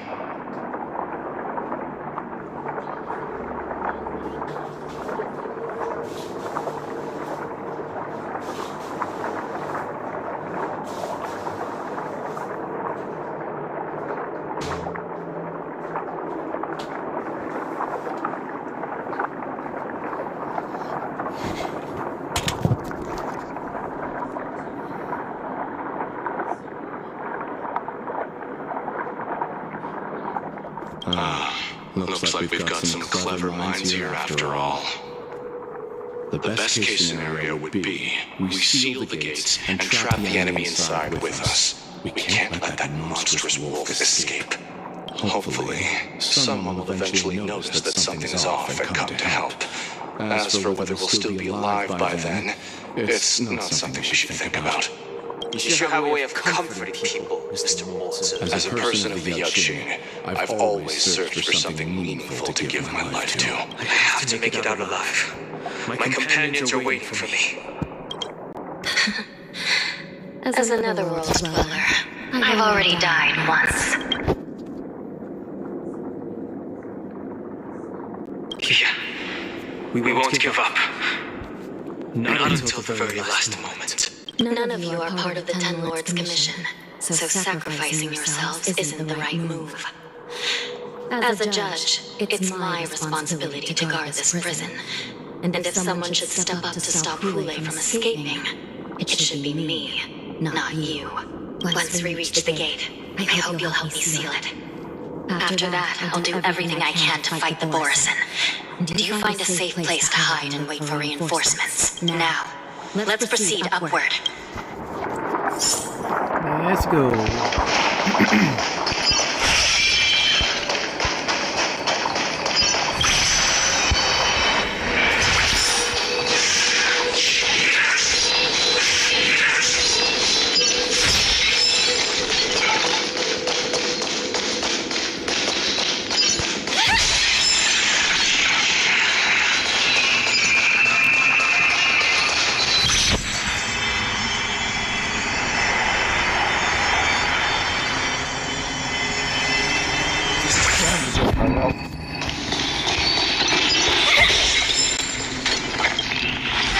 We must seal the entrance before the Borison fugitives get out.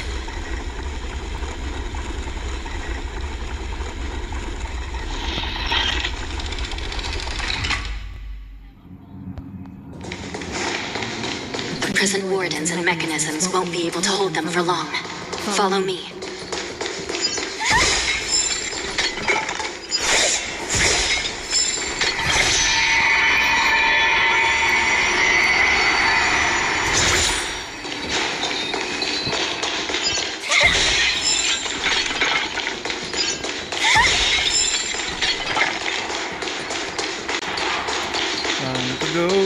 We're almost there. The gate is just ahead.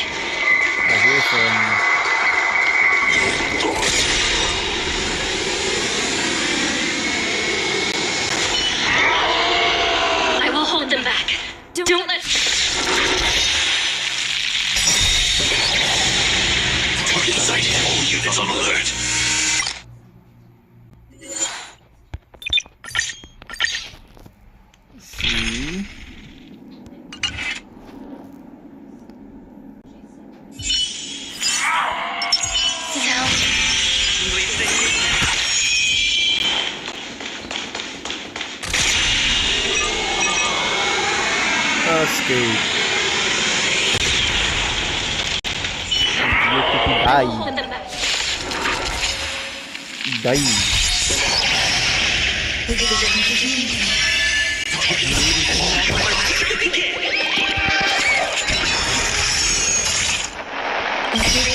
All will be swept away by the wind.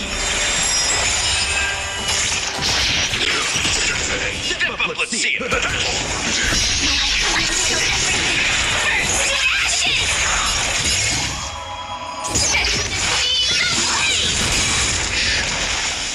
There's more to life.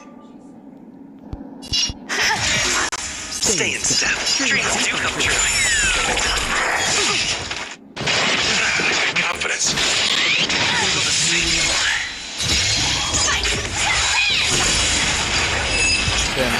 Oh, dead. Easy. Every victory is hard won.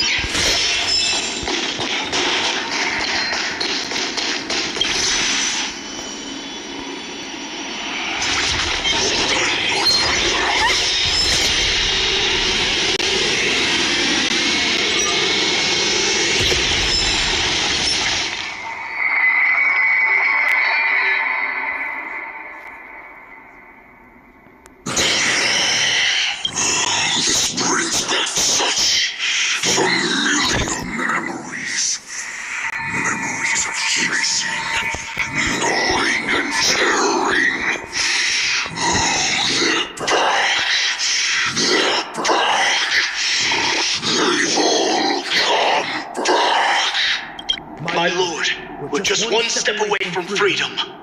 Once we pass through the gate, no one will be able to stop us. So this hostage is useless now. Kill him, Moktok. He's getting away. Do something, Jiao. It's just like the old days, you useless loser. Just do something. Maybe this Yao Qing messenger can strike a deal in exchange for his life. He can use his status to help us escape from the Xianzhou. What do you think, Mr. Jiao?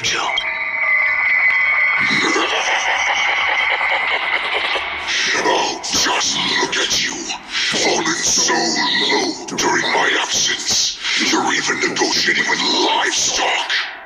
As far as I recall, no one from the Yao Qing would ever consider a deal with Duran's offspring.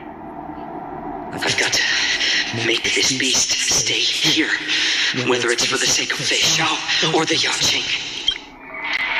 Deal. I certainly have more value alive.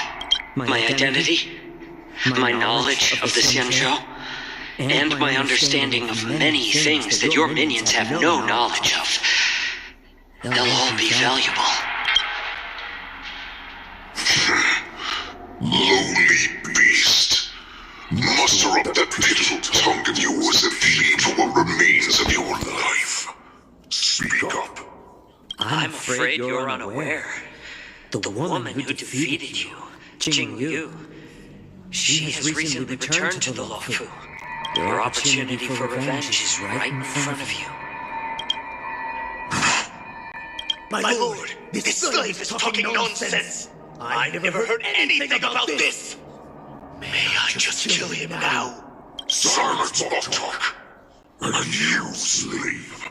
From now on, you'll stay by my side. You'll only speak and move when I allow you to. Otherwise, I'll dismember you from head to tail, inch by inch. Got it? But my lord... We must stay here for some time, Moktok. Fear not. Because once I step out of prison, it's the people of the Xianzhou who should tremble in fear.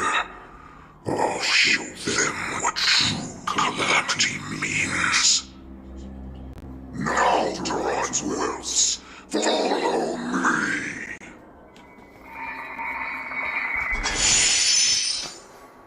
Prisoners must remain in place for the Prisoners! Stop them! Run right for blood! serving as an example.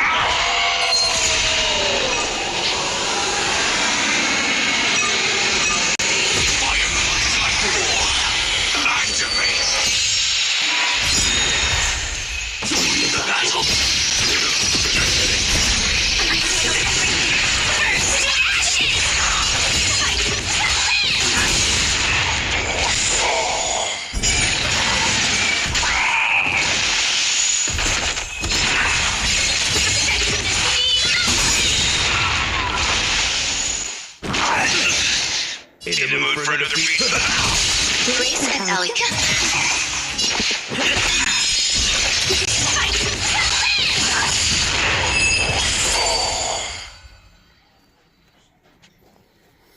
Let's go.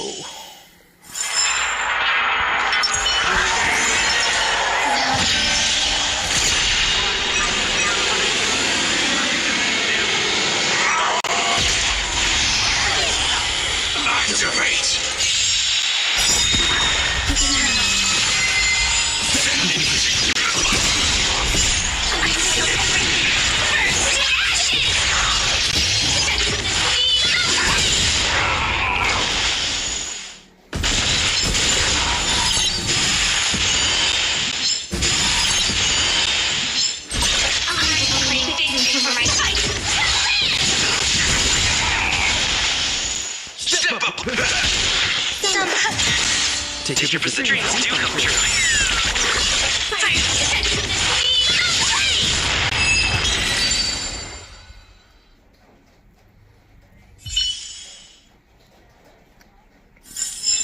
Every victim is Remain in place in the main door. Those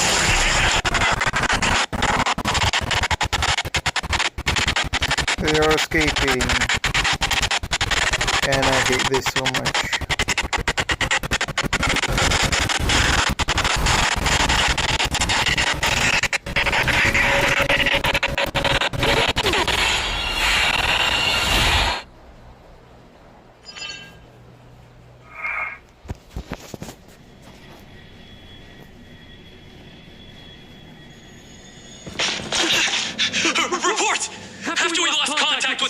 Prison. We received a message from a Psycrane. The prisoners have revolted, and the criminal Hule is nowhere to be found. What about the Yaoqing messengers? And the Nameless? No news at the moment. We're trying to restore contact with the Shackling prison as soon as possible. I see. You're dismissed. General Jing Yuan, General Hua Yan. It's just as we suspected. The rise of the Ambrosial Arbor was not the end of things, but the beginning. The hand of the Ruined Legion has already sown the seeds of destruction. From this moment on, the Xianzhou Alliance will face an even greater challenge, from both the abominations of abundance and the destruction itself. If this is what they want, I'm always up for a challenge. Let's go. As the Marshal Special Envoy, I'll dispatch the Lawfu Cloud Knights to pursue Hule myself. Looks like the hidden drags have finally come to the surface. And as I said before, it's time to wash them away, once and for all.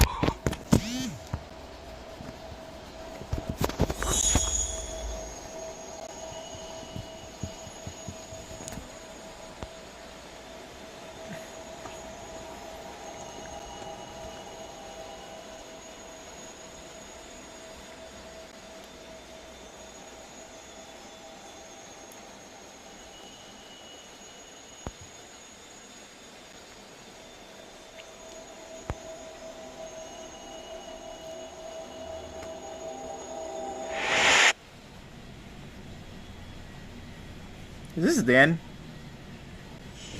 Let me Damn. stay here a little longer in this body. Gonna have to wait again, I guess.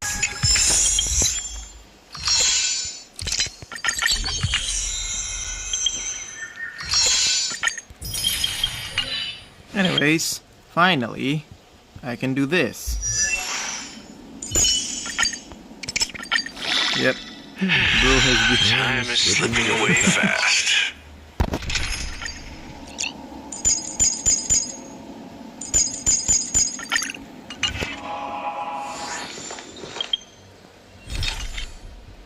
time to start marcher's training.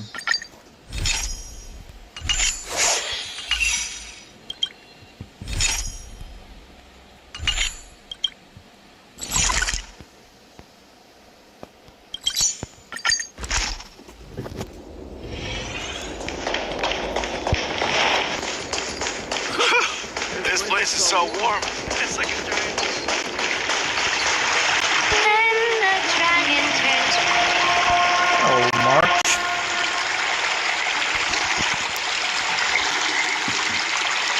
All right. Now that you're in position, Miss March, let's get this lesson started. I'm not good at acting all master-like. Since Grandpa asked me to teach you swordplay, I won't hold back any secrets. Thank you so much, Masters. Oh, wait. Does this mean our training is only officially starting right now? After all, we need to watch you practice for a few days before we can figure out how talented you are, right? So, how'd I do, Master? You're definitely talented, Miss March. Hey, here you are. Did you hear that? These two masters just called me a swordplay genius.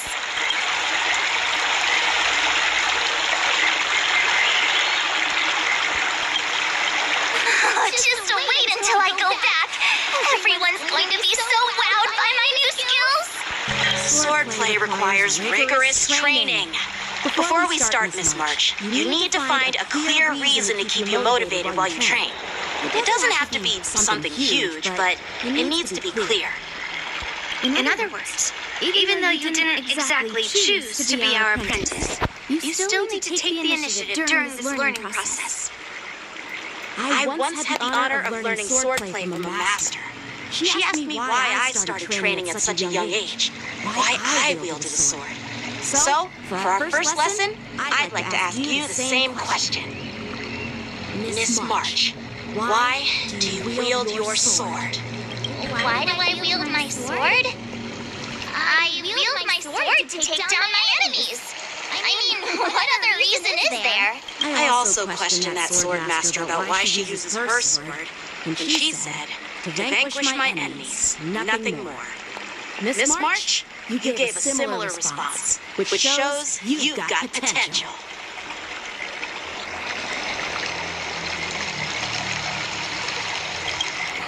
The best way to take down your enemy is with a blaster gun. I heard a hero say something like that in an immersion. He also mentioned that sword training can push a person's physical abilities to their ultimate limit. Seems like you've seen your fair share of immersion, Miss March. But if you want my opinion, if your goal is self-improvement, you'll feel just as accomplished even if you put down the sword and go back to your bow. Oh, come on. Don't listen to his empty talk. Oh? Now I'm curious to hear what master you Let me ask you something, March. Do you have any specific goals for learning swordplay? Like achieving a certain ranking in the war dance, or maybe you want to defeat someone, like Yanjing, or me? Who do I want to defeat? Him? Don Hong? Himeko? Or Mr. Yang? If you can't think of anyone specific, why not set a simpler goal? Like, how many opponents do you want to defeat at once with a sword? I'll fight 10. 10? Oops, that just slipped out. It's actually another line from an immersion.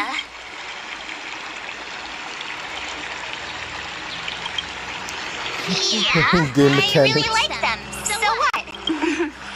I think I figured out what's motivated March to learn swordplay. Could it possibly be immersion about swordmasters? Hey, now that you mention it, that actually makes sense. I'm super interested in Xianzhou immersion and novels. Even though I use a bow, almost all the great heroes in those immersion use swords. So I want to be a swordmaster too. See? It doesn't matter. Everyone has their own preferences. Becoming a swordmaster who fights for justice and battles evil? Well, that's definitely a good reason to keep you motivated in swordplay training. Now that you've both given your approval, I have another small request. I want to perform a tea ceremony to honor you as my masters. Remember, you'll need to tap the table a few times with your fingers. Tea ceremony? At the table? Do you have to be so serious about accepting an apprentice for the first time? Please? That's how those heroes in the immersion show their respect.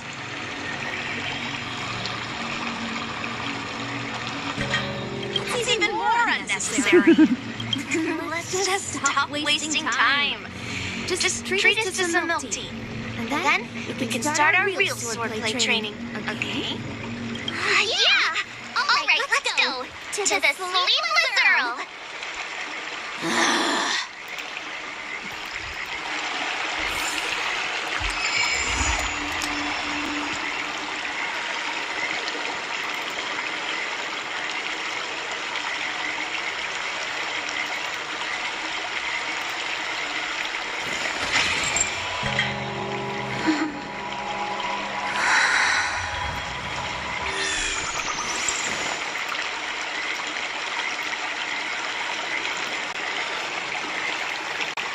Go.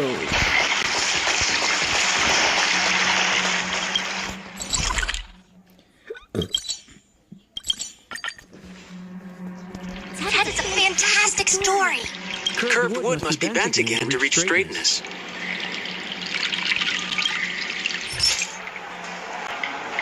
Oh, this is a permanent effect?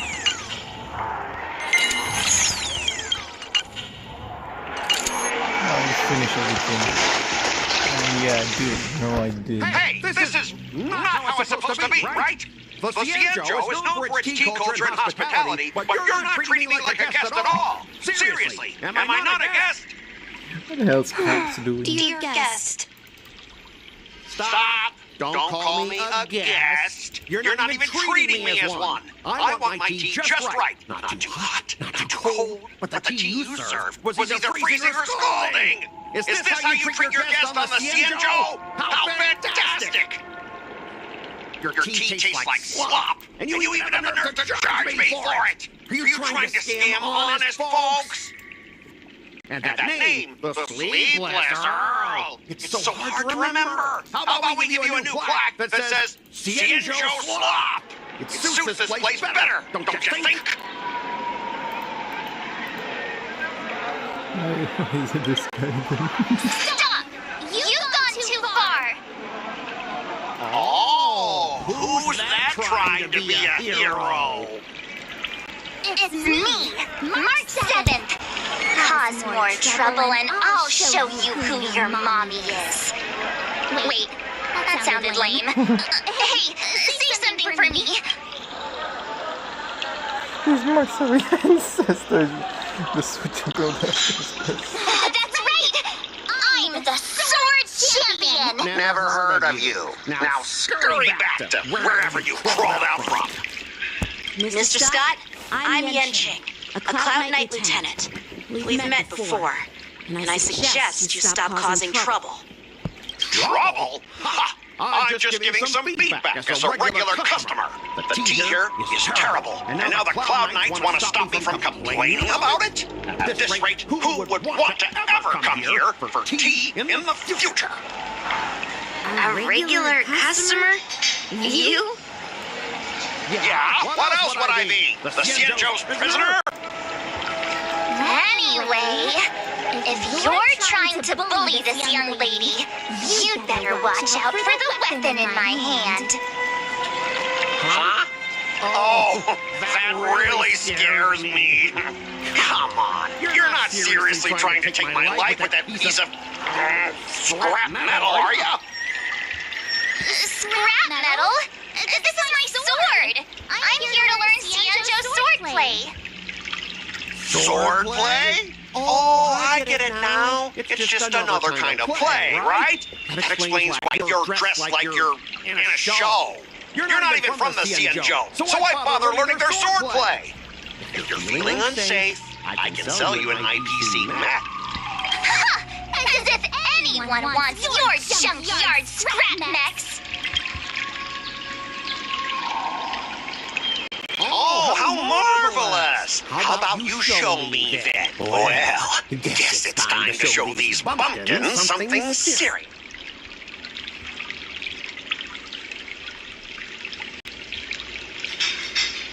Just a reminder, IPC members, street fighting on the Cienjo Lafu is prohibited.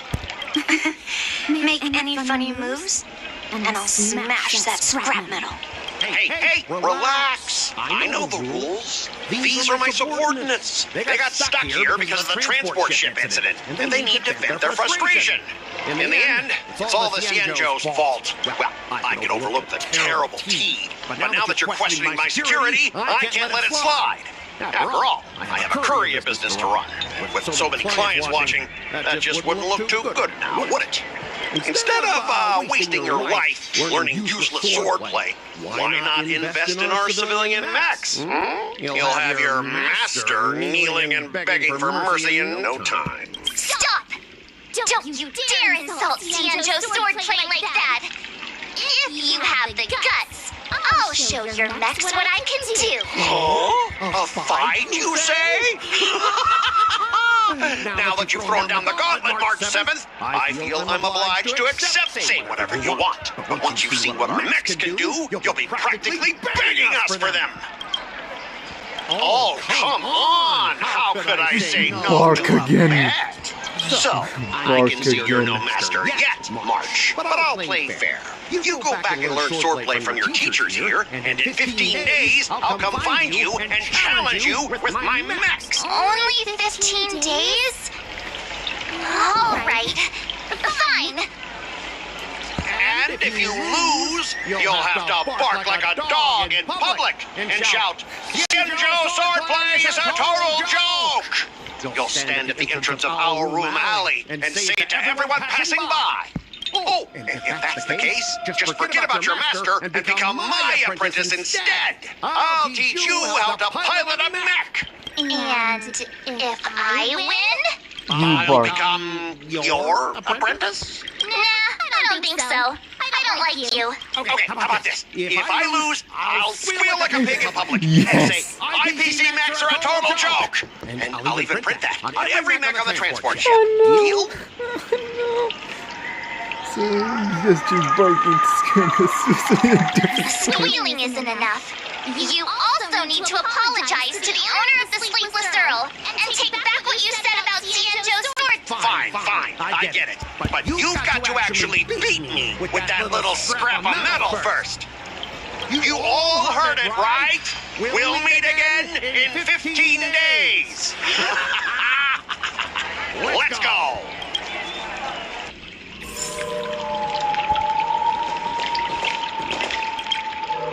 Are you okay? Yes. Thank you all for your timely help. The shop facing a bit of flack from visitors is a minor issue, but Miss March's decisions to challenge him is serious. I feel responsible as if the shop has inconvenienced you. Don't worry. I can't stand by and watch someone be bullied.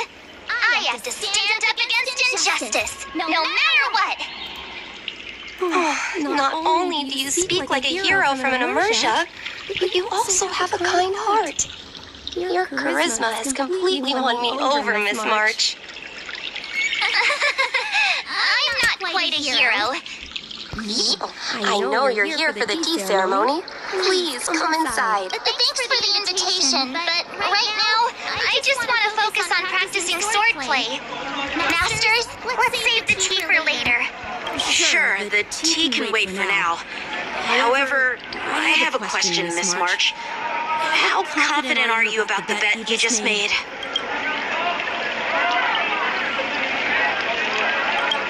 Come on, how could I possibly lose? You're right. It seems she really hasn't considered anything. I don't see any issue with it. Let March give it a shot. As long as she trains diligently, I believe she can easily deal with that hunk of IPC scrap metal. As long as she trains diligently. I'm now filled with determination, Masters. I'll learn swordplay well and teach that guy a lesson.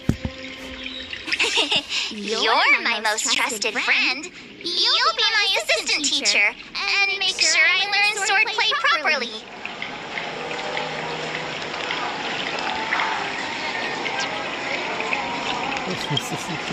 Hey, when have I ever treated you poorly?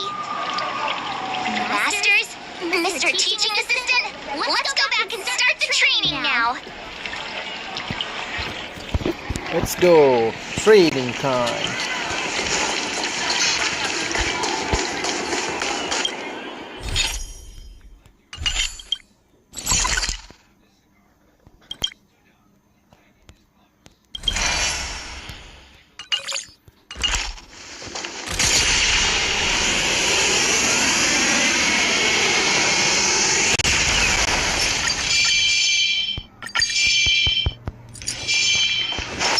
Please stay tuned.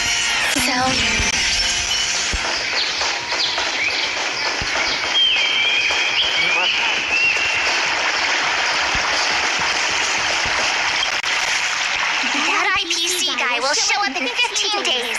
I've got to become a swordmaster by then. Becoming a swordmaster in a mere 15 days is quite challenging. But we can't lose our momentum, Master Yunli. Momentum alone will only keep you going for about 3 days. If you really want to stick with it, you need a solid plan. No worries. I found my professional teaching assistant to help me organize the lessons, so there won't be any problems.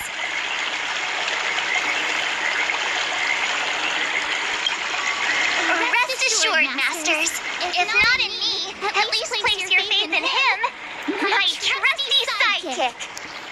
Miss March is really passionate about learning swordplay, and now she has a clear goal in mind. That's a good thing for her. There are many ways to defeat villains, but if you want to become a true hero, you have to focus on self-improvement.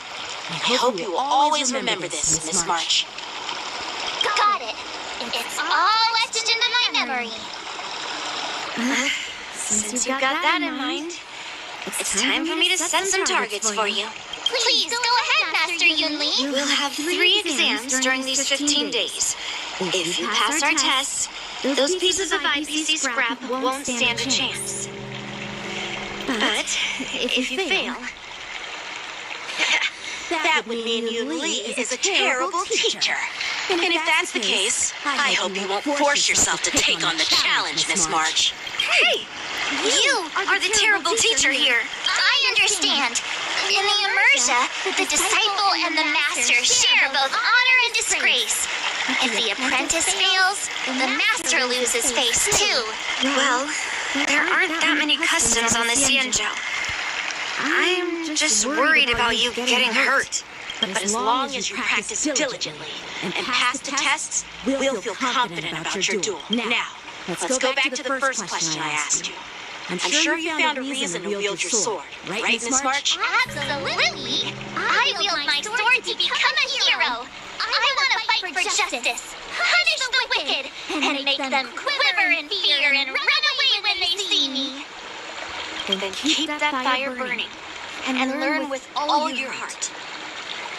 You haven't said much, Mr. Teaching Assistant. Any suggestions before we officially start training?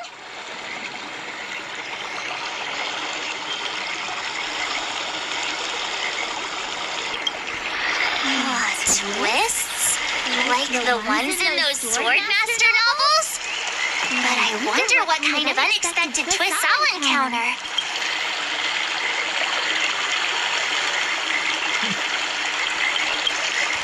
It'd be pretty awesome if that actually happened. That's enough chit-chat for now. Don't forget to keep an eye on my swordplay practice.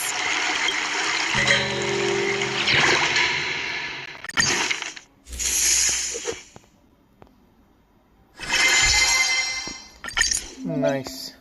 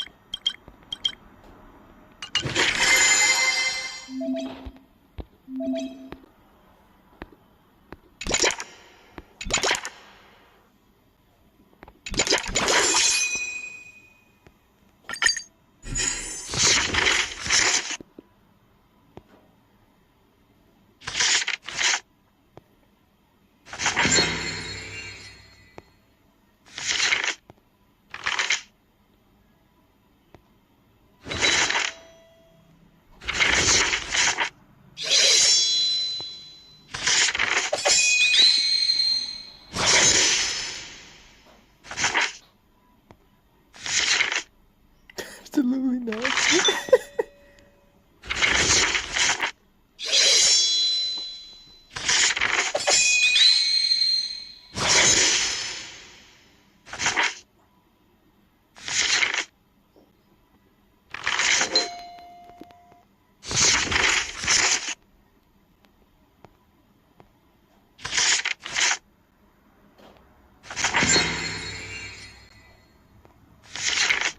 It's Wolf. You're lying. What the fuck?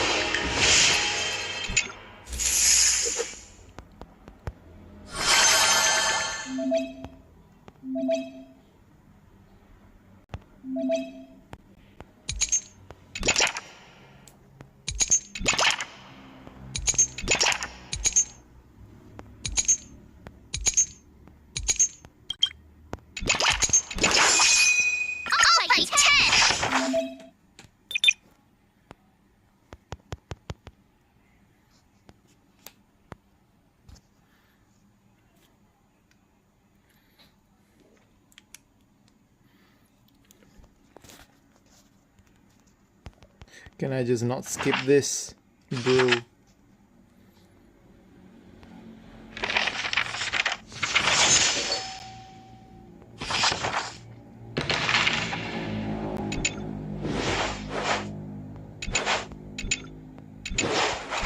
How should I go about this?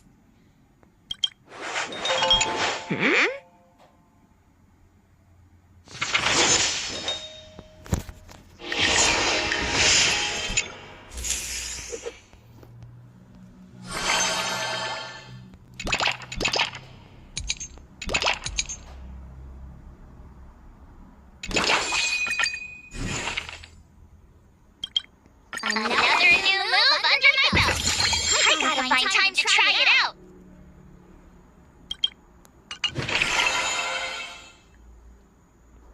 Let's do this.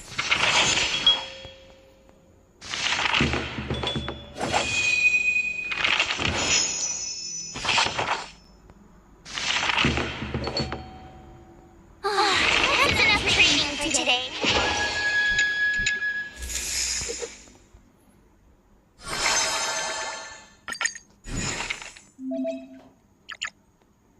Another step closer to star-blazing glass greatsword.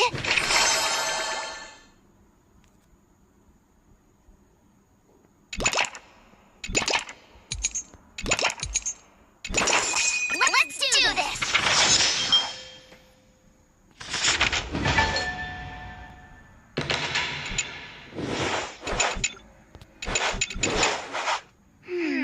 What do you recommend? Huh?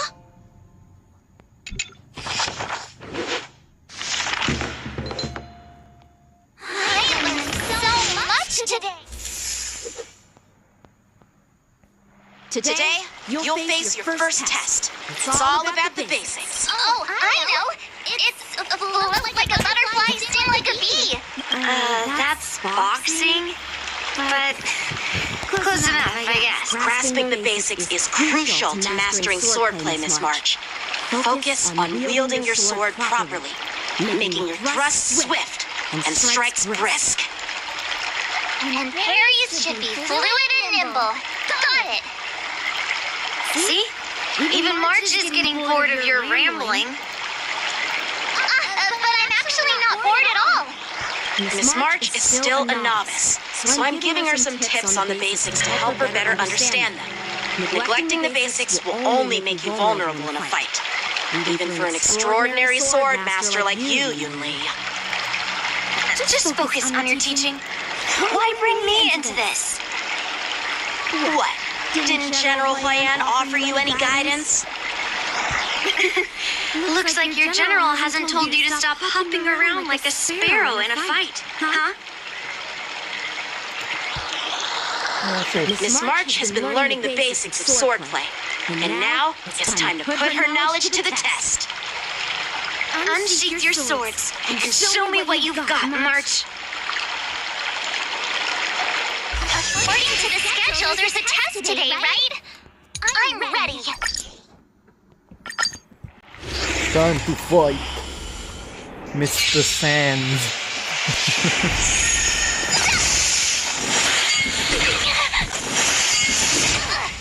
Damn.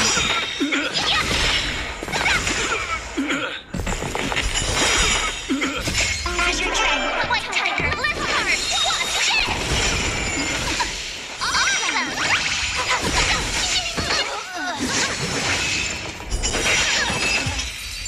Dang.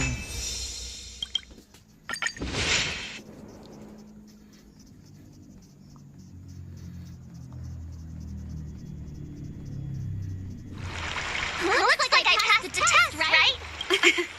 Yeah. Well done. You passed with flying colors. Great! Hey, hurry up and congratulate me! I got the cookies to get the cookie. Jeez, you sound just like those parents on the Cienjo. Can't I get some praise now? Yeah, maybe.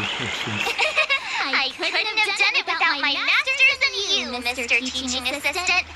So if I were to take on that IPC guy now, what would you say are my chances? You already have a martial arts background and plenty of real combat experience.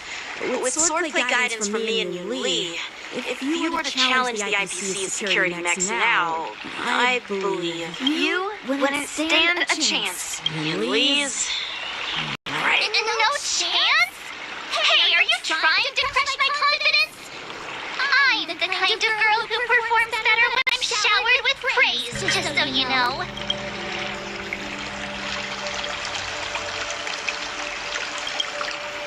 Wait, are you saying my swordplay still isn't good enough? I thought teaching March was just something of a hobby, but now, actually seeing her progress gives me a sense of accomplishment. Oh, really? So now you finally acknowledge her talent, Master Yun Li? Don't worry, Miss March. I've been serious about teaching you from the start. Don't try to cause a rift between us. Every move and technique I taught March is straight from the Juming art of swordplay. 15 days of training is short, Miss March. Whether you pass or fail this test, I hope you'll continue with the basics, because that's your best shot at winning. After every test, the General would take you to the Artisanship Commission for sword maintenance. Let's go, Miss March. Today, I'll follow the General's example as a way of acknowledging your progress. Thank you, Master Yanqing!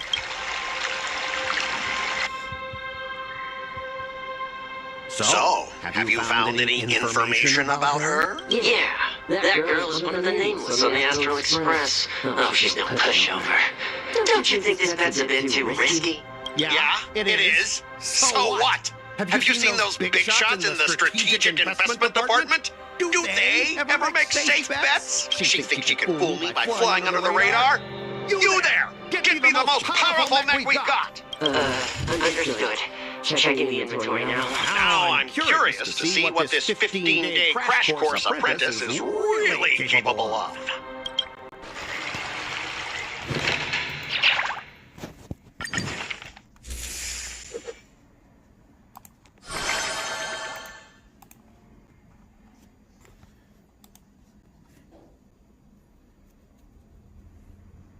Let's see now.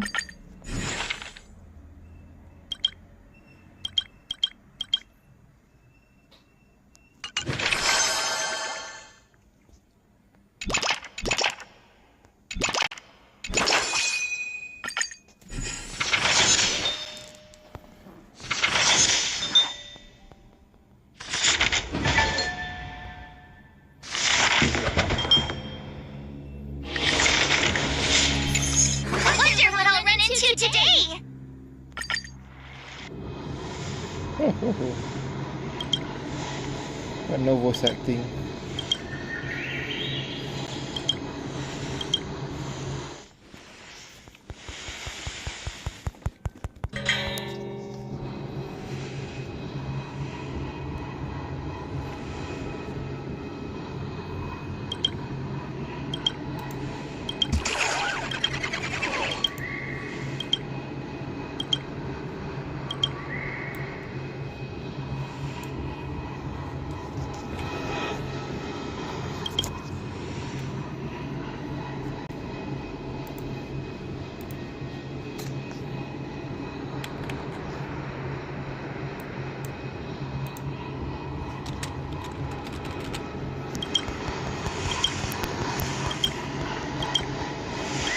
Let's go.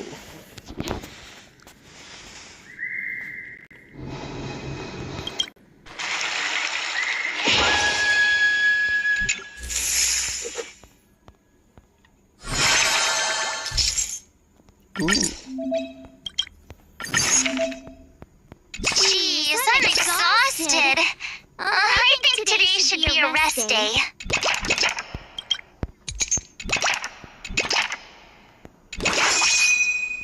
I'll fight 10!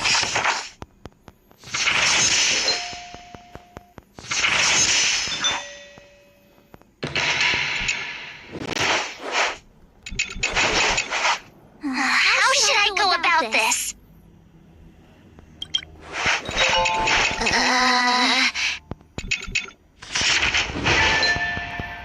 That's enough training for today.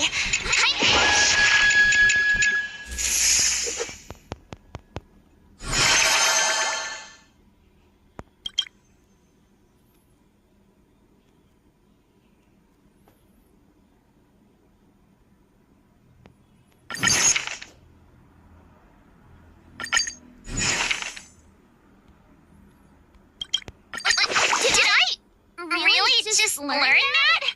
I guess if you keep upping the training, I'm gonna start skipping class.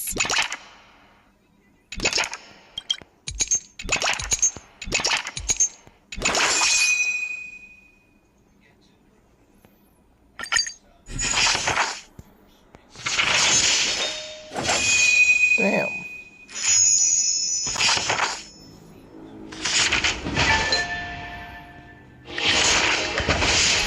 Wonder what I'll run into today.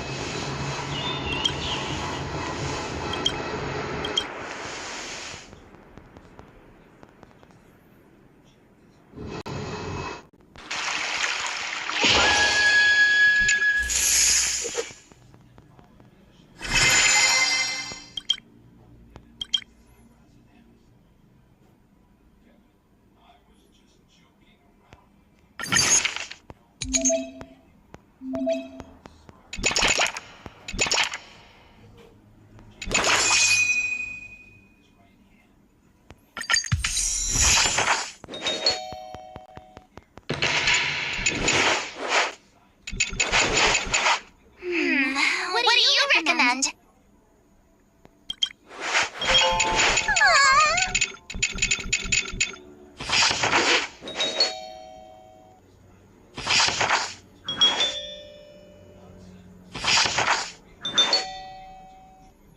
I learned so much today.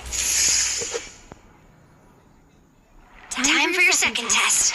I'll be your examiner this time. Grandpa always said that everything can be a sword, and that there are endless possibilities for learning swordplay in this vast world. Let's go. If you want to defeat your opponent, you'll need your own secret move. Speaking of secret moves, I've prepared some flaming potent tea. Huh? Is that the flaming potent tea from Arumeli? You got it! I saw this immersion where the hero drank the flaming potent tea and started stumbling and shaking all over the place. But then he managed to defeat his father's murderer with his drunken swordplay. Good example. Do you know how to do the drunken swordplay? Nope. No. I figured I could just learn it by drinking flaming potent tea. That's not how it works in real life, Miss March. Even if I don't know drunken swordplay, I've got other tricks up my sleeve. I've heard you've traveled a lot, Miss March. I'm excited to see how you incorporate your experiences into your swordplay moves. Your opponent this time is similar to the IPC mechs. Unsheath your swords and give it everything you've got. Let's go. According to the schedule, there's a Damn. test today, right? I'm ready.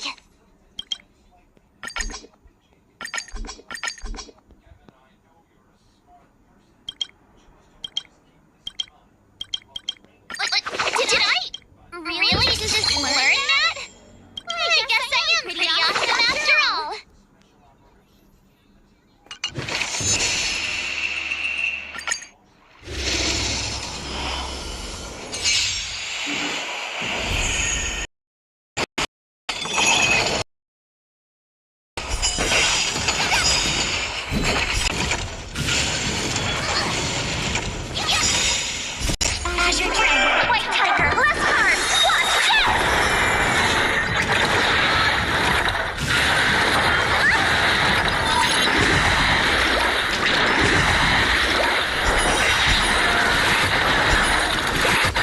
noise.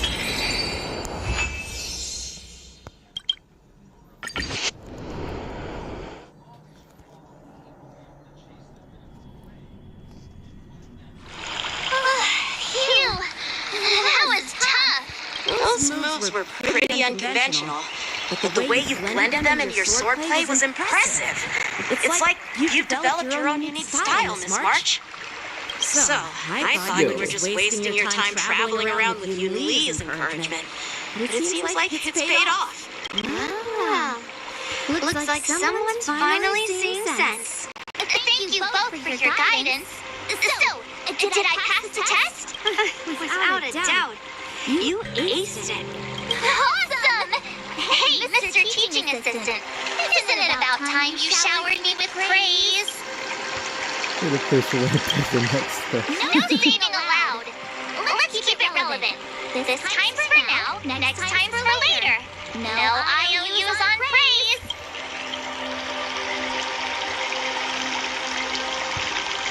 Amazing, March. I won't be modest this time.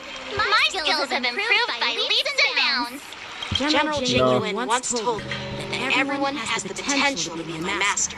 Not just Cloud Knight instructors, but also artists and outsiders. Actually, I was once convinced by Guinaifen into swallowing a sword. That's definitely not something you learn from regular practice. So, what do you think your odds are, March?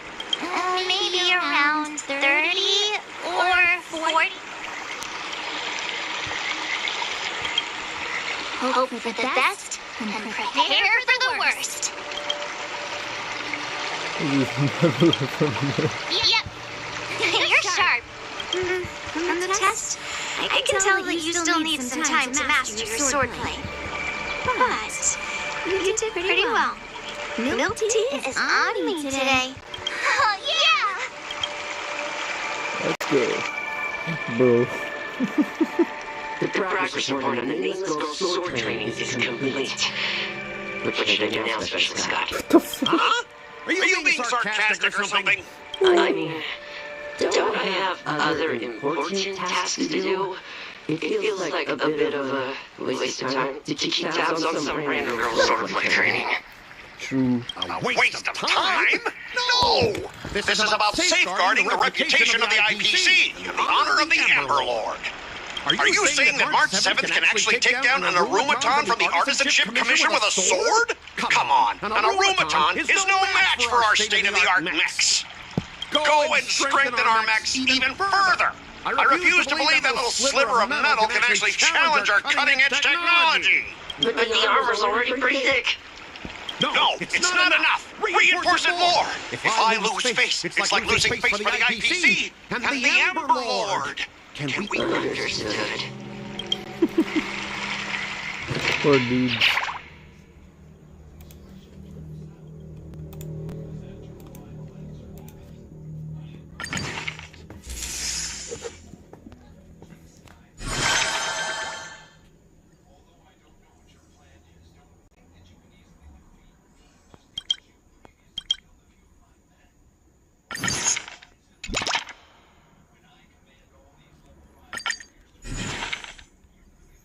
Another new move under my belt. I gotta find time to try it out.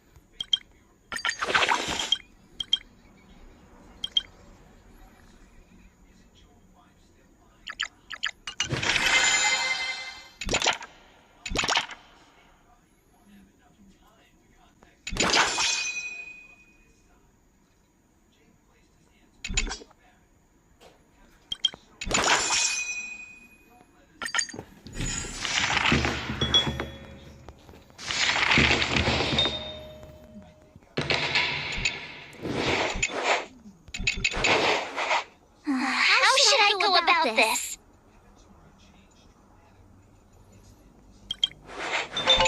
Okay.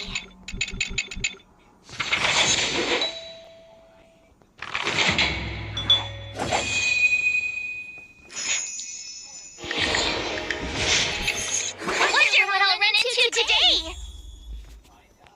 I'm gonna meet someone else here. But who?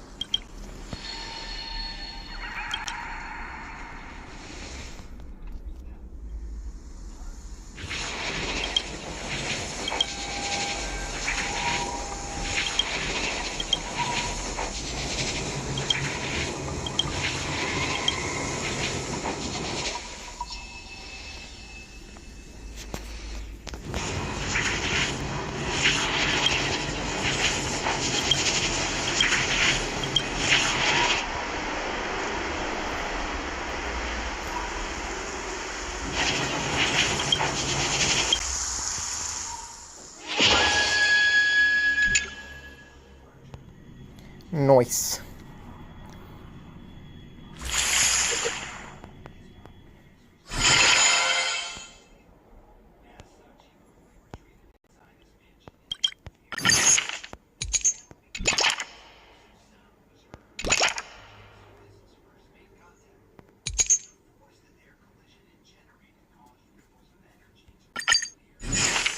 Another step closer to star-blazing glass greatsword.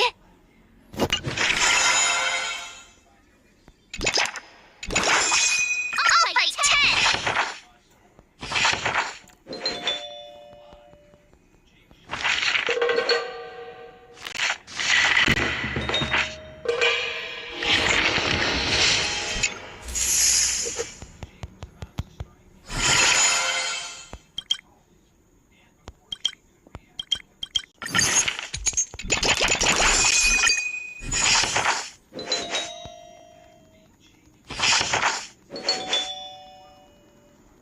Nice.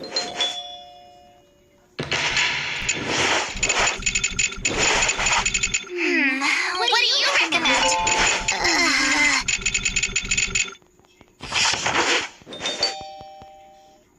That's enough training for today. Wonder what I'll run into today.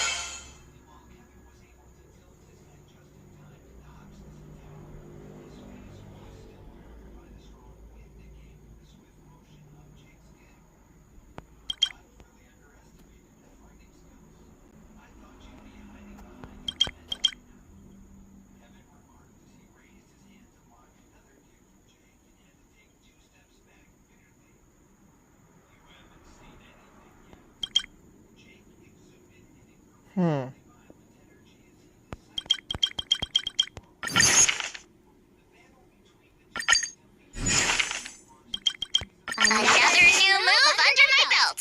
I gotta find time to try it out.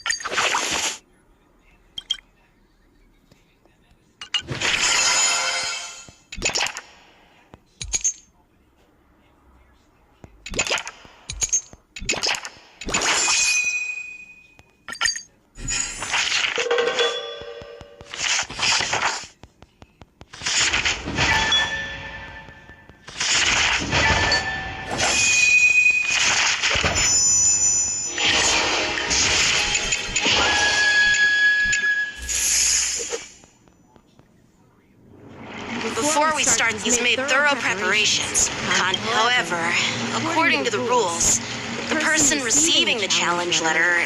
Declining would be like admitting defeat. Of course. But before that, you need to...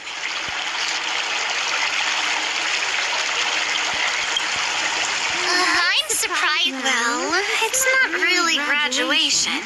It's just that when General Jing Yuan was teaching me swordplay, he used to personally spar with me during crucial moments to assess my skills. After all, the master should be the one who is most aware of their students' strengths and weaknesses.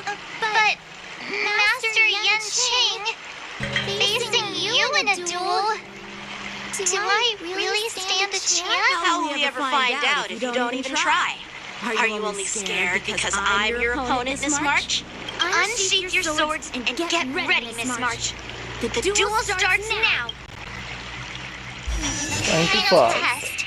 I'm a little nervous. Come on, March 7th. You got this. Another step closer to star-crazing glass greatsword.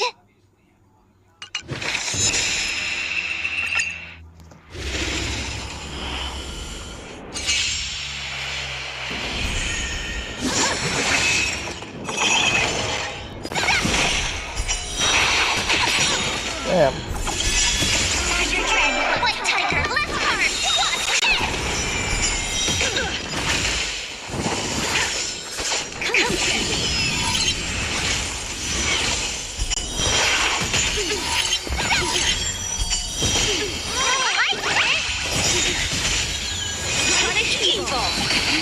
Sportsman as your tread. White tiger, left guard.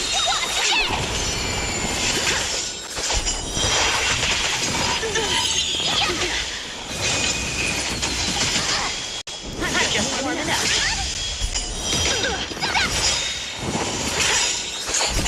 As your tread. White tiger, left guard. I feel. Nice.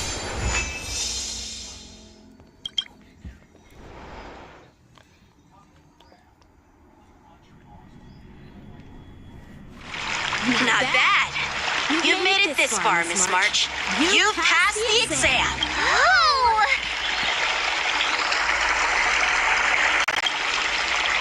I told you compliments make me better. With your swordplay skills, you can effortlessly take down IPC Max, March. Yeah, I'm pretty confident. But looking back, haven't you learned something more important than just swordplay? Yeah, I've not only learned swordplay from masters, but I've also met a bunch of people and gained a lot of insights from my experiences. Those experiences will nourish your sword skills. It's just like Master Yunli said, everything can be a sword. And there are endless possibilities for learning swordplay in the vast world. That actually makes sense. Now, I'd love to hear your suggestions on how to defeat... Fit square of your sword. Oh, another method. What's this other method? Ooh. Who's that in the image? I have no idea. I don't think that's March. But I go just yeah. I'll show Scott the power of the Sanjo swordplay that he despises. I have no idea. I remember Yanqing once said, there are many ways to defeat villains. But if you want to become a true hero, you have to focus on self-improvement. Do you feel any closer to becoming the great hero you've always dreamed of? Yes, absolutely. The great hero within me is definitely up to the task.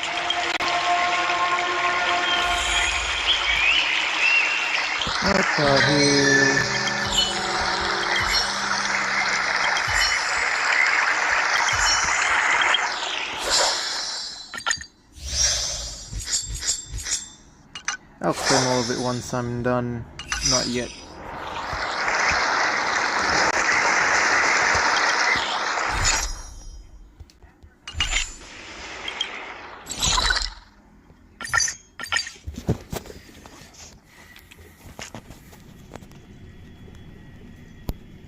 I'm gonna beat the shit out of Scott. Well, it isn't our hero March 7th. I'm not hiding or backing down. You challenged me, and I'm here to accept it. But I'm curious, why pick Arum Alley of all places? It's packed with tourists around, and it'd be bad if someone got hurt. Why Arum Alley? Well, your buddy knows the answer to that. This is the place you lost a bet and barked like a dog after all. I can't deny it. That fateful day left a mark on me. Go on. Bark again. Go and bark again, buddy. That I can stand on my own 2 feet again. They'll be like, what? That Scott is back again? What's he got up to this time? Barking They'll say again. that I, Scott, who was once shamed in front of everyone, is back in Arum Alley to restore his honor. You are here to bark. They'll see that it won't be me squealing like a pig today, but you! No, you. Petty, you think? You're the right person. Yeah. Right person? No. I want to enact revenge on the entirety of Arum Alley. But then, wait, where does bullying the owner of the Sleepless Earl fit in with all of this? Ah! Shut up! Look, I have my principles. I refuse to spend my life haunted by what happened in Arum Alley. Do you think I'm just some sort of IPC small fry? Yes. I've been patient for so long, just waiting for the right moment. I don't care about proving my greatness. It's about showing everyone in our room alley that I will reclaim what was taken from me. You mean you barking?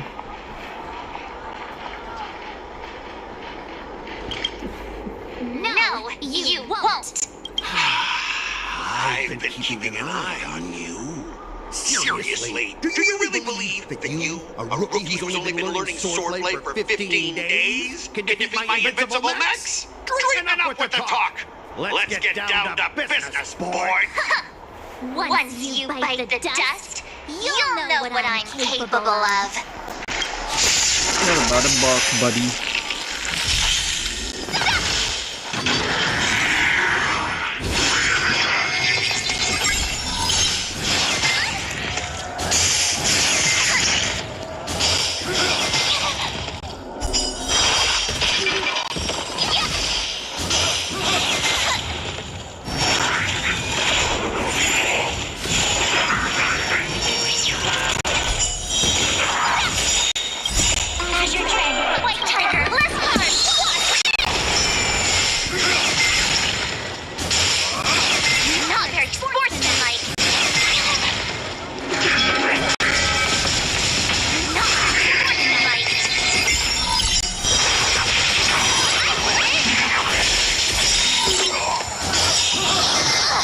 You're about to die.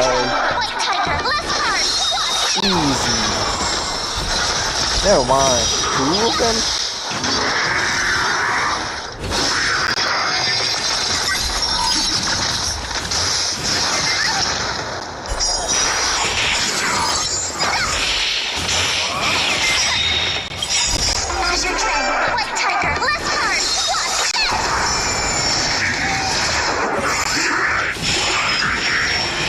Time for y'all but to die.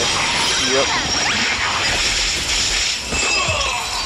Easy peasy.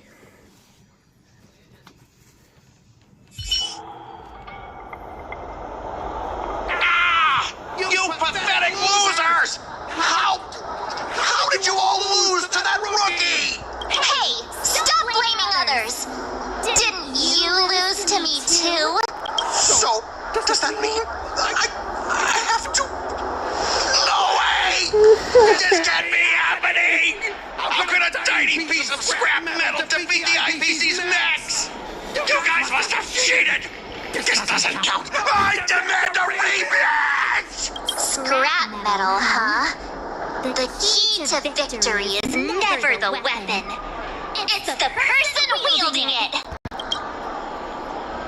Oh, man.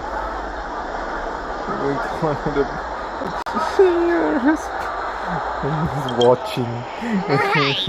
I bet you're quite familiar with them too. Enough! Fine. I've done this before Brave brother anyway.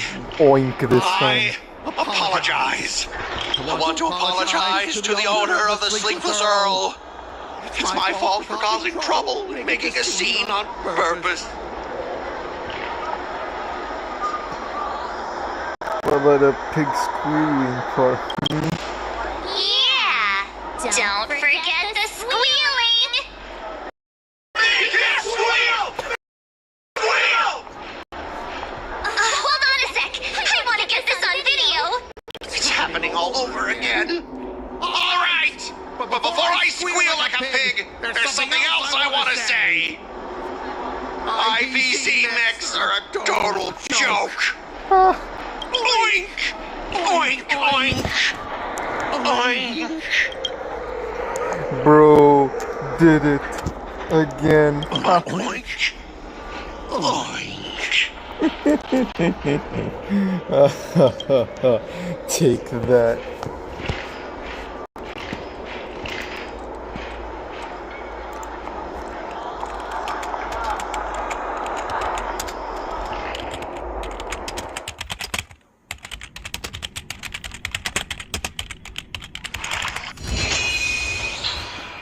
Nice. Complete endings. Nice.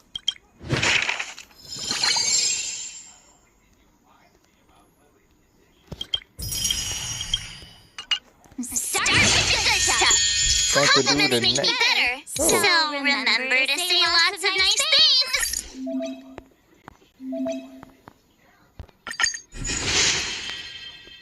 I'm gonna claim everything once I finish everything.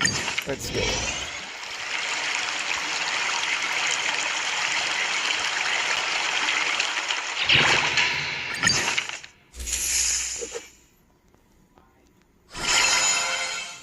Damn. Did I really just learn that? I guess I am pretty awesome after all. So, which side do I want to go with?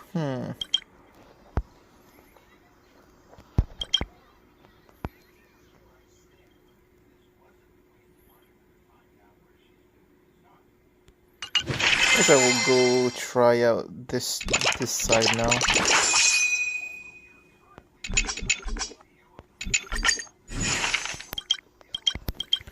I try acuity then.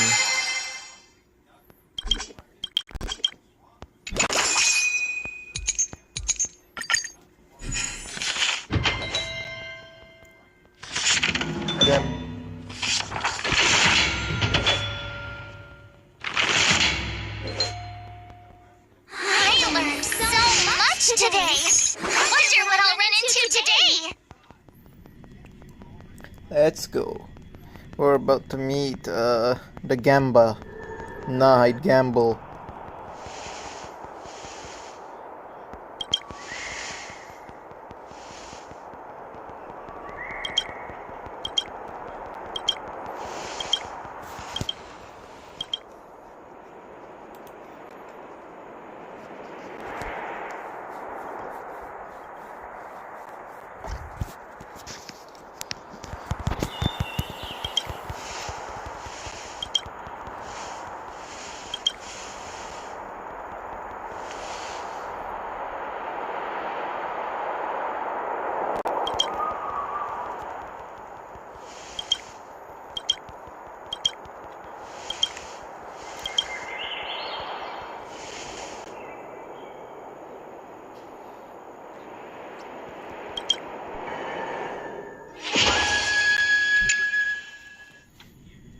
So, what does Gamba girl do? Gamba? Properly.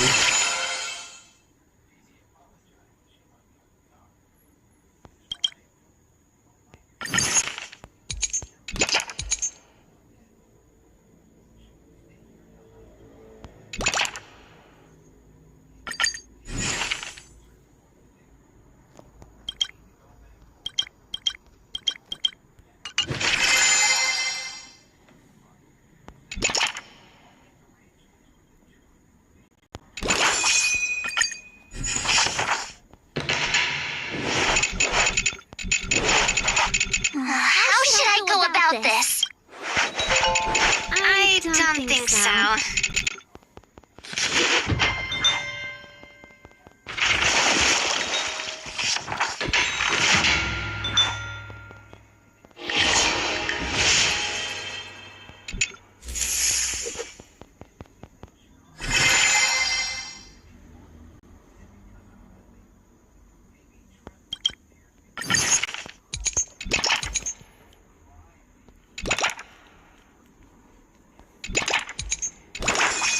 Let's do this.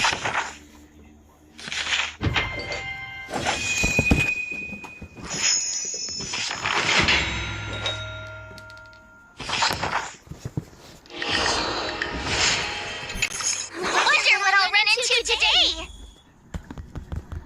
Let's go.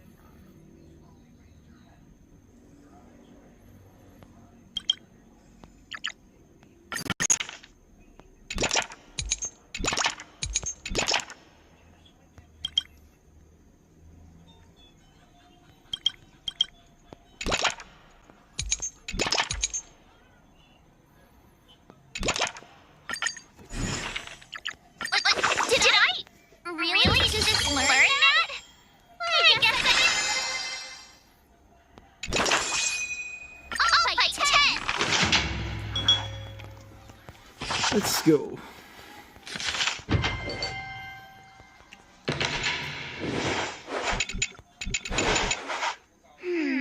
What do you recommend? Give me a minute.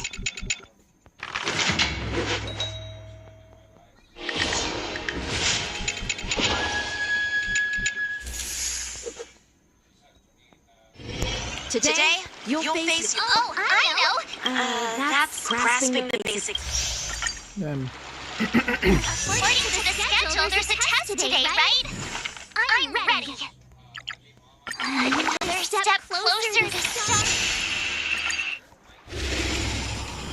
Time to fight.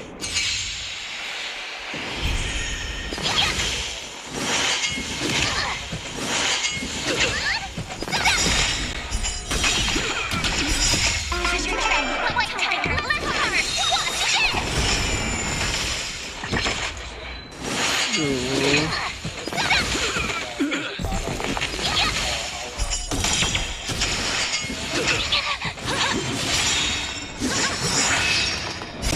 As you're ready, what tiger? Let's start. Watch it.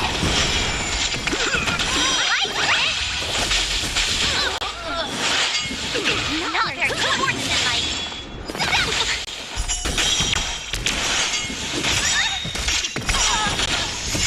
As you're ready, what tiger? Let's start.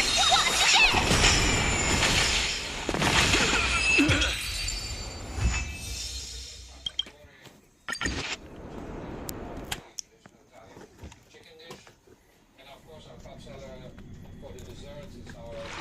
Looks like I passed the test, right?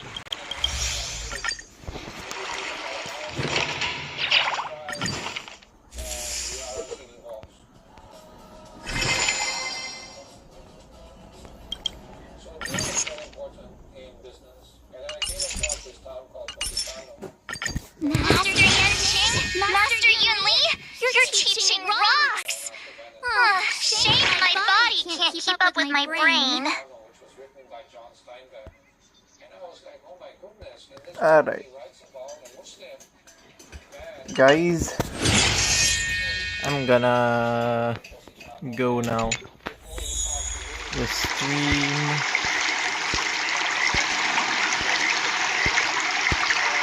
Wow, I have so many stuff out. Alright then. See you guys maybe in another stream. Or I guess it's probably in 4 months once the update's out again. But you never know. Alright. Thanks for watching and goodbye.